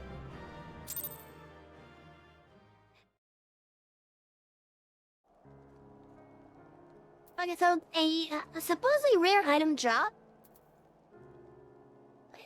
And it's used to make a Savage Arc of Triumph. I'm curious how much it's worth on the market board.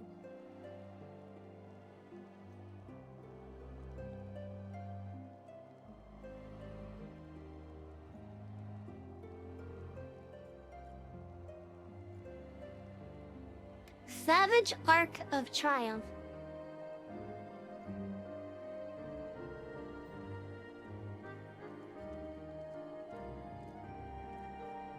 It actually does look pretty cool according to the icon.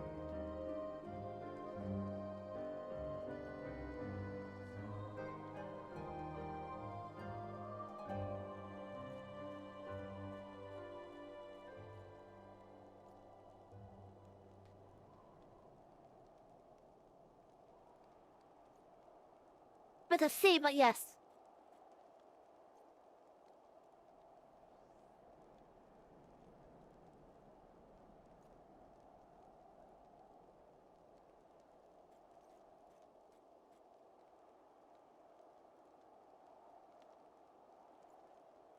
Peaches?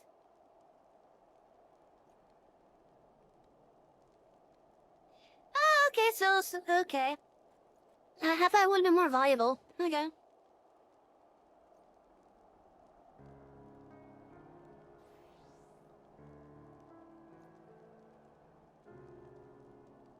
Now, what about the Dimension Blade Fragment? Oh. Because that is actually needed as part of the craft for it. Hey.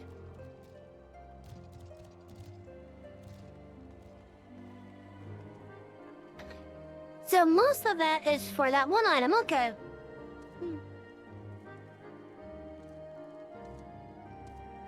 Oh, that's nice to know then. That's nice to know that I lost on 37k right there. Damn.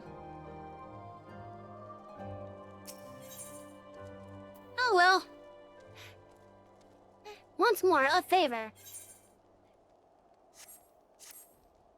Actually, no, let's go get that armor piece.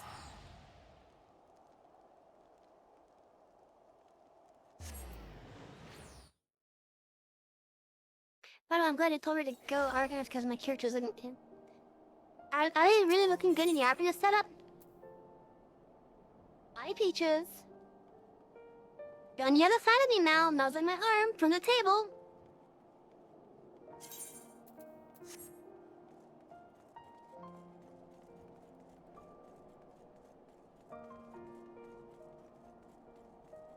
But yeah, once you get to level 30, you get a choice.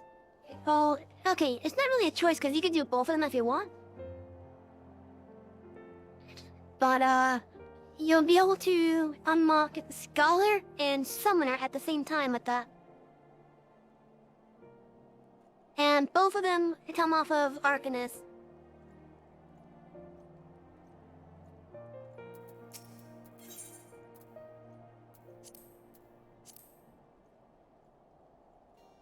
Okay, I'm just missing this piece now. And then that leaves the Dark Knight sword and the Paladin sword and shield. We're getting there, chat. This gear will last us until level 67.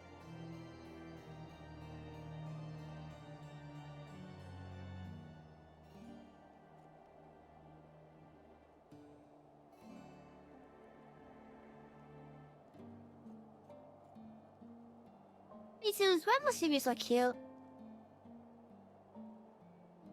Why must you be so adorable? Be posted in a Discord. Look, I can take a quick look there.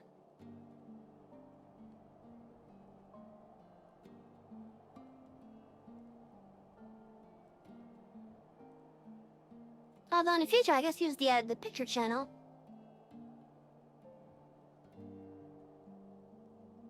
Oh yeah, part of the Lionheart set on ya.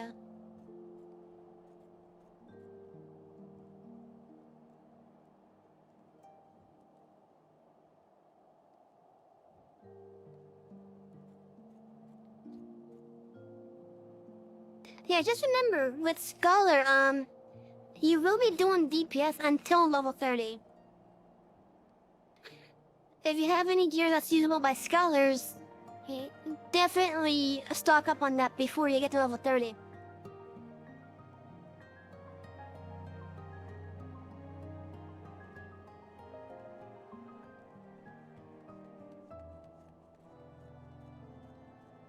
Peaches are too damn cute, you know that?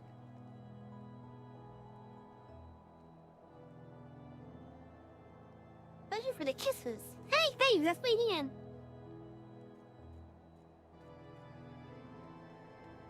Stock up on gear for healing. So gear that's usable by Scholars. Because not all the gear that you're using for Arcanist will be suited for healing.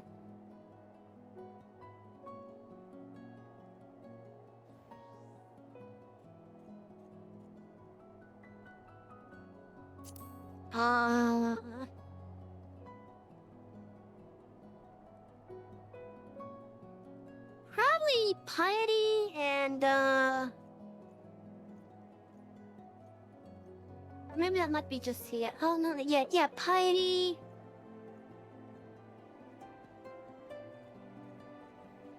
Maybe spell speed. I don't really know what else because I'm not really much of a stat person.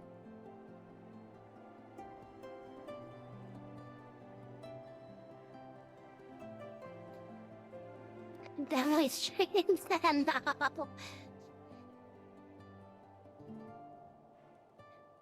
well, yeah, Intel, Mine, Piety.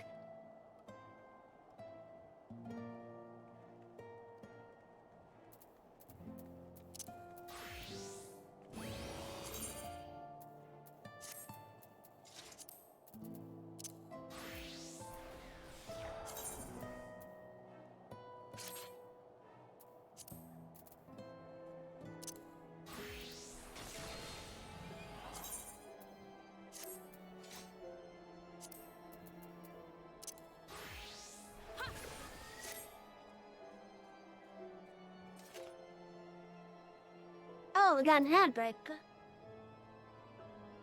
Thought we've already been in for like 2 minutes. That just shows you that I'm not really paying attention.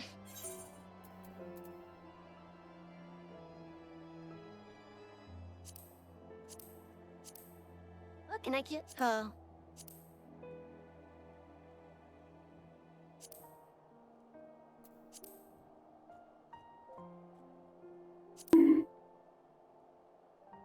Hey!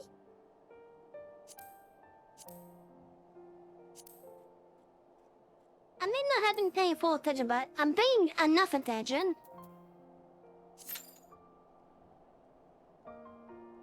Gonna do a random trial because of that.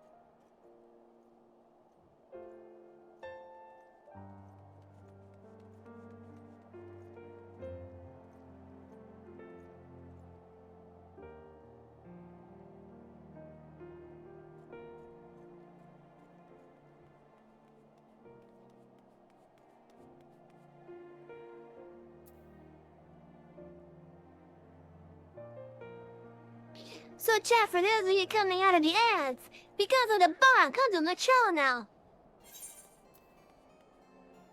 I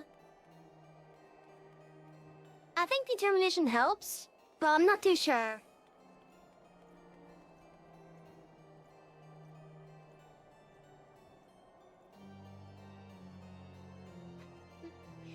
I think if anything, determination is probably better used with DPS maybe?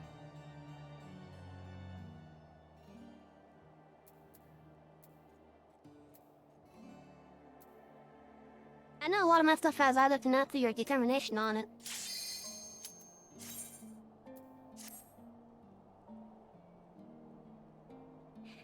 Okay, who wants to guess before we load in?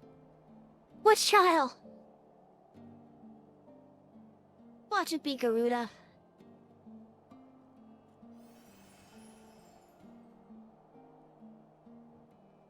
Okay, so we have one for Eva, we got me for Garuda.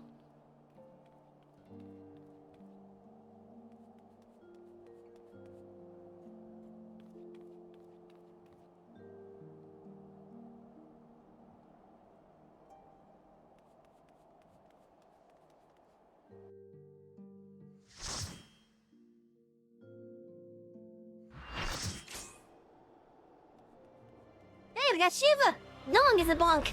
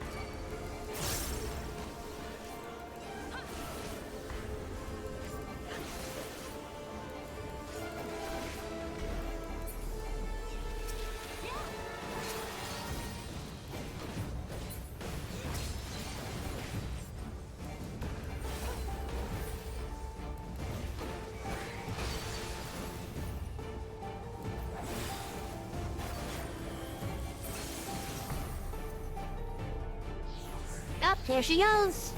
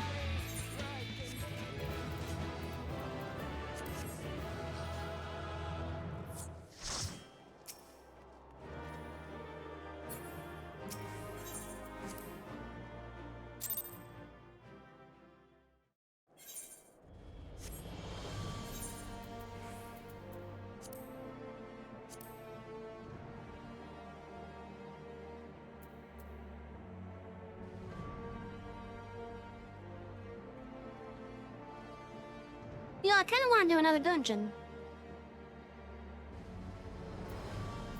I'm hoping to get one of these three.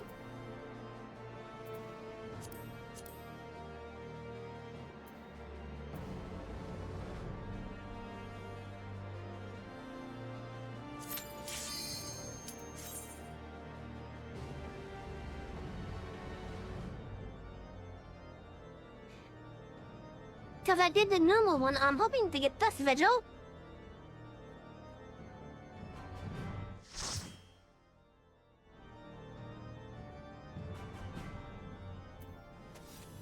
Nope, okay.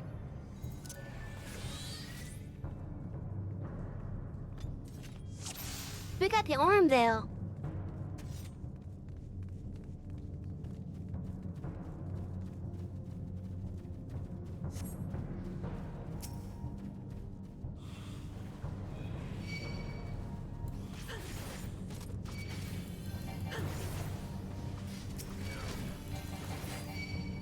And this is the worst dungeon room in any dungeon.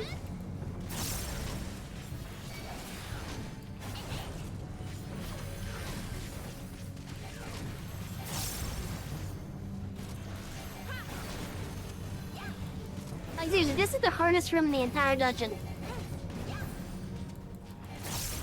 Because of how easy it is to screw it up.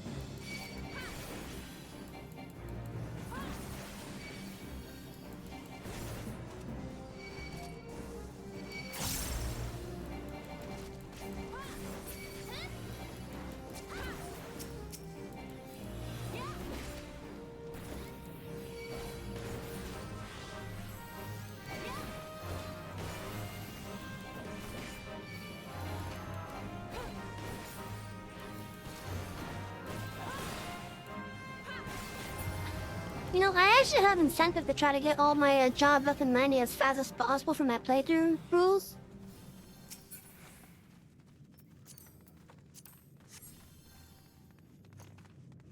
So, I really want to play Blue Mage.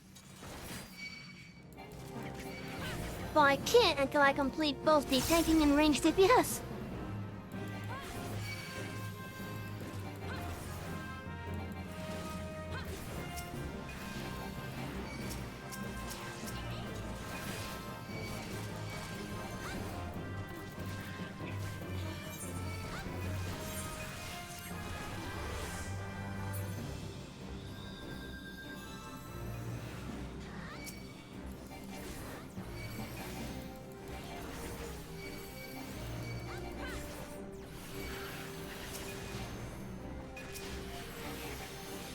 Stop pulling the entire fucking room!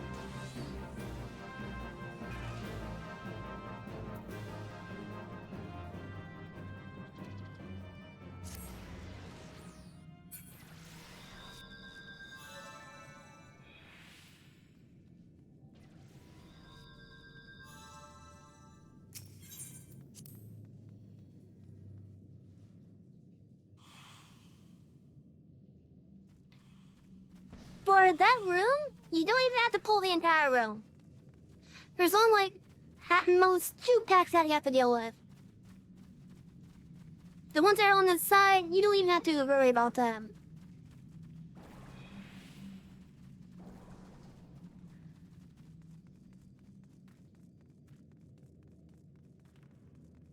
So the only packs that you have to worry about are the ones immediately guarding right where the entrance is right there. And the one that's flying back and forth right here.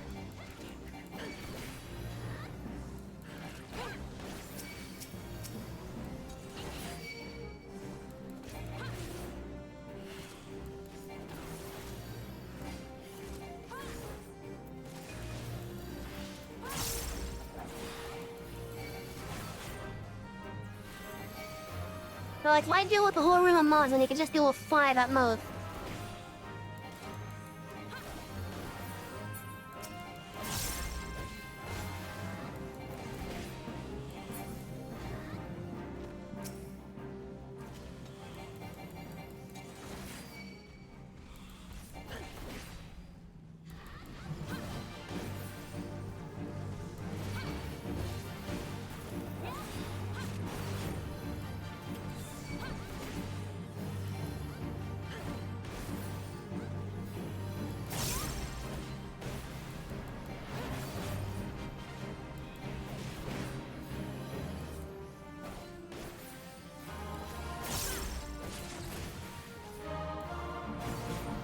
That monk is not even using their positionals.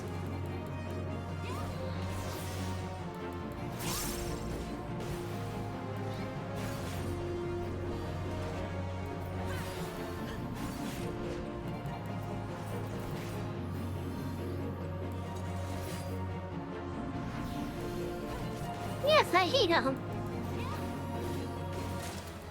I'm gonna give the competition to the Black Mage because the Black Mage is doing their thing.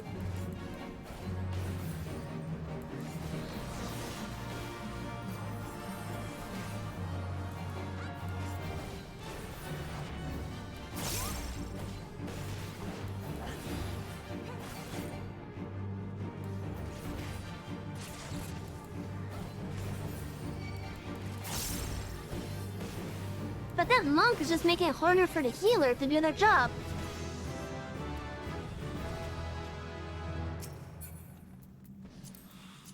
Oh, shock.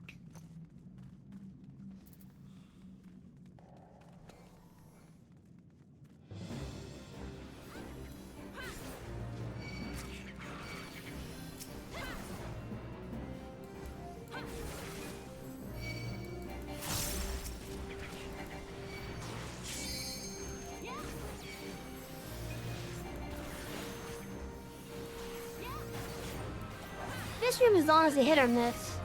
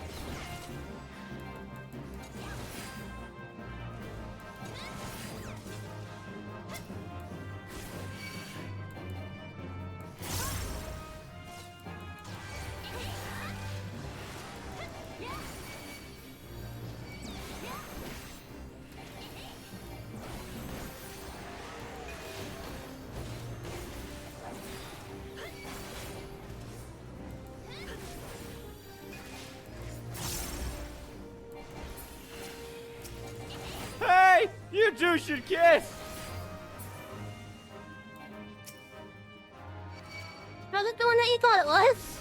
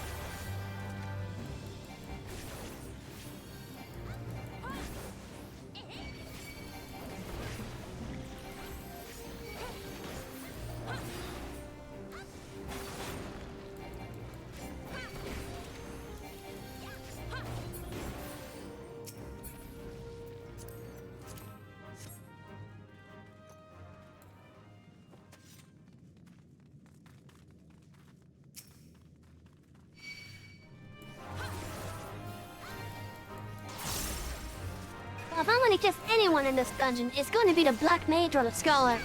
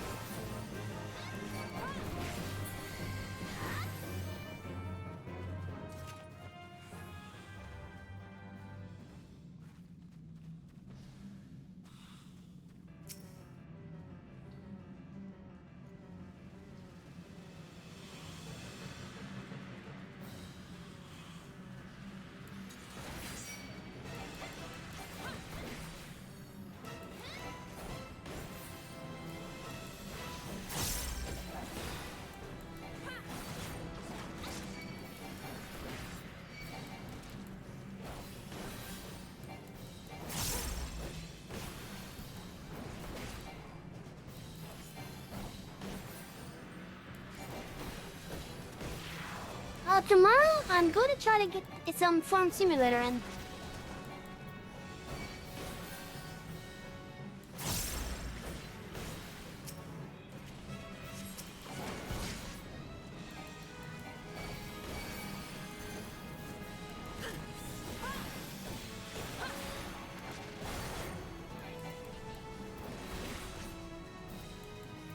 It's a nice and relaxing game.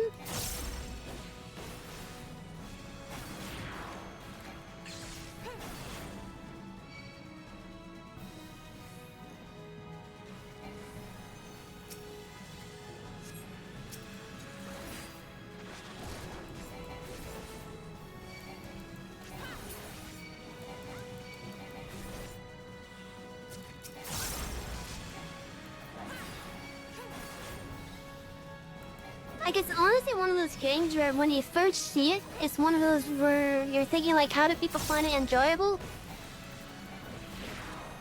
But then once you start you're getting yourself into, like, the rhythm of doing stuff in the game, you're like, oh, I get it now. It's definitely one of those where you have to actually give it a proper shot before you can start enjoying it.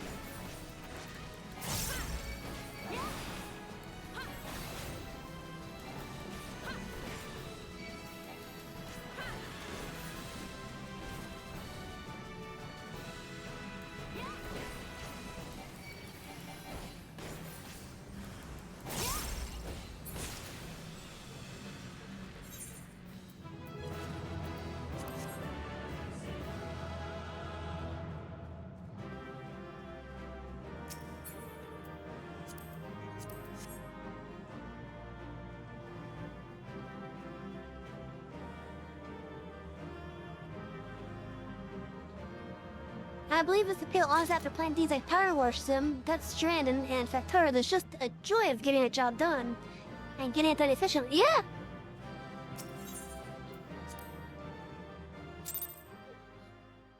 Yeah, for Factorial, it's just a never-ending puzzle of making it more and more efficient.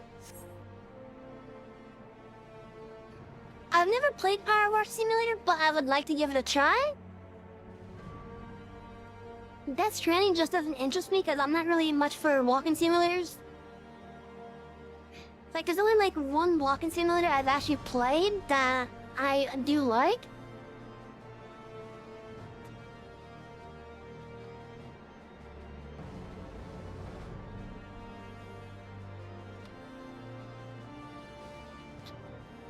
Actually, no.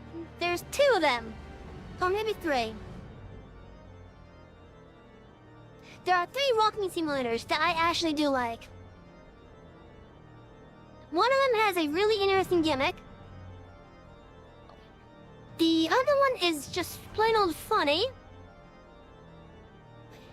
And the third one also has a different but just as interesting gimmick.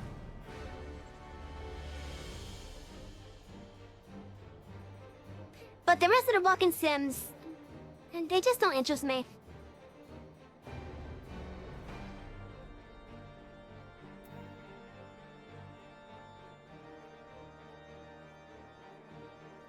Oh, apparently I got 2 more tails on my tail of them. Let's see.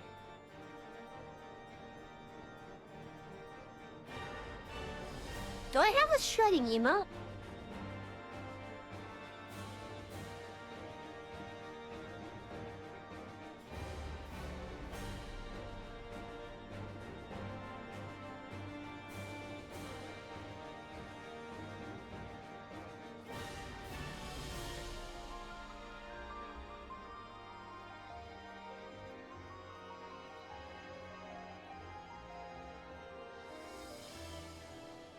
No, but I have some that's just as good of a response. Actually, I have 2 options that are just as good of a response. And the other one, thoughts on people who post pics of their kids.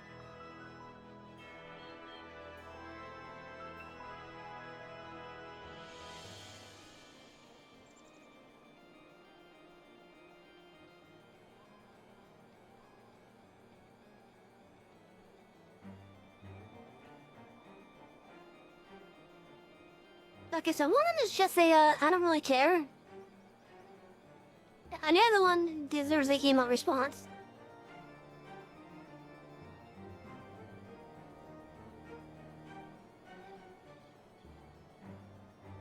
But I'll do that either on a, an ad break or something else.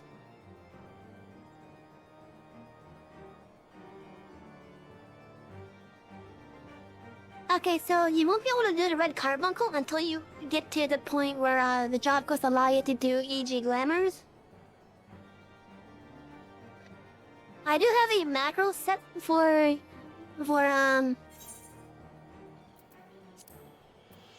my scholar stuff. Or at least my summer stuff anyways.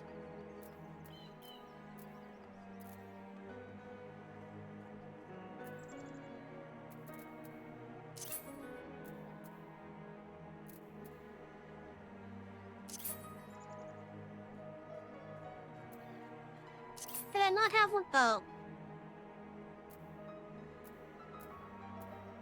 They did away with the icon, damn it! I'm gonna have to change that now. I'm a little annoyed.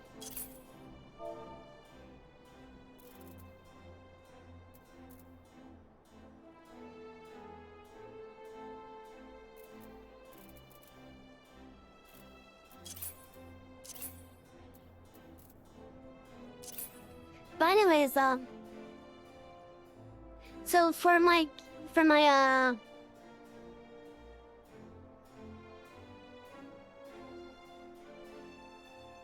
summer stuff, aside from the gear change, from the gears that change obviously,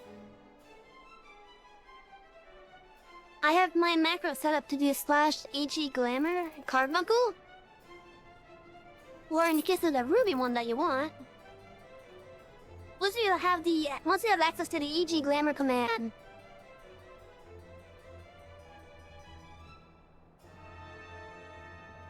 this is basically what I have for mine.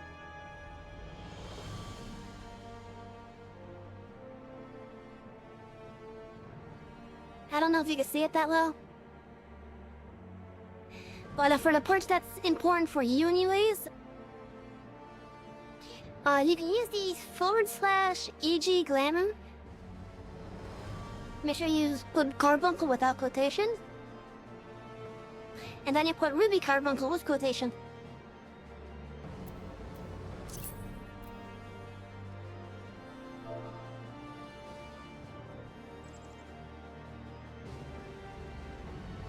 Oh no, they got rid of that too!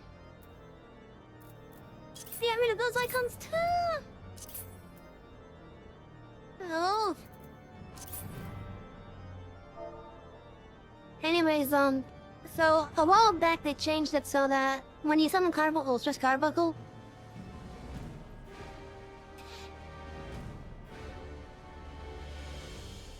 And if you want to have a different colored Carbuncle, you'll be doing the EG Glamour Carbuncle command. And if you wanted to do the, like the specific things, that's not really gonna happen anymore. They've really simplified Summoner. Or Arcanist in this case, but yeah.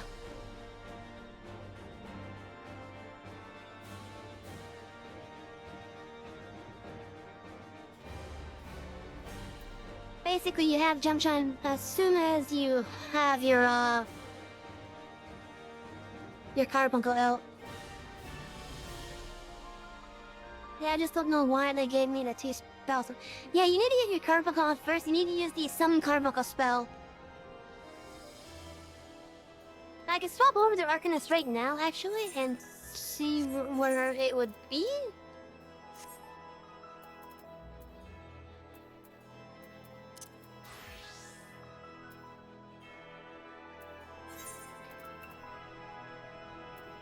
Level 2, it would be in your action thing.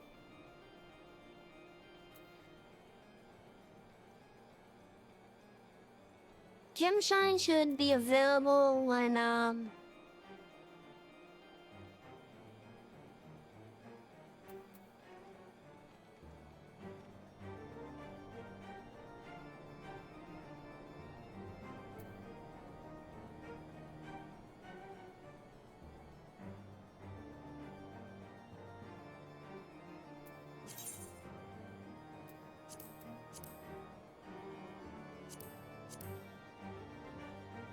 okay, where's the thing?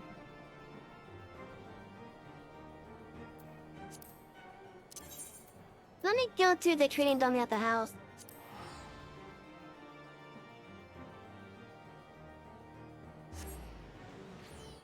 Oh right, I'm level 2, I won't have access to it.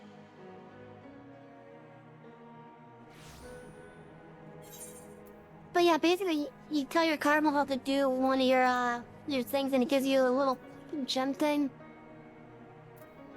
And then you're able to use stuff like the gem shine and whatnot.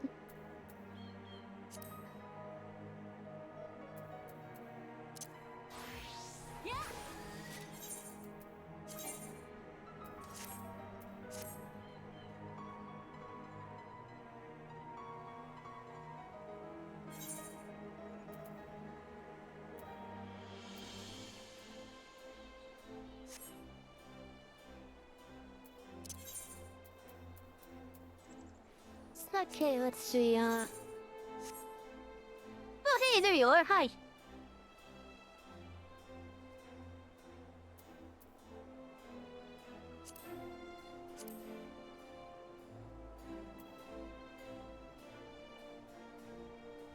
Hey, Pats.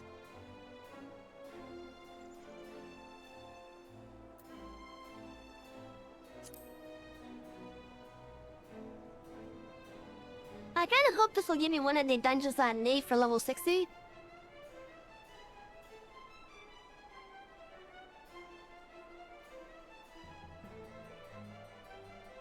if something gives me one that I need.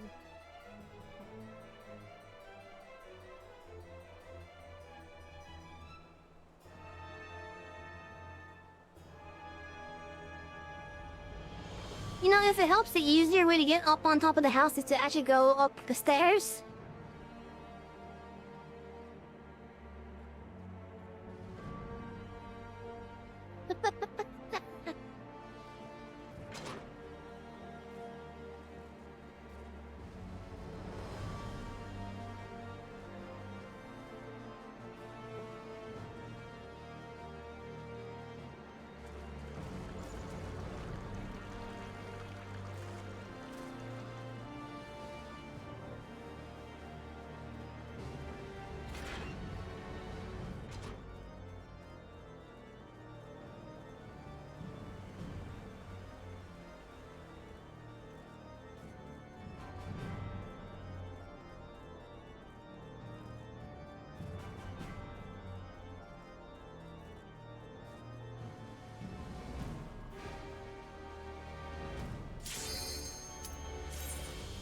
There we go.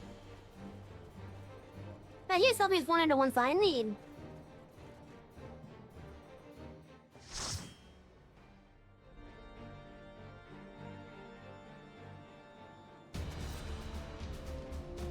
Nope, well, it's just as good.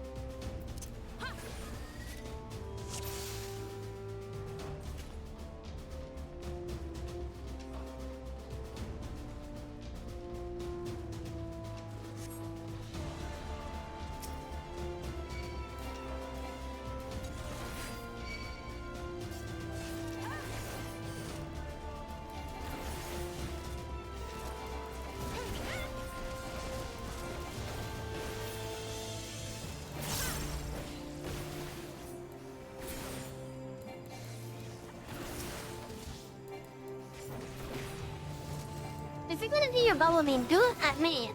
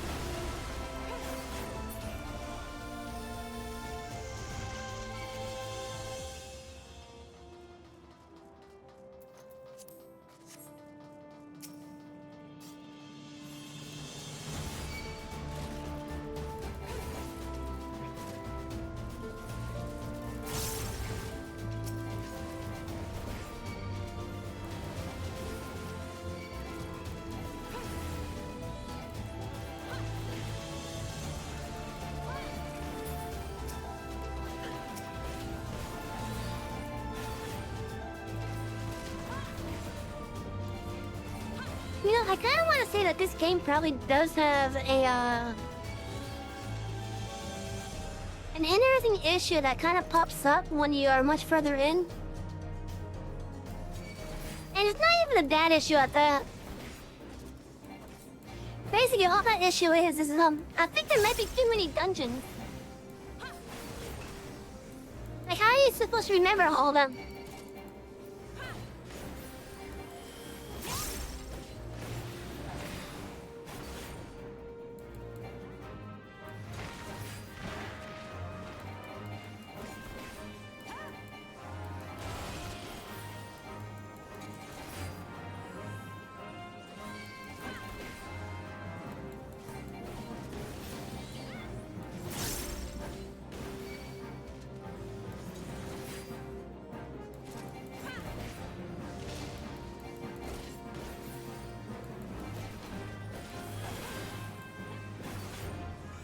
I'll bet it's a thing to remember yeah, it is! Like, for example, let's say you keep on doing like a bunch of Shadowbringers in Endwalker Dungeon. Hell, found some Stormblood ones for that. And then you decide to do the normal leveling queue for once, because you were bored. And it puts you into Cutter's Cry. How the hell are you supposed to remember that with a certain color the Dan Chimera's eyes are supposed to come into the thing or go away from it? Right?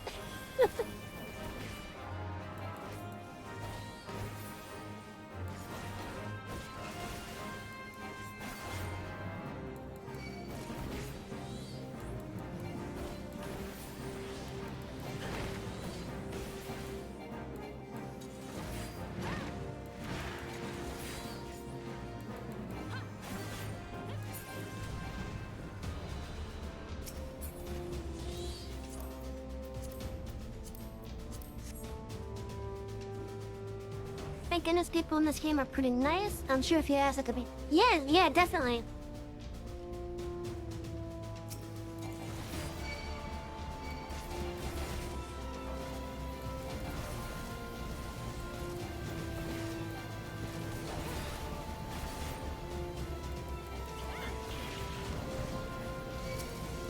Like, that's actually one of the things that's a really good thing about this game. And it's that the community is actually extremely nice. I haven't even seen that many bad apples in this game at all.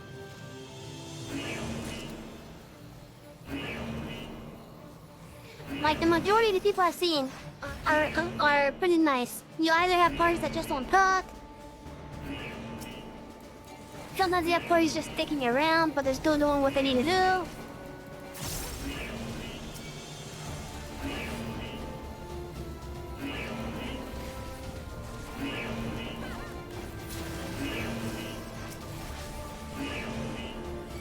But otherwise, the people are actually pretty good in this game. Especially since Square has actually taken action against people being assholes.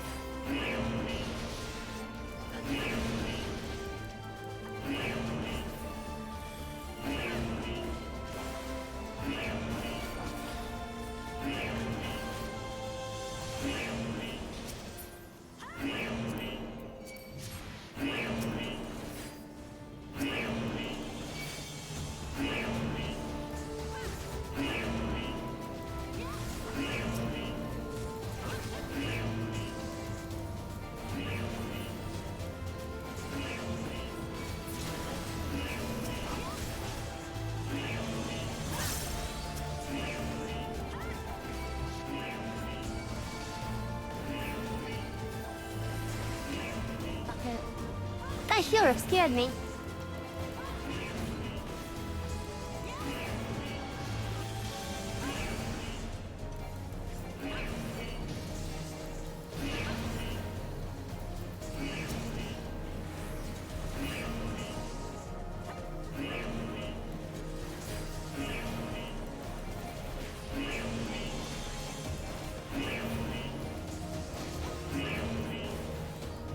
Next MMOs can bring people together like that. I know there's the occasional sweaty player of God Apple, but most of the 14 players I've seen are yeah. Like, don't get me wrong, there are assholes in this game. They're just rare, thankfully. You'll bet it's because this game is super story focused and most sweaty players want fast-paced games and the sweaties are usually toxic. That is probably one of the reasons why, yeah.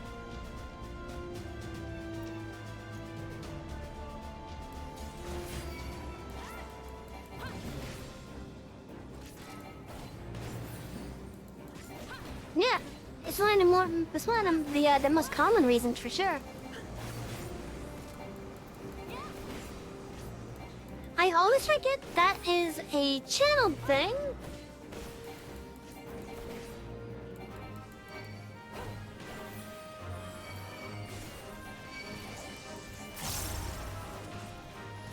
always forget the flamethrowers channeled.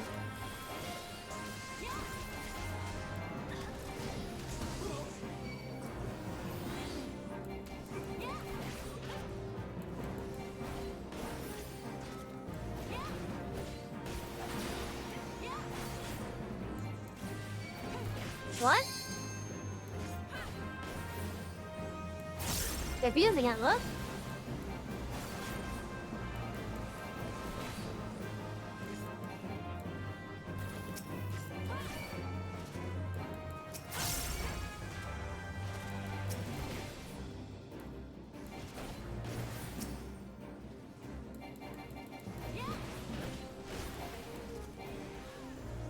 This thing needs to stay still.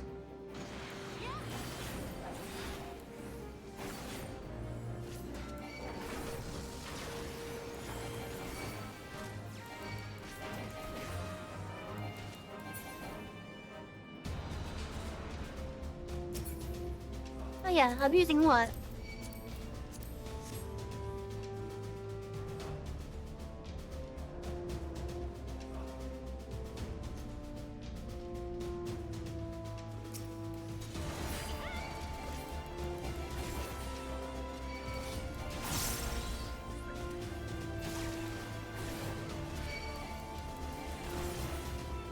Okay, that Dragoon is not getting the combination.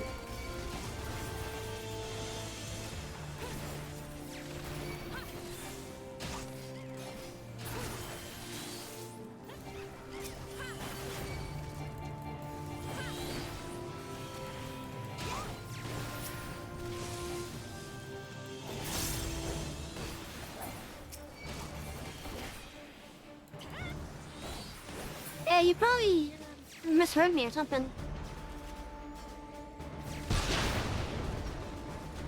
Hey, Novel! I haven't seen you in a while.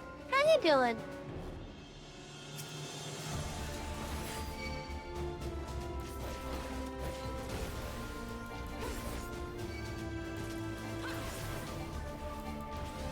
I hope you're having a wonderful night. Oh, vacay! Vacay is fun.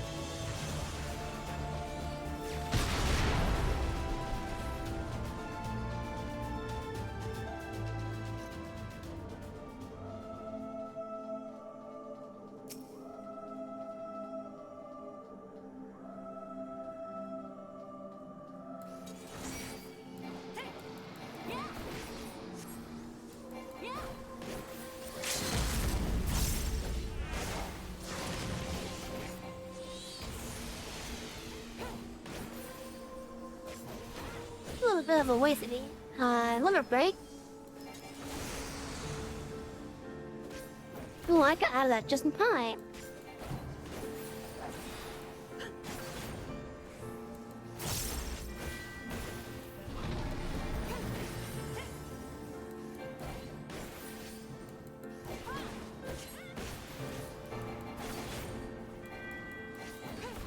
Oh yeah, it's a really cool looking one, yeah.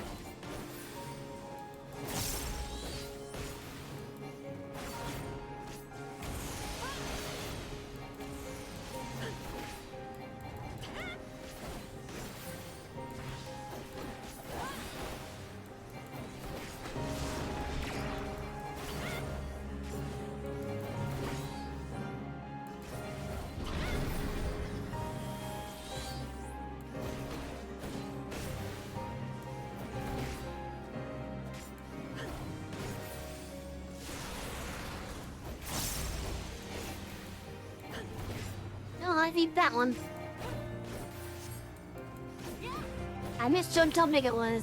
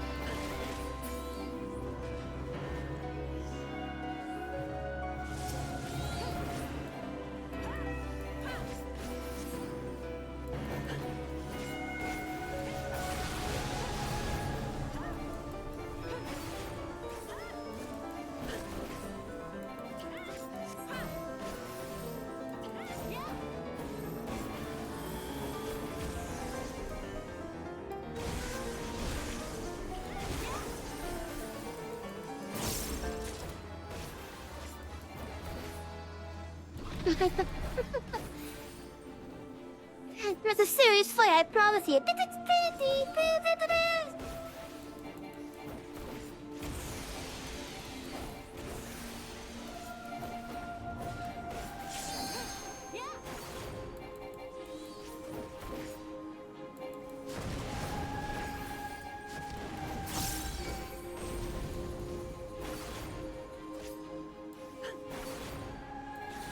I have it, but I've never really played it, really. Like, furthest I've gone to is just being able to drive around. I really do need to give it a proper shot, though.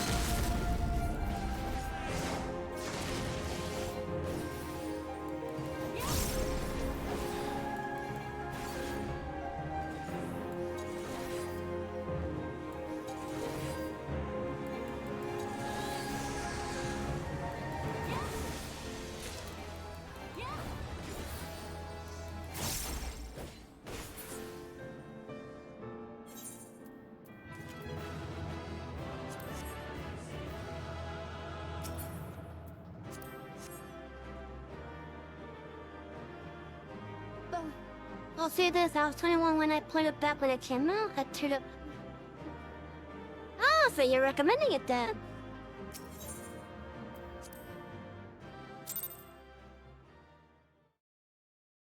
But yeah, I do have it. I just haven't really gave it a proper shot.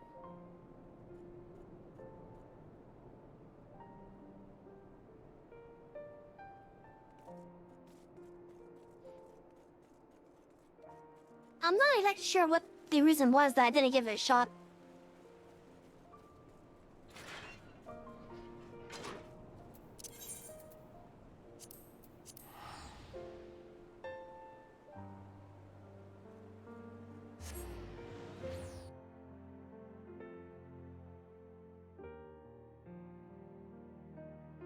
One of my friends praises that game. Do you believe him? I grant them play, I love the characters. I haven't told to try to get like the complete Game of the Year edition or whatever. Okay.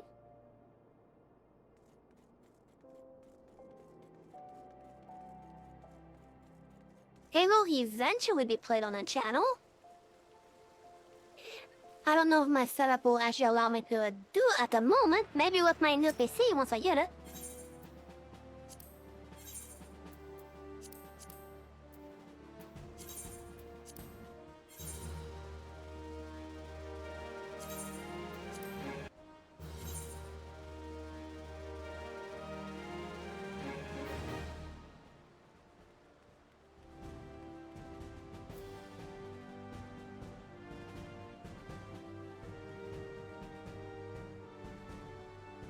Okay, I don't need anything offending that is level 59 or below.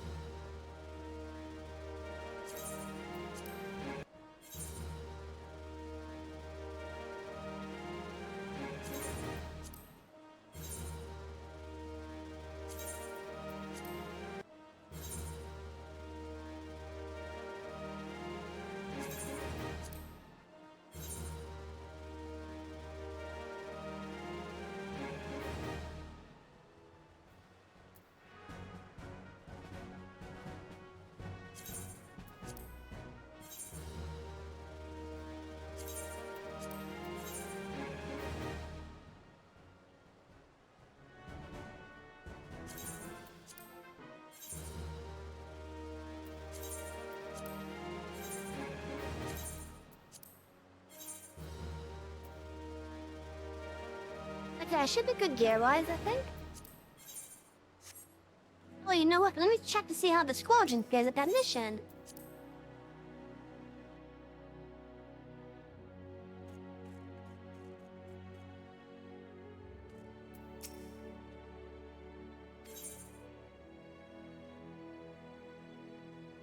How the hell did it end in failure? They were good thing, and they're only off by like 10 points. By the last thing.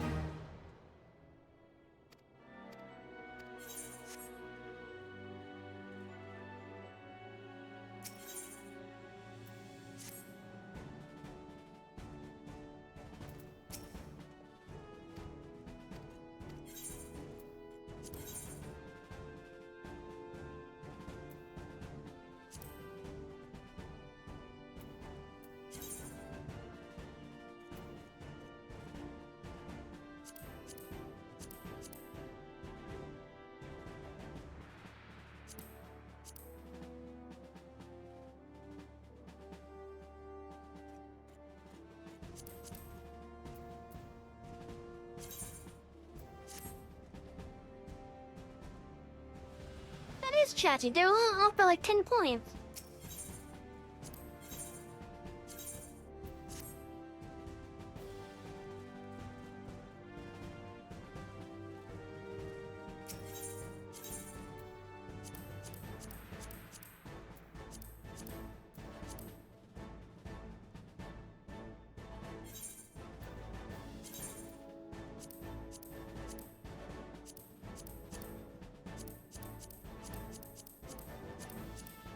Okay, I need to have them as just my eyeglasses.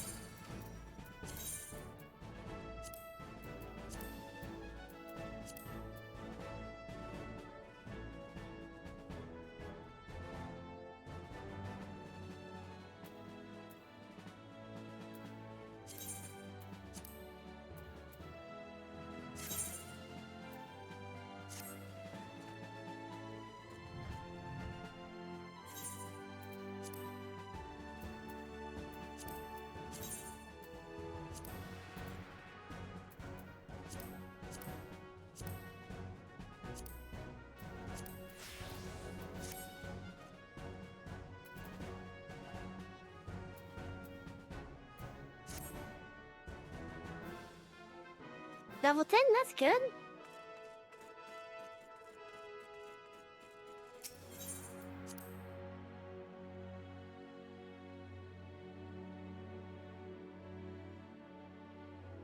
I know the feeling novel. I'm like a World of Warcraft sometime.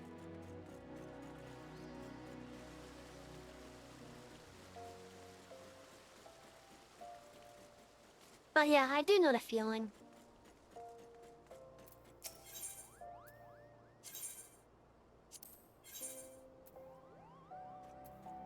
I could buy something here.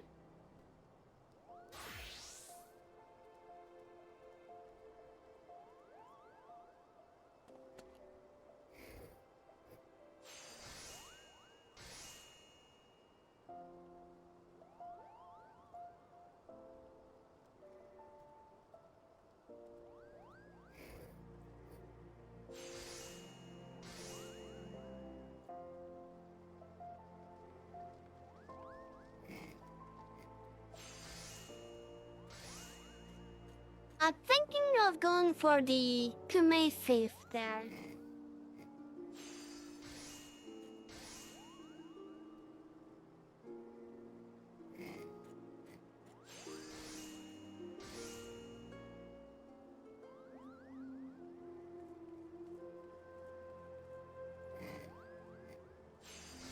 Although there's also this one too.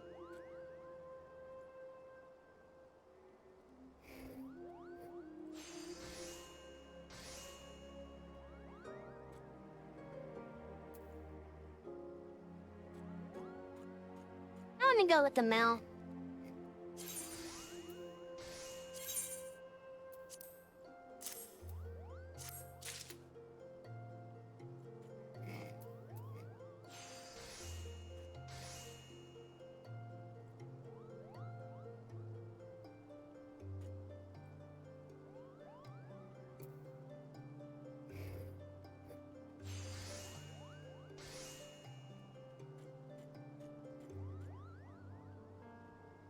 And then for the sake of, cosmetics, I'll get these too.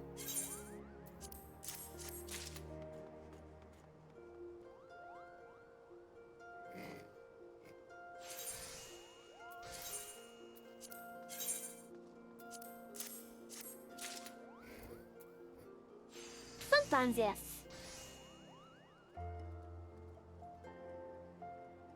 Oh no, heads!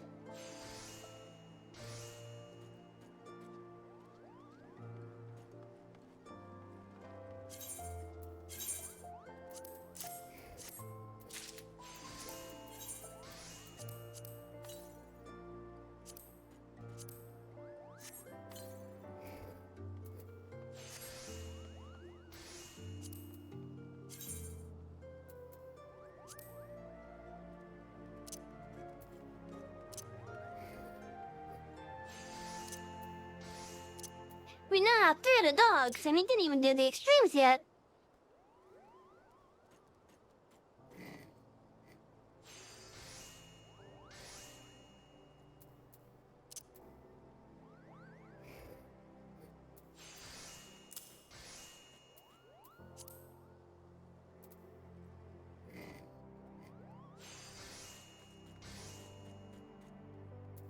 Oh yeah, so the coyotes, or whatever they call it. I'm just gonna call them either I'm just gonna call them the dogs.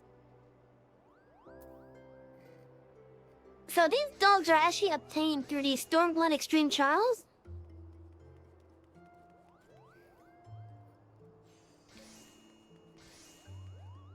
Conway? Okay.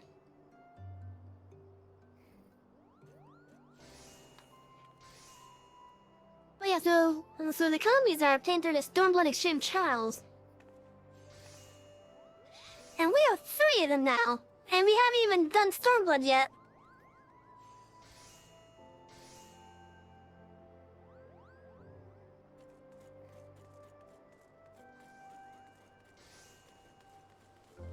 I'm not a hacker, you saw what I did to get them. In fact, that's the same way of how I got the Bloodstone and Lunar commies. And by the way, the Lunar one has one of my favorite music tracks in the game.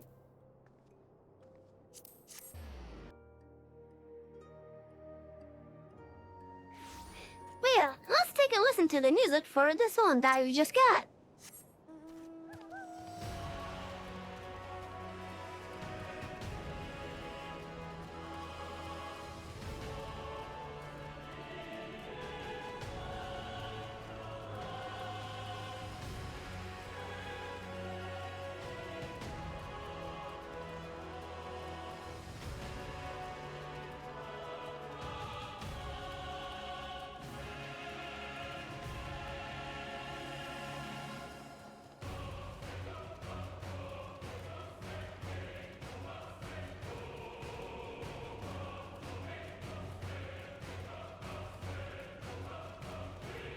Now that's ballin'.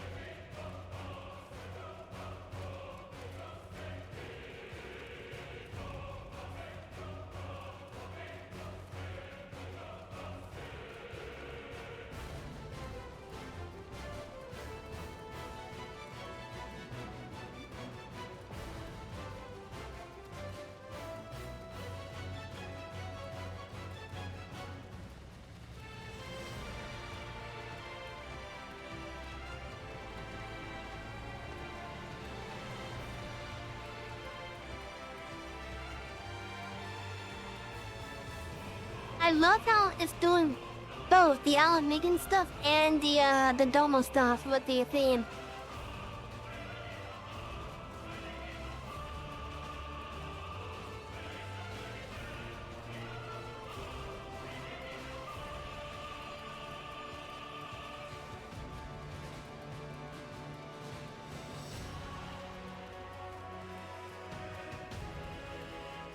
Yeah, that's pretty good.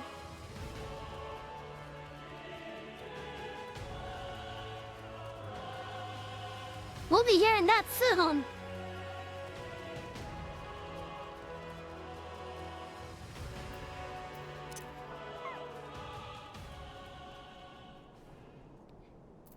Well then, I'm actually gonna directly queue in for these three right here.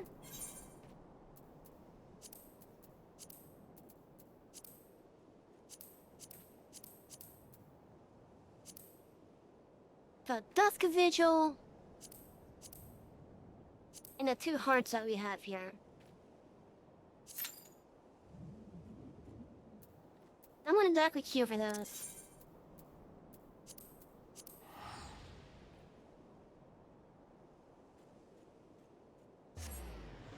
That was a guarantee of one of them.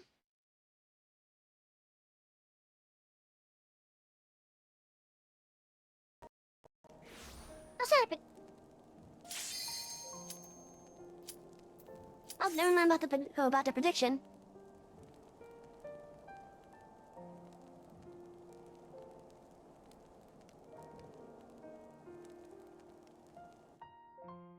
I was gonna have a prediction on which one was gonna show up.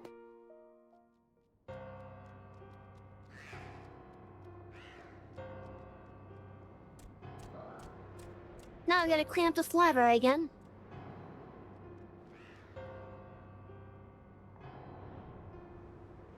Yeah, it just sounds more sinister than before.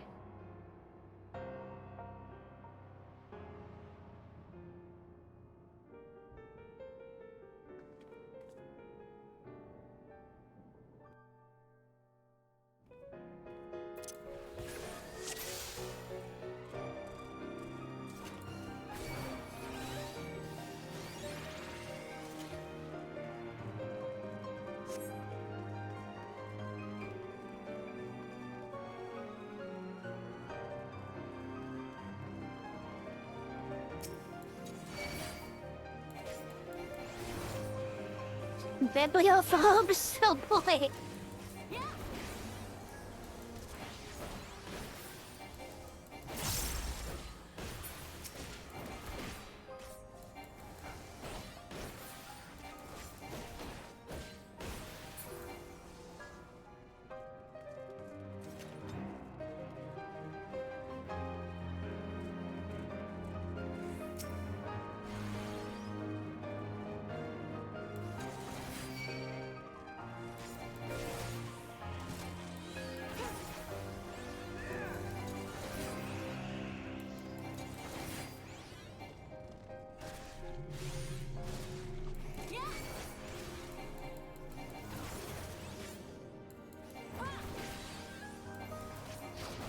Oh, there's Lauren here.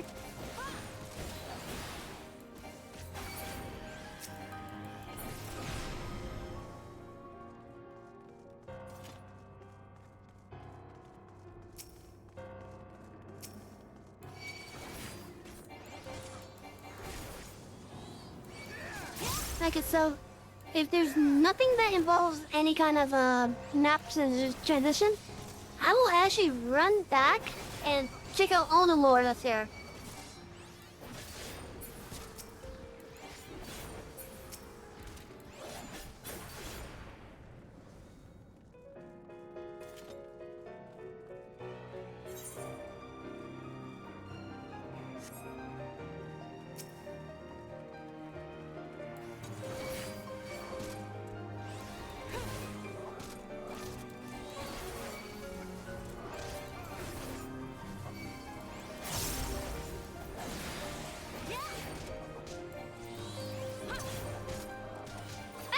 Someone gets slapped.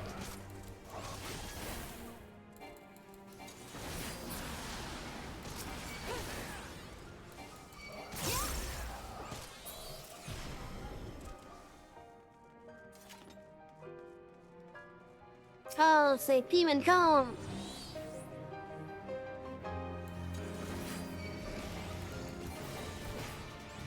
Oh shit, came out in the book.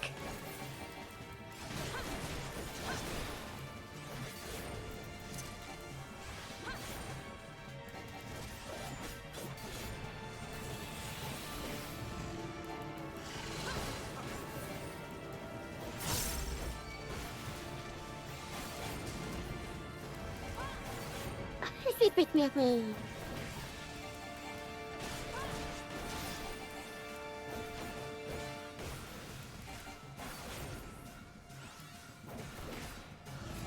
floor think is failing his job at being on the floor? What?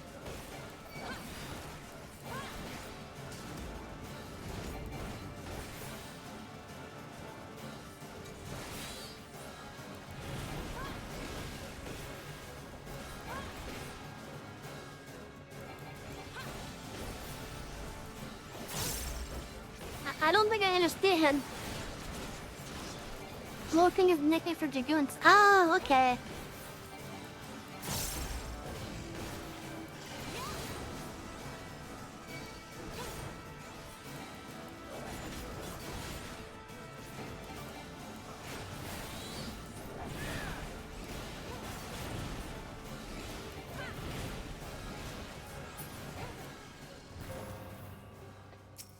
Is it because of that running joke of them jumping off the platform?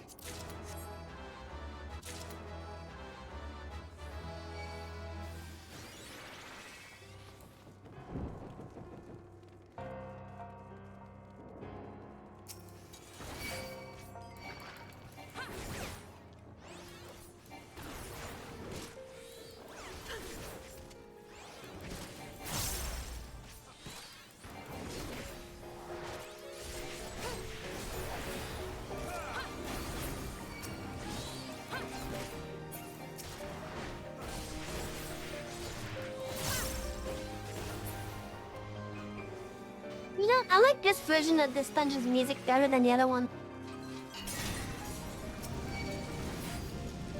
Oh, great, now it's on fire.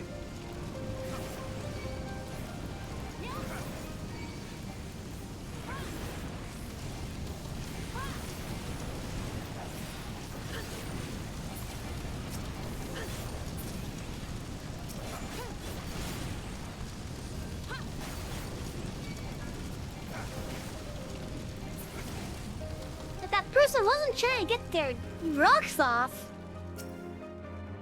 They wouldn't be in this predicament.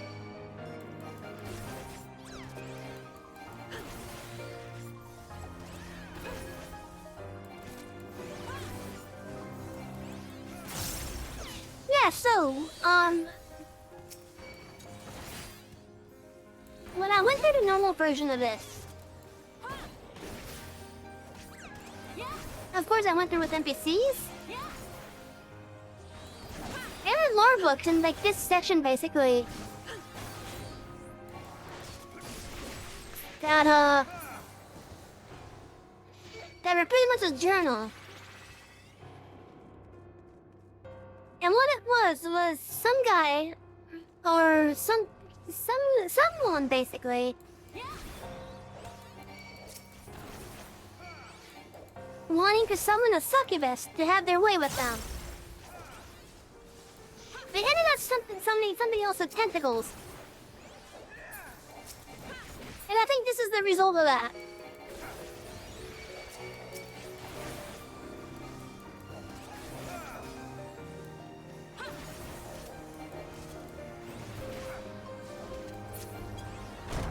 I shit you not, that's literally what the journals are saying.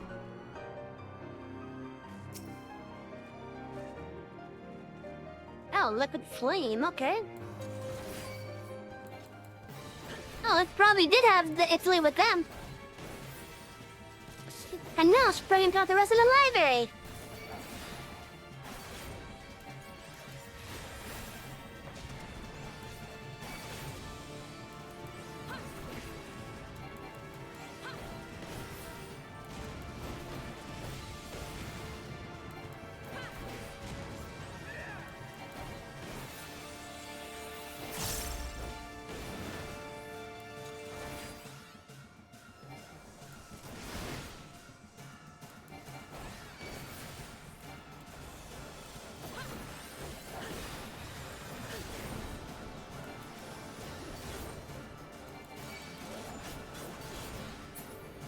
No doubt it probably did have a sweat with them.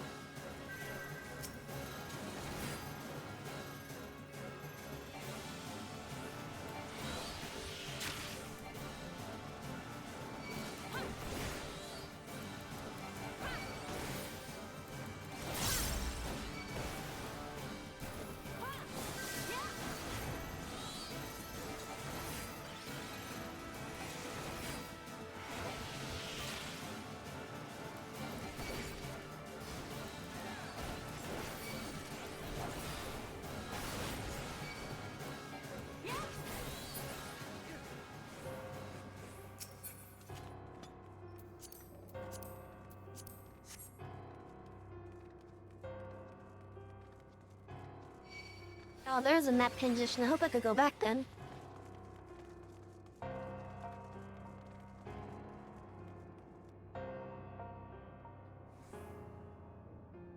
Oh, I hope it was a mind flare. Also, it looks like I can go back.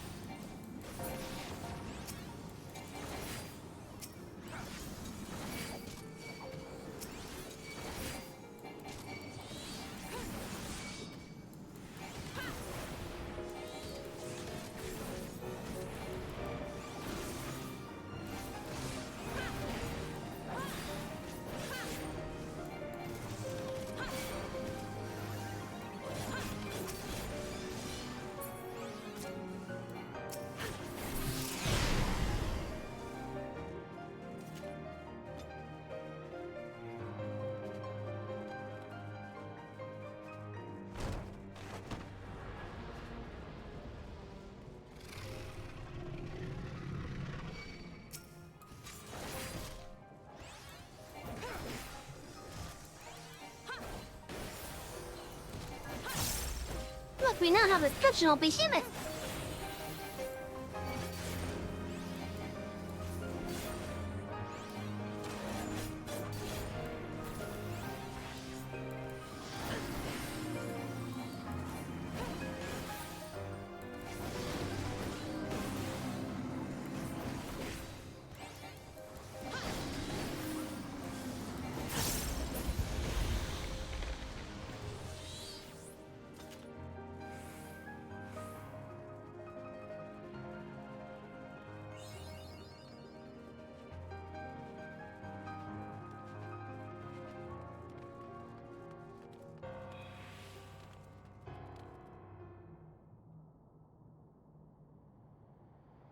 I wonder if this is the thing.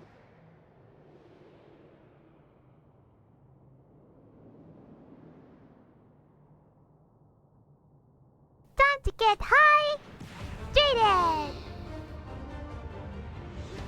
We got it now! I'll need to hydrate after the fight.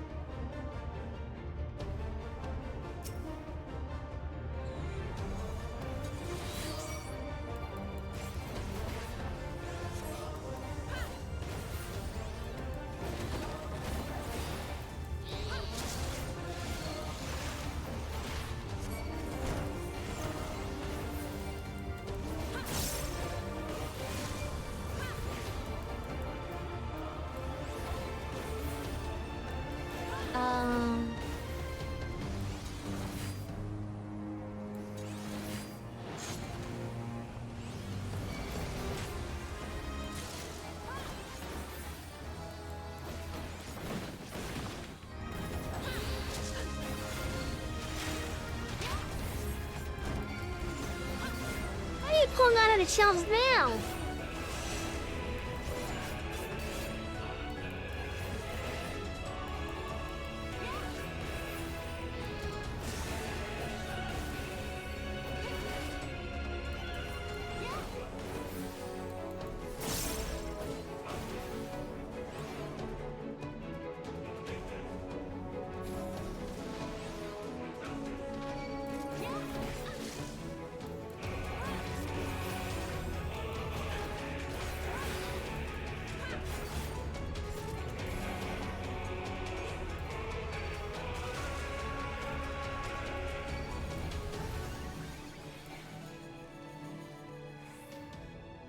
Hint.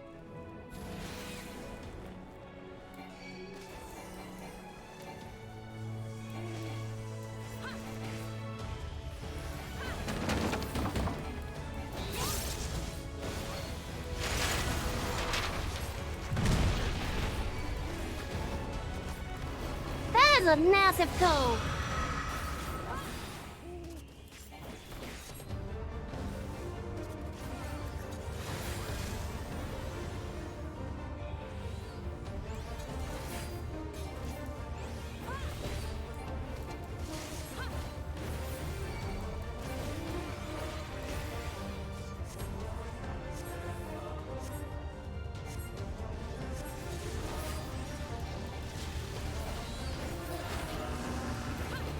Hey, novel, I guess the fourth he did a job.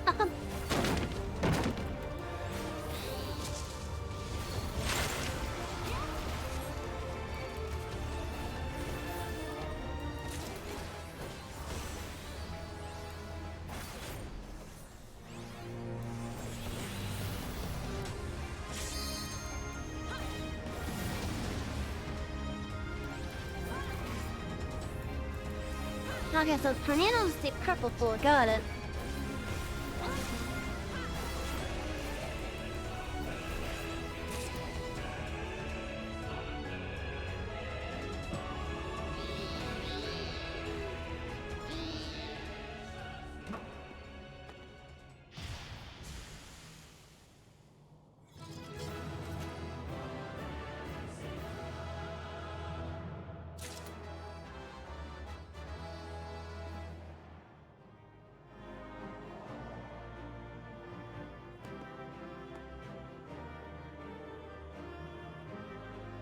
Book just flew out of nowhere.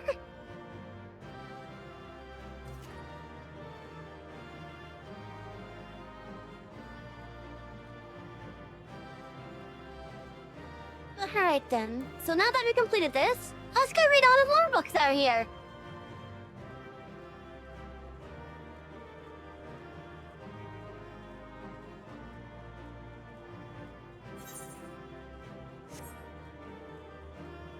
Going from the start to now.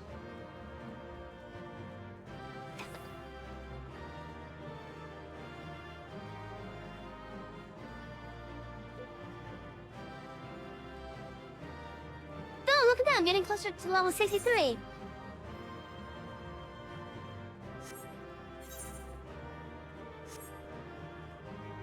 We also almost have enough for one of the weapons that we need for either warrior or paladin. Hey chat, I don't let you guys decide which one, paladin or warrior. Which one of them should get the thing?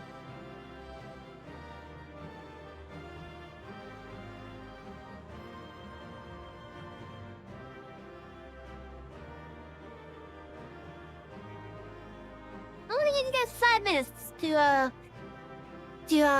make use of the poll there. So basically, this poll is asking which weapon we should buy next to the poetic tombstones. Oh no, I forgot about this. Can I jump down at least?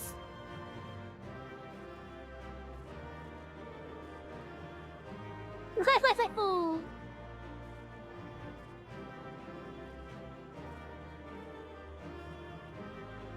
Hi Peaches, can I help you?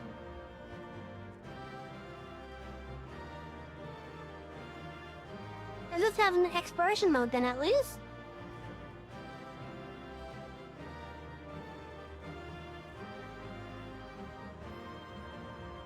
I wanted to read the books.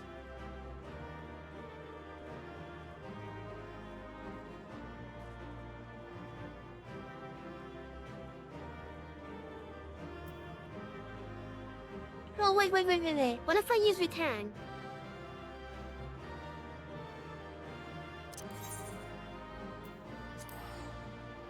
Aha!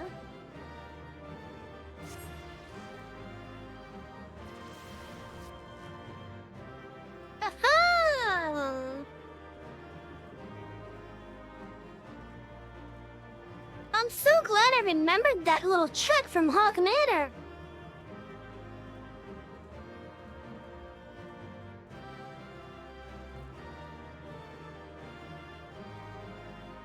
Oh yeah, so yeah, Nepal is basically asking which weapon that we should buy next for the 600 tombstone.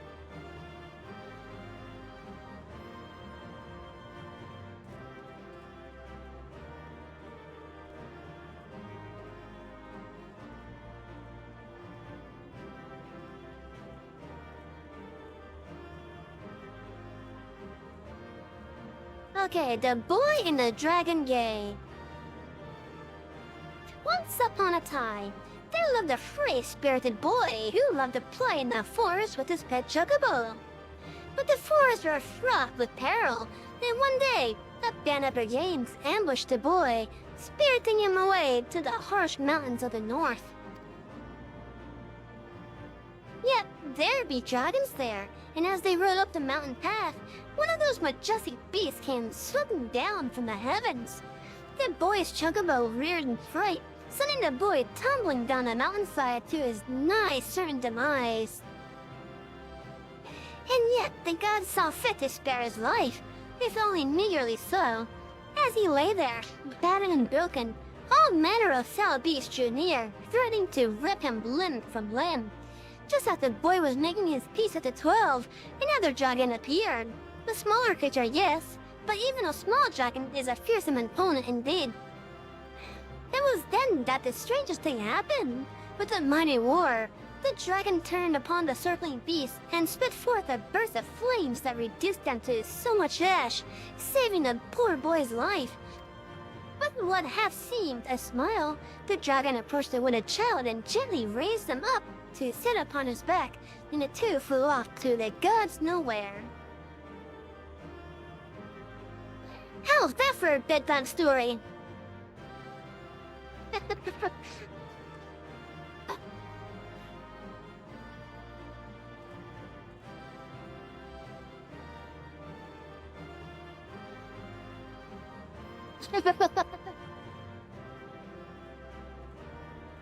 Now, what's the next book here?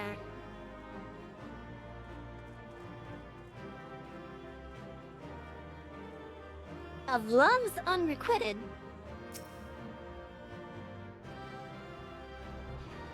Oh, but why must the gods curse me so? By what cruel trick of fate was I given this oversized, ungainly body and sent into this world where you abide, my princess, my goddess, my everything? Your delicate hands, your shapely head, your dark eyes in which I would lose myself and never return. Yes, every aspect of your being strikes me to the depths of my heart. I knew not I had until the day you first appeared before me. And yet, I am a Rotterdam. Could one of your kind ever love a lumbering brute such as me? Good sense tells me that the answer is no. But my heart, nay, my very soul, will not accept it. For bereft of your company, I fear I will wither away into a wretched husk of what was once a man. Oh, have mercy on this poor soul, my goddess. Pray grace me with your presence when next your child is called the Atelumsa, my beloved Rayflox. Just say the word and I'm yours forever.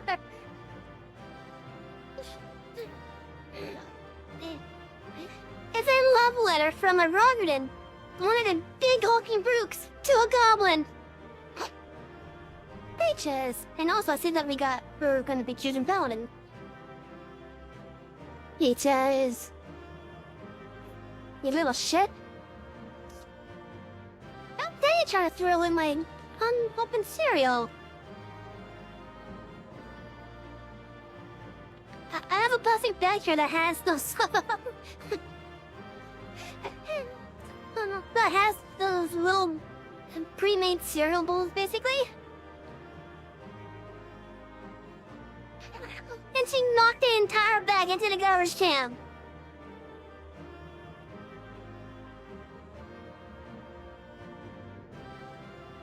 Typical cat owners should see cat communication. Yeah, sounds about right.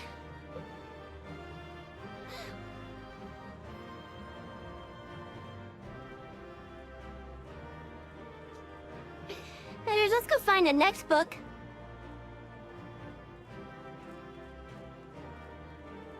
But yeah, I wasn't expecting to find a love letter from a big Robin to a goblin in here.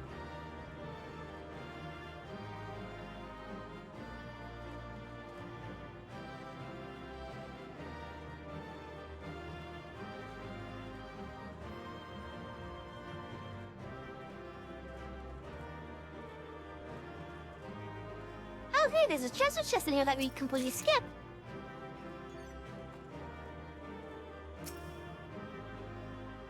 Over the horizon redux. It is widely known that the Mamulja boasts one of the most impressive indigenous societies to be found in the New World.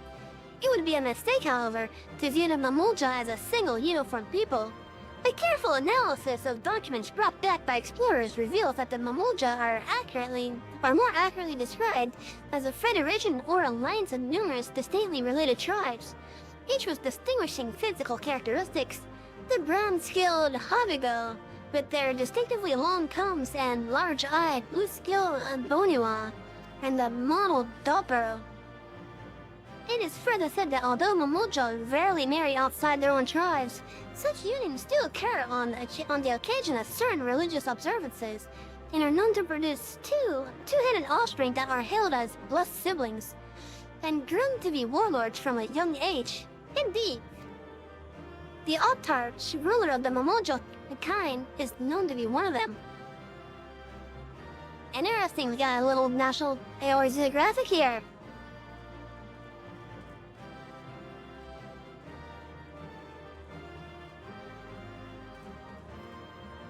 Now what else was there? There's another treasure chest over here.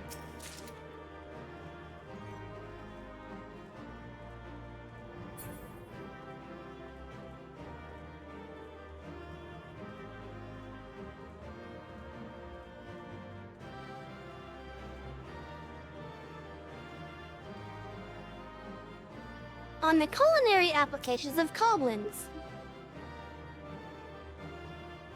From mutton to mora, oyster to orobon, eel to eft, Eorzea does not want for delicious and delightful ingredients to stimulate the senses of any culinarian. And yet, how is it that we came to know that the flesh of these creatures would pleasure our palate so? The answer is self-evident. For every familiar ingredient, someone at some point in our history first took it upon him or herself to eat it. And yet this answer raises another question. What wondrous flavors and textures remain undiscovered, just waiting for a brave soul to discover them? And so it was that I took it upon myself to investigate the culinary suitability of goblin flesh. Why goblins, you ask? To which I say, good reader, why not goblins? The above passage was composed by my older brother. Sadly, they were the last words he ever wrote, for, as soon as he discovered, goblin feelers are poisonous. Armed with this knowledge and vowing that his sacrifice would not go to waste, I resolved to carry on his life's work.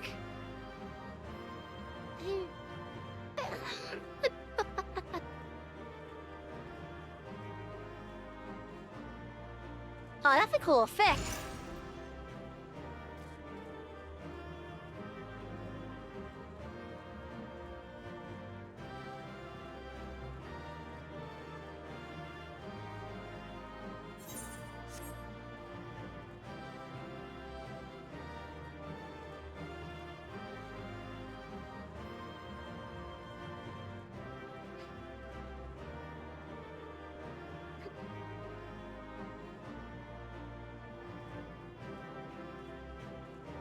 Okay, what is the next book here?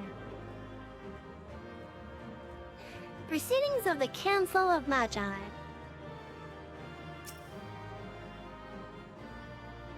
Proceedings of the 284th Convocation of the Amdapori Council of Magi. A vote was called to settle on a name for a poet and newly fashioned healing spell.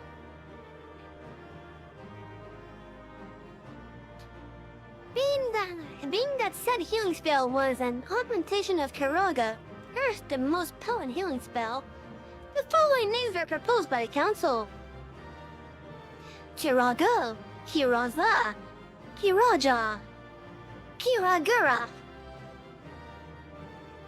Finding the aforewritten names still lacking in gravity and the existing hierarchy of spell names needlessly abstruse, the council did vote by a margin of 17-3 to do away with the existing naming conventions, entirely and adopt a new system of numeral spell names, as below to be used henceforth: Cure 1, Cure 2, Cure 3, Cure 4. It is recorded. I mean, I guess it helps them. I guess it helps them. I think it was Final Fantasy VIII that tried to do that naming convention first.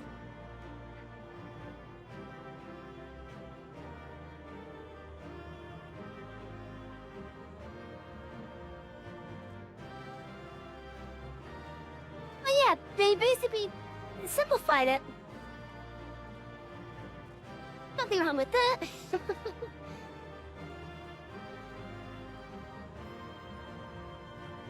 Now, was there a book in here? Yes, another judge. Just how did we miss this one?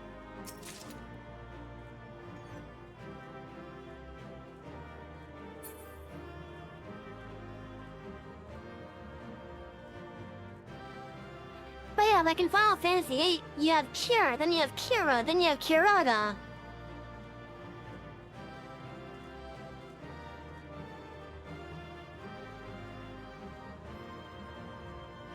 The Boy and the Dragon Gate, a literary analysis. Many scholars believe that the popular children's tale The Boy and the Dragon Gate is, in fact, an adaptation of an older Ishgardian myth, one telling of which is transcribed below for the reader's reference. In a bleak village on the outskirts of Corthus, there lived a shepherd boy, poor but kind of heart. One day, a band of ruffians came and spirited the boy away, seeking to deliver him to a slave trader in hopes of earning some coin. No sooner had they left the village than they were set upon by a great dragon. Down from the heavens it swooped, tearing the blackguard limbs from limb and charring their carcasses with hell's fire. But it was no mere chance that the great worm had found them. No. The boy had befriended the great worm some time ago, and it had sensed the danger to its dear friend. Alas, in the chaos, the boy had tumbled from the mountains and lay half-dying at the base of the cliff. Seeing his dear friend lying there, battered and beaten, the dragon gave onto the chalice of its blood. So it was that the boy took to disguise as the worm's minion, flying off to only the gods nowhere.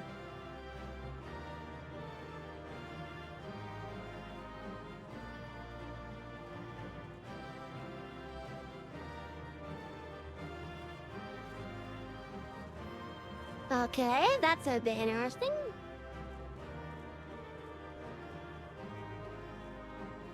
I think that's everything in here now. And look, return's almost ready to use again.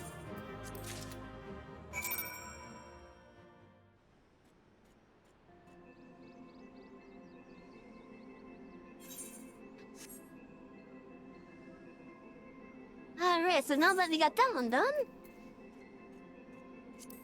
we can take off our thing. Oh, hello, Baka! How you doing? Thank you for the raid. Welcome.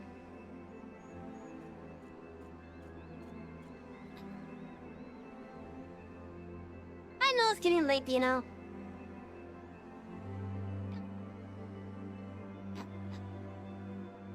One moment, Baka. How you doing, Baka?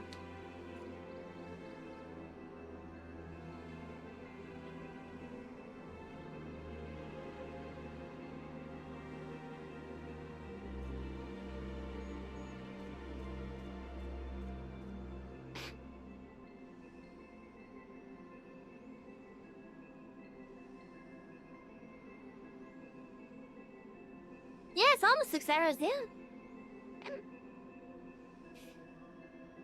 You know, I'm a little bit surprised. It would have been a much longer. It would have been a much longer stream. And thank you for reminding me, Dino. I'll do that right now.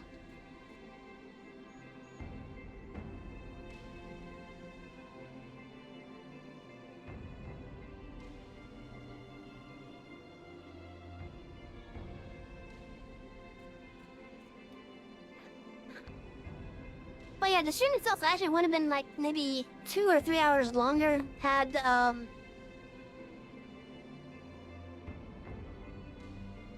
the fact it would have actually been closer to 11 hours now. Was it not for freaking power flickery and such thanks to the store?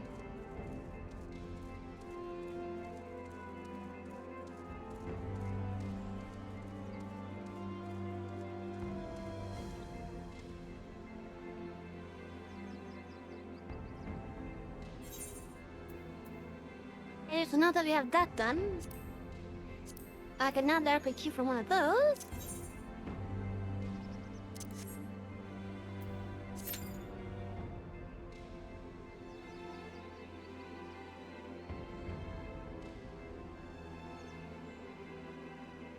But yeah, it would have been a longer stream had there not been any power flickering going on.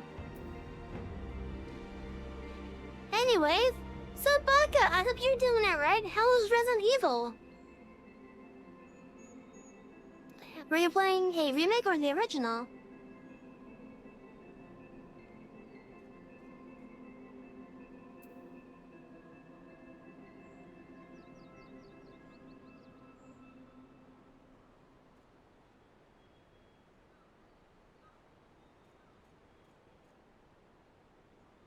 The remake of the first one, nice.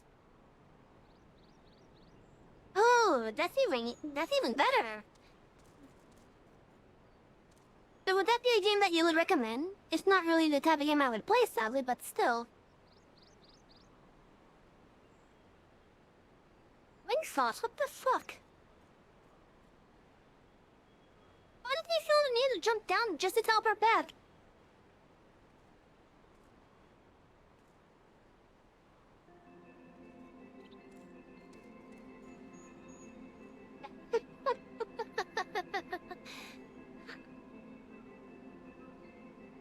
It did it again.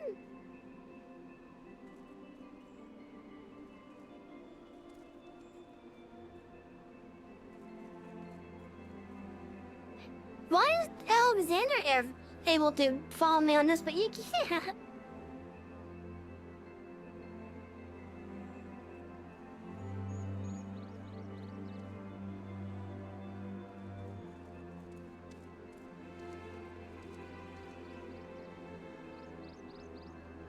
Oh my god, you can't navigate over that angle? Seriously?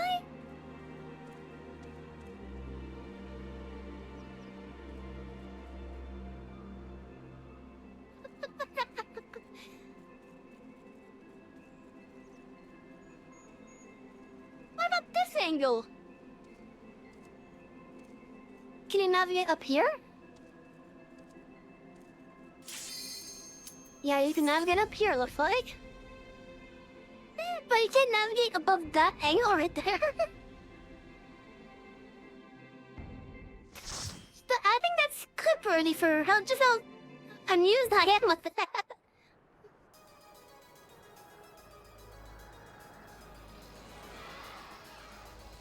Oh, this is some good music here.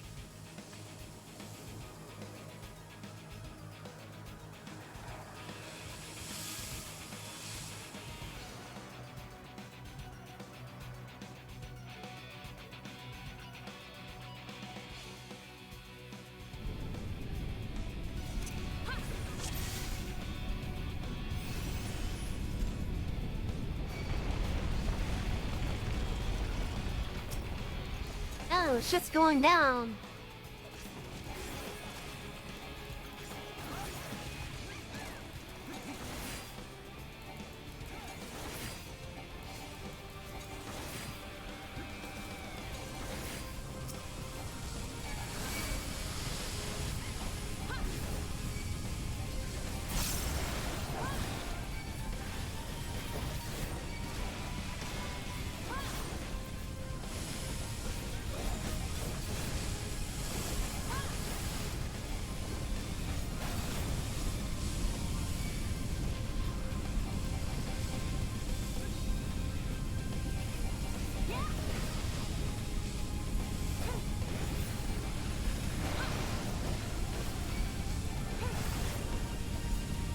I never even knew that this game was a environmental thing here.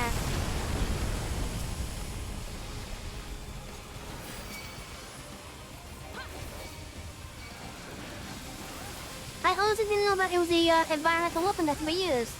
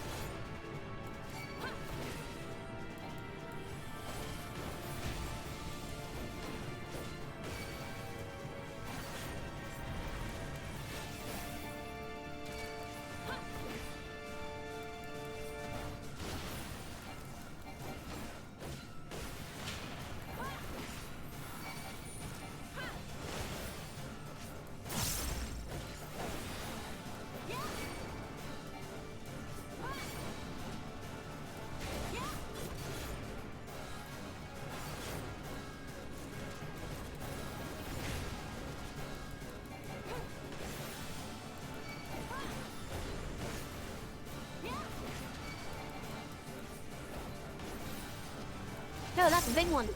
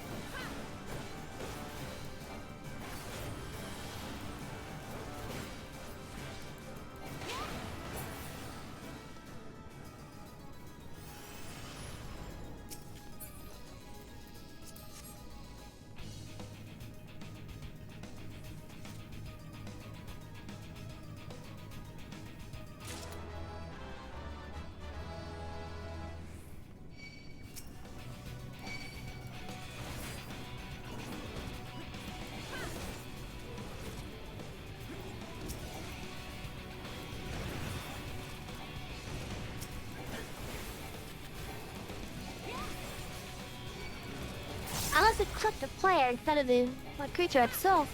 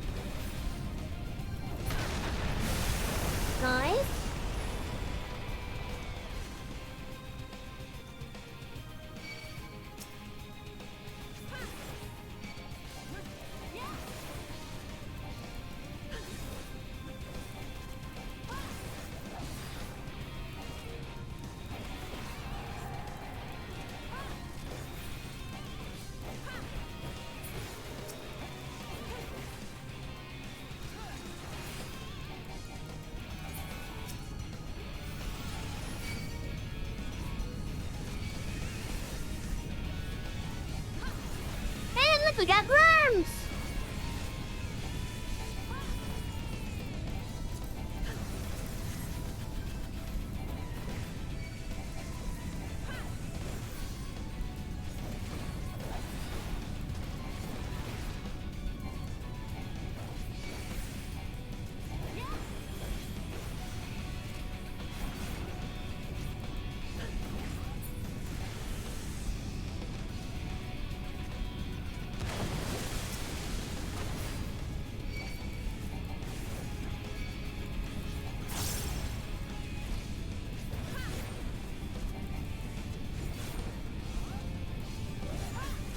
Creepy. There's literally worms.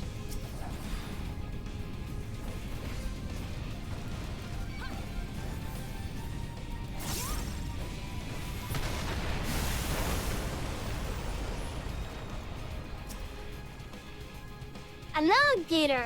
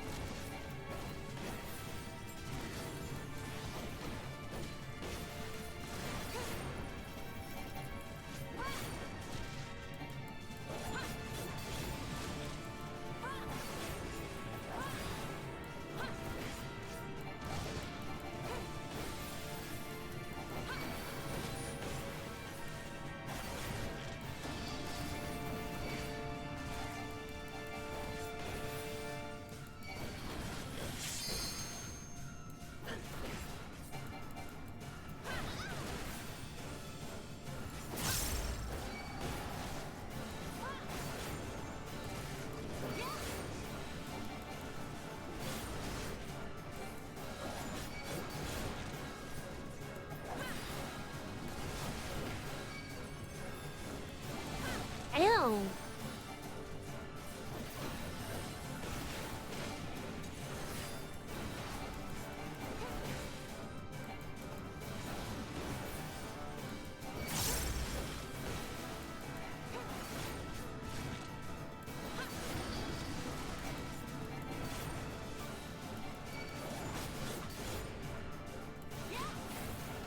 I look like there's gonna be some mad trade shortly, chat.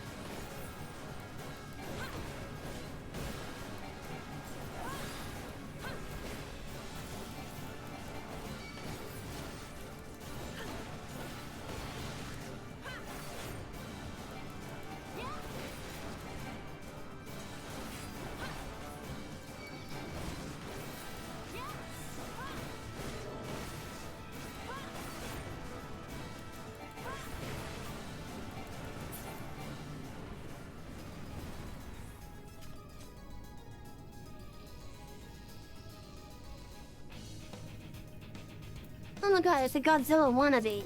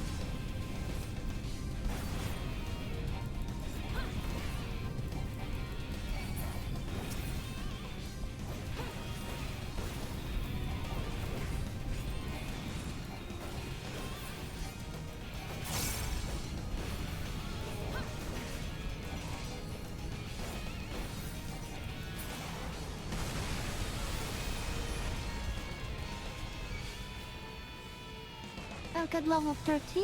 Gonna hop off and head to bed. Alright, have a good night, Dino. Thank you for dropping by.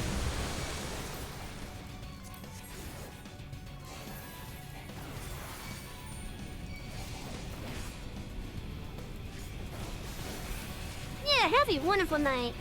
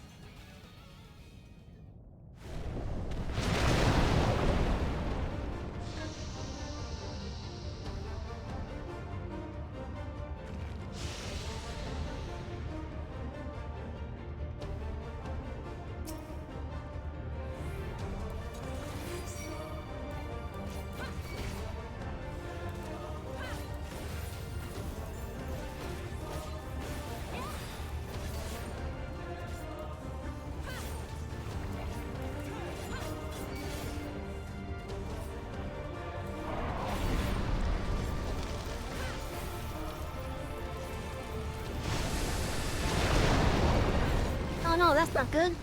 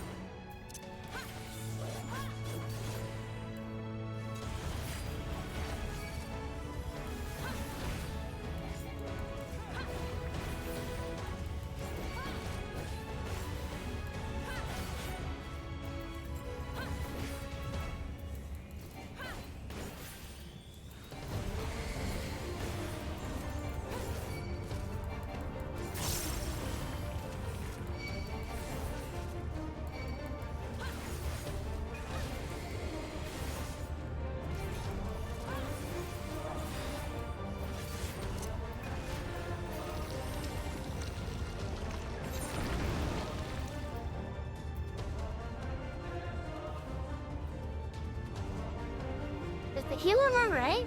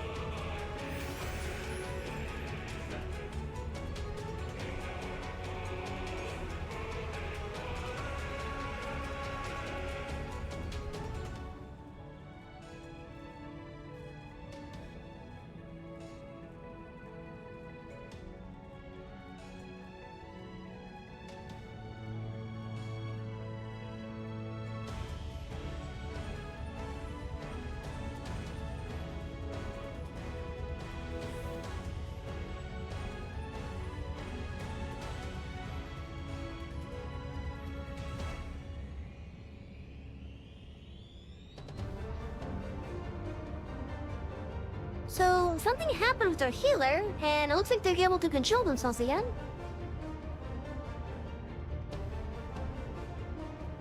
It looks like they may have either had a bit of lag or got DC'd.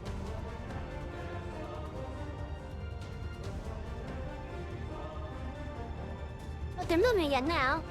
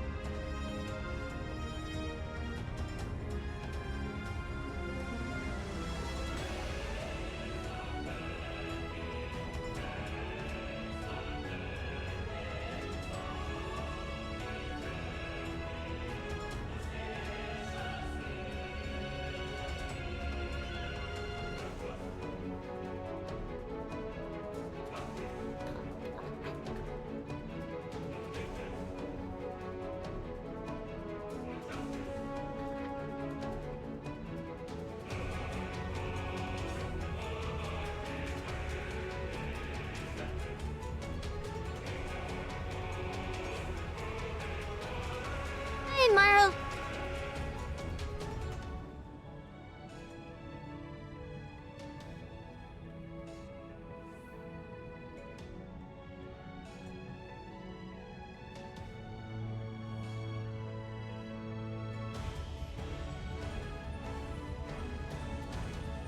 So we just had a light buzz because for whatever reason the healer got DC'd.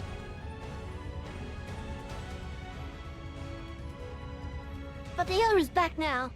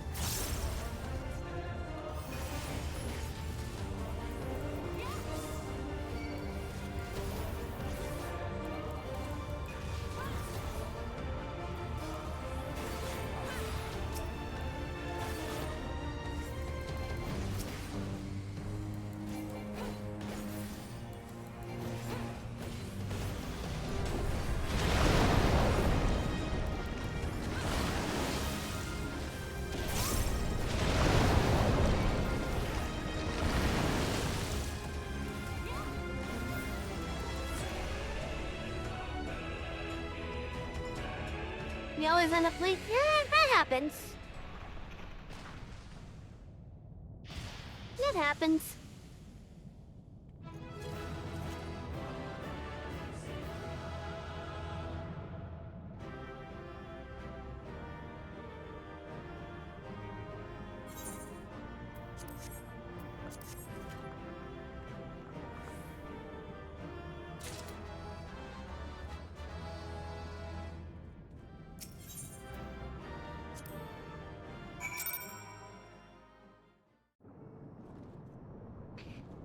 But yeah, it happens. Don't hit yourself about it, alright?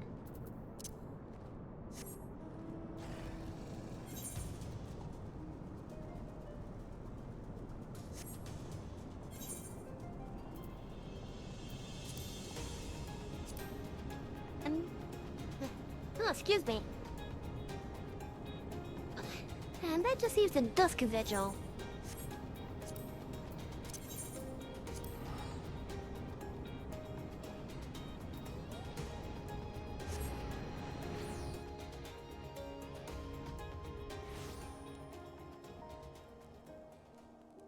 Is there a way I can bring that pole up again?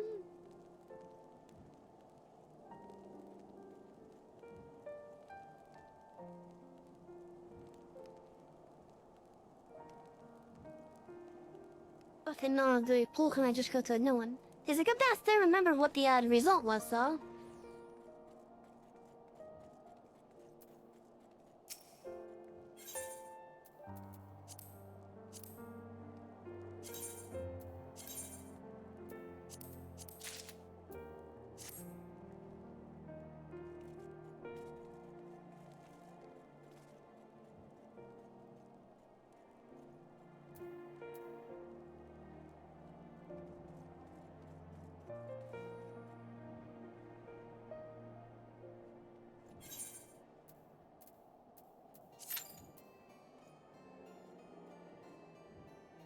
And now for the Dusk Vigil.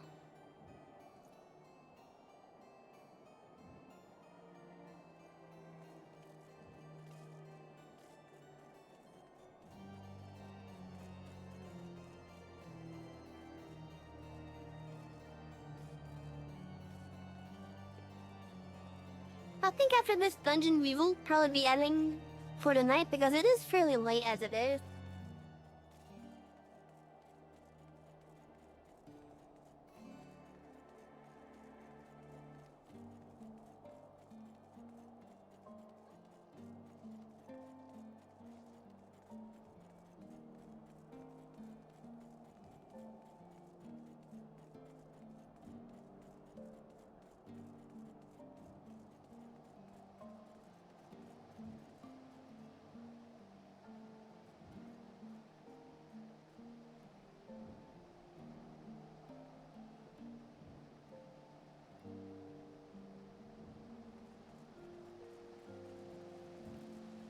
Let's leave that last DPS in here, though.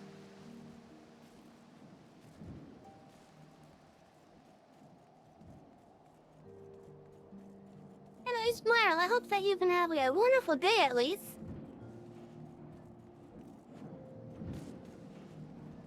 It's been a mostly good day for me. The stream would have been a couple hours longer had, the storm not caused the power to flicker.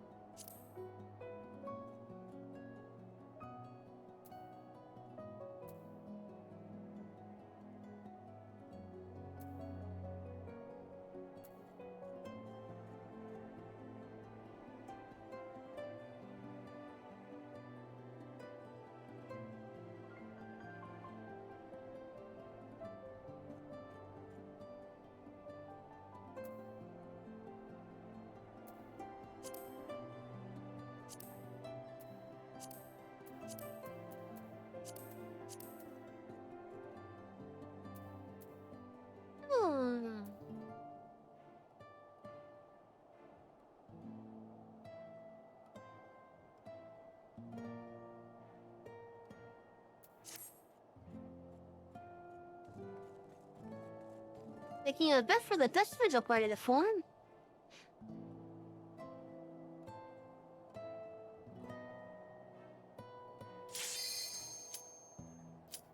There we go.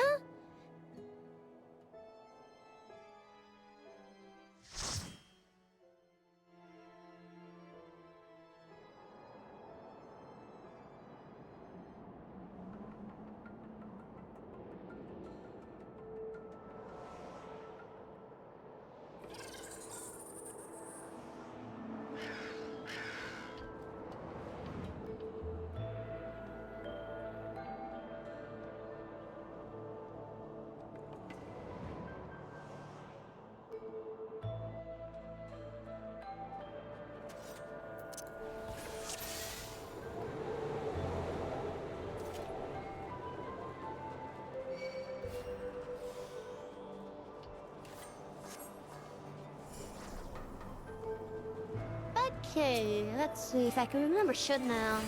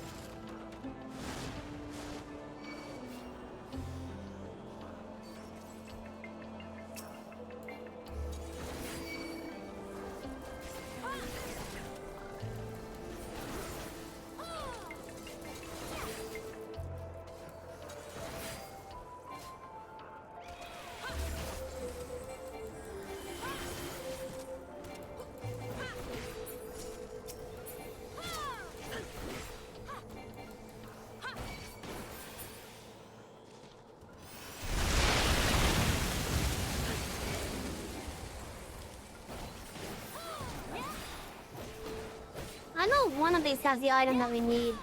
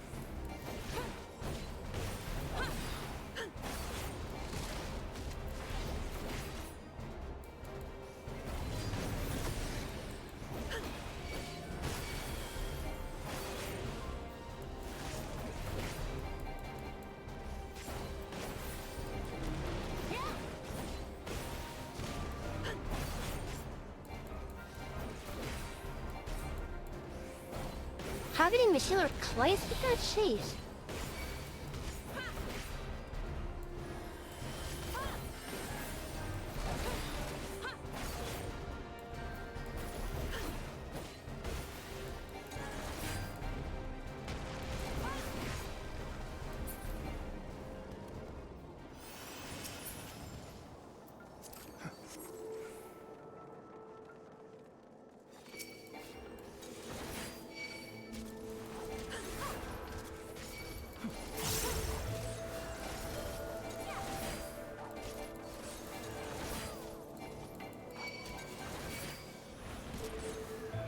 looks like there's lore here too.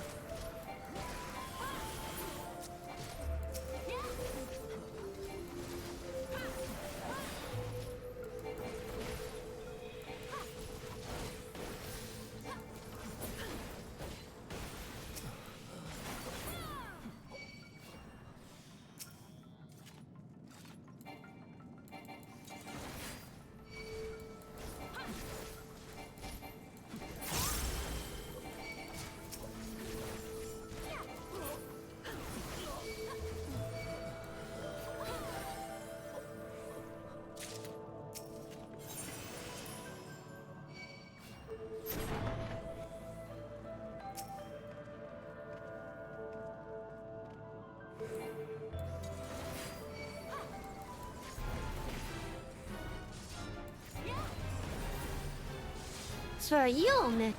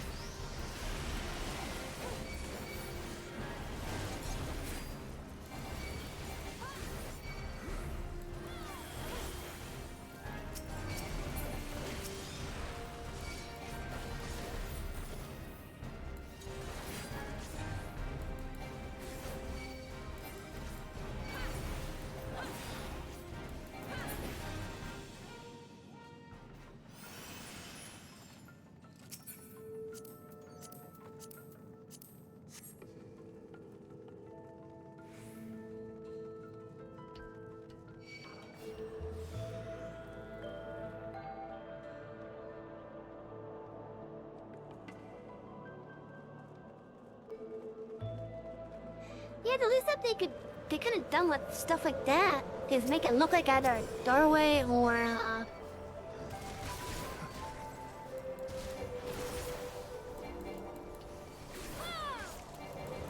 stairway or something.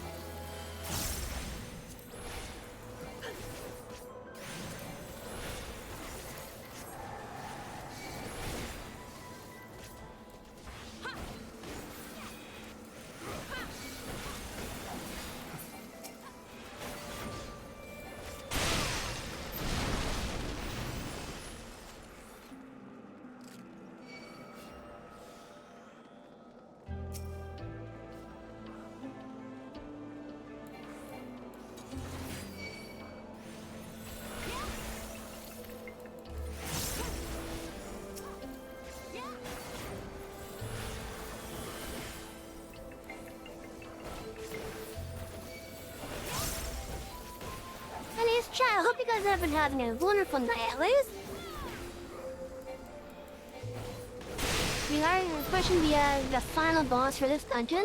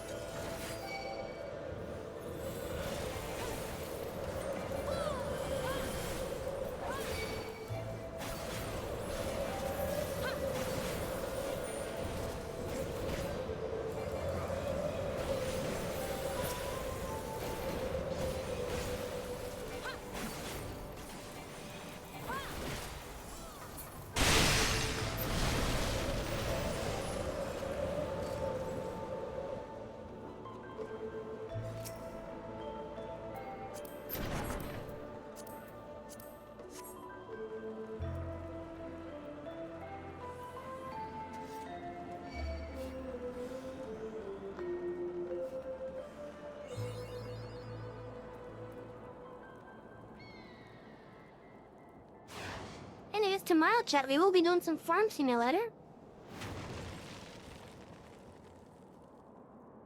Wow, rude griffin.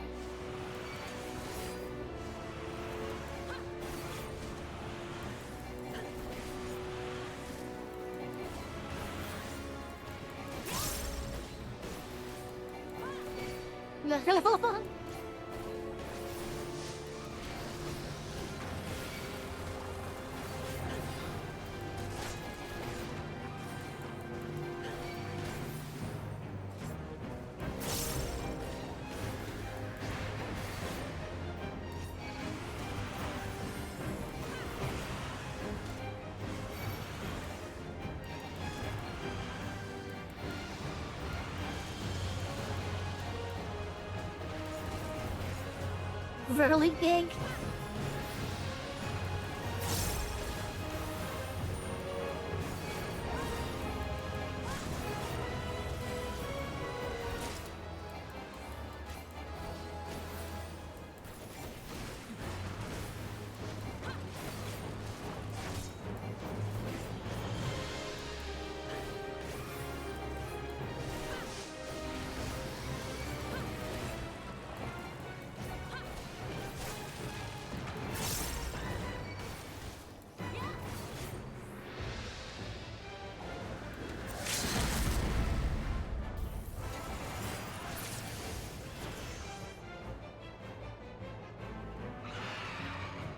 Hey, look at them, level 63.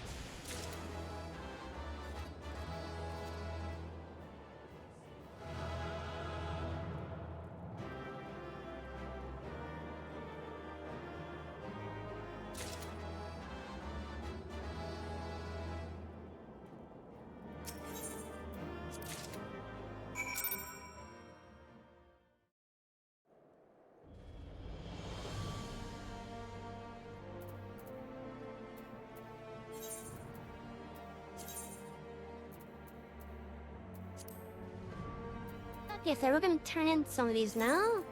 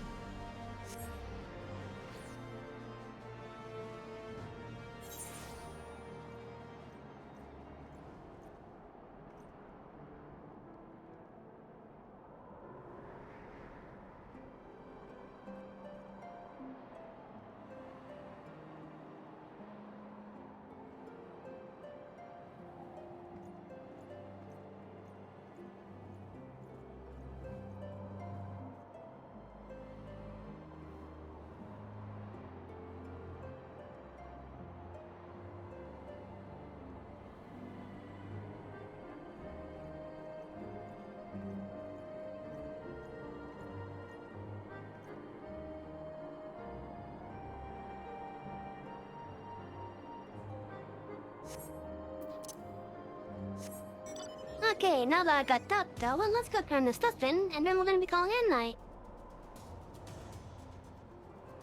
And it's a chat. Tomorrow we will be doing Farm Simulator, at least for a part of the day.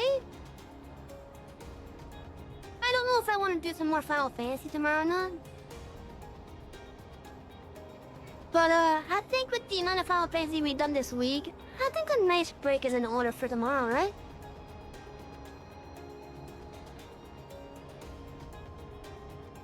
Sure, we're gonna be doing a lot of driving back and forth, but still.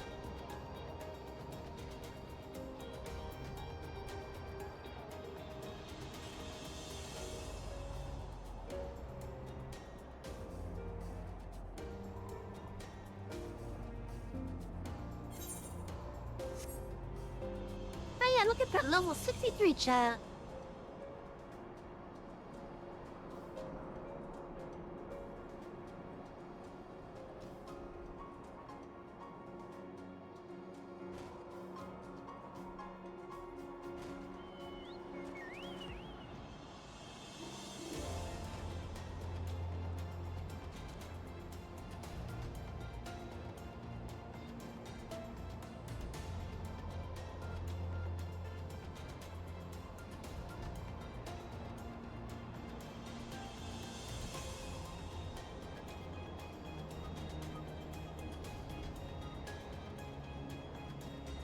So the gear that we have right now will last us until like 67 or so. Before you gotta start getting upgrades.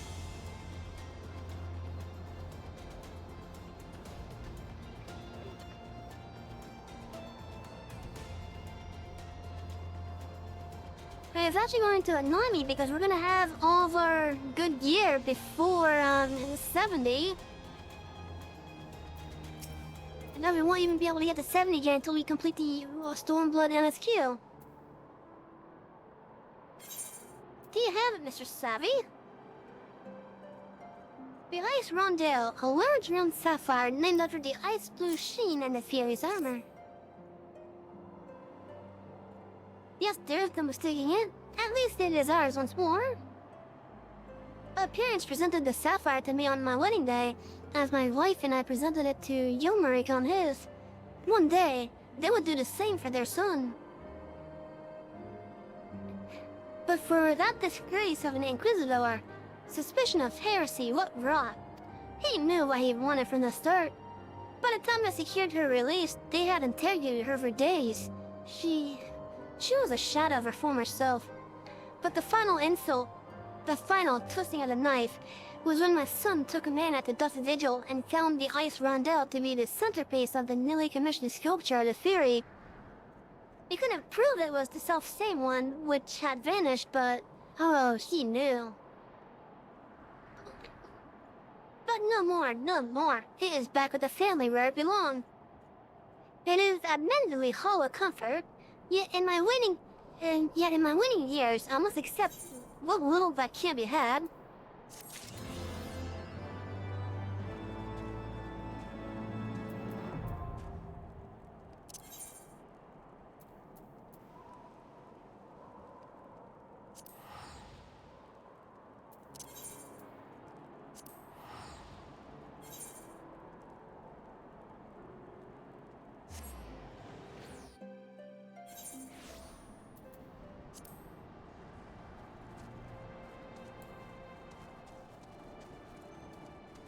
You know, Chet, I'm quite happy with the progress that we have made tonight.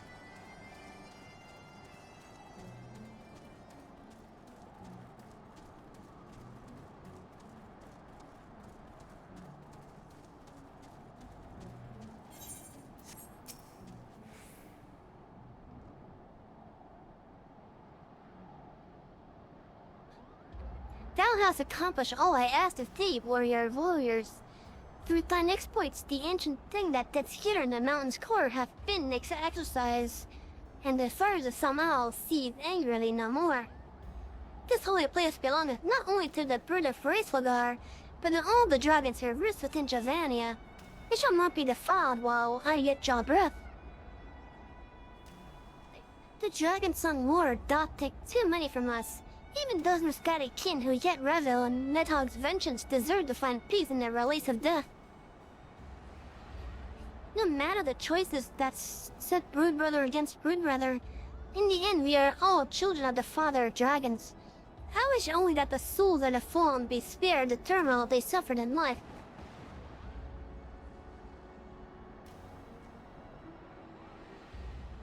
But Daphne cares so deeply for her kin, even those who mock Tracelgar's brood for their decision to stay out of the war.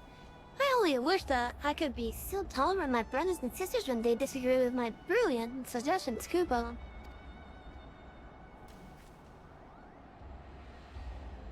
Such musings aside, I should thank you for helping to preserve the peace around here. We'll be sure to keep a sharper eye out for intruders creeping into Sawmill's caverns from now on.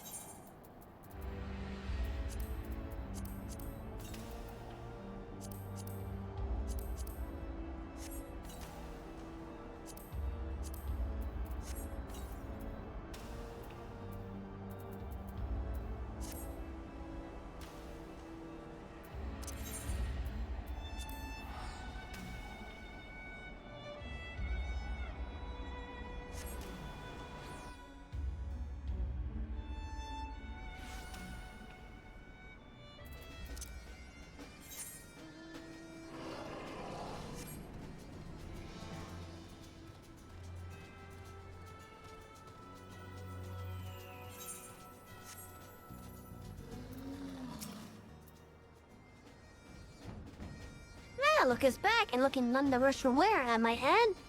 Well, what did he find in there? Another bound tome. A quick glance at the pages of this hefty volume reveals what appear to be the titles of manifold books and manuscripts, each accompanied by an arcane string of symbols and numerals.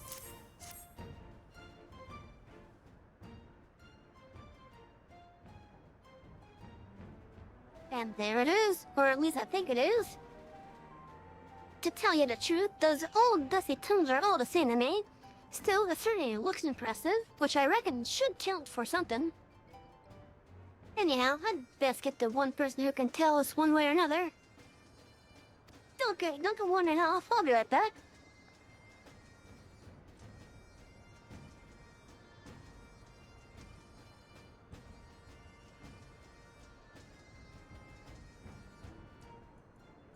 Yes, I'll be. Midnight Dew informed me that an adventurer of impressive talents had managed to recover the tome for us.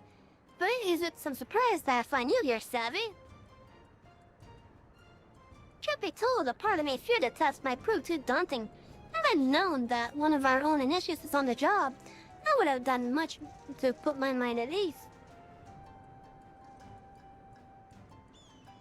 And let us not get ahead of ourselves. Pray, let me see this volume you have retrieved, so I might confirm that it is the self-same tome that we have so long thought.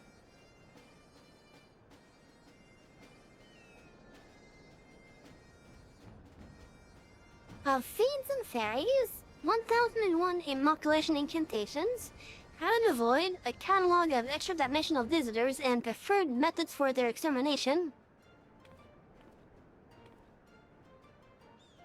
Godspeed, dude, it's finally ours. The Great Global Library Index.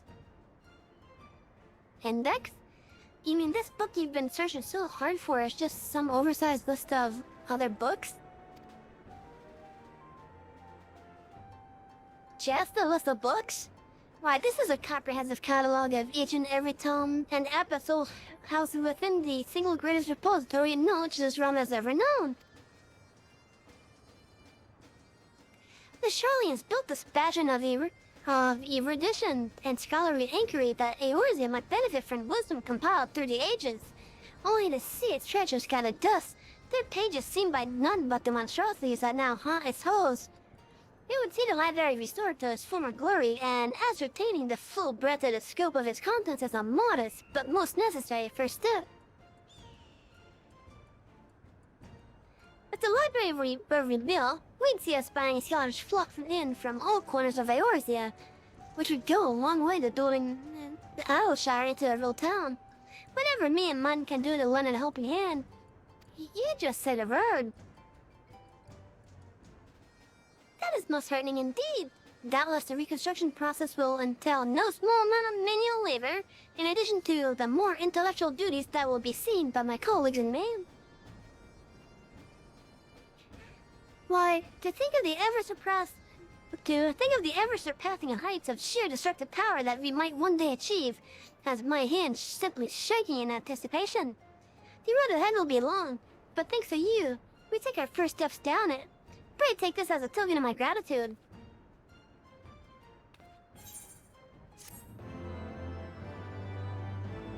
A bow and 5,000 gil. Or a curtsy rather, I guess, but still.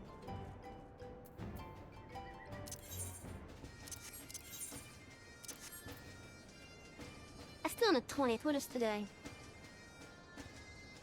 It's the 19th now. Okay, I'm gonna have to really work on some of that.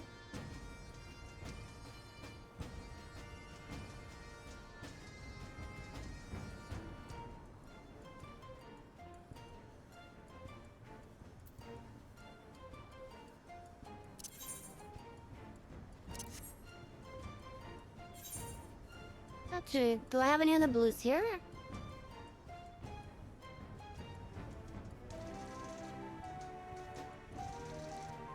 Why is that red?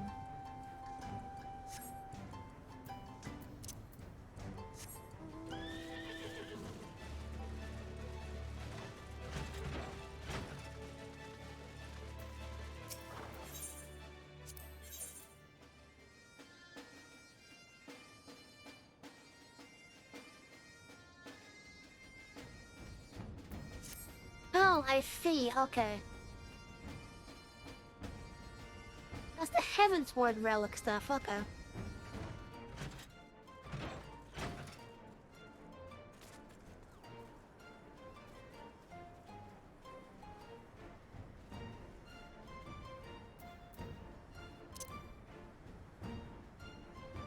Anyway, so chat.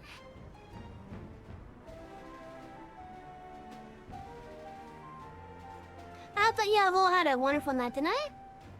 Tomorrow we will be doing some Farm Simulator and maybe a little bit more Final Fantasy because I want to get that book done. Although I'm not quite sure yet, to be honest. Anyways.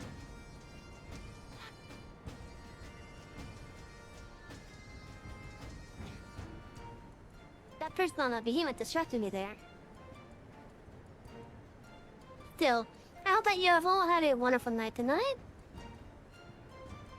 We're gonna be calling it a night right now. If you guys like what you've seen and you're not following it, feel free to hit that follow button right underneath the video player. Down below, you can find the links to our socials and our info panels as well as the about section. The links will go to our X account, our YouTube VOD archive, and our Discord community. In the meantime, I do want to thank each and every one of you for coming by and hanging out, regardless of how long you've been here. Whether it be a couple minutes, a couple hours, or the whole thing. Even with the hiccup I had earlier. Anyways, I hope that you have all had a wonderful time, and I thank each and every one of you from the bottom of my heart. You guys hanging out tells me that I'm doing something right, and it encourages me to do this even more. Anyways, to finish up, I'm not going to be doing any raids tonight.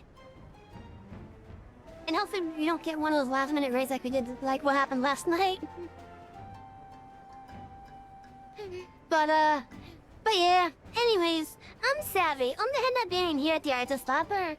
And I want to thank each and every one of you for coming out, hanging out, and just chilling here with me tonight. I hope you all have a wonderful night here at the Artist Library. Have a wonderful night. And sleep well when you guys do. Good night, everyone.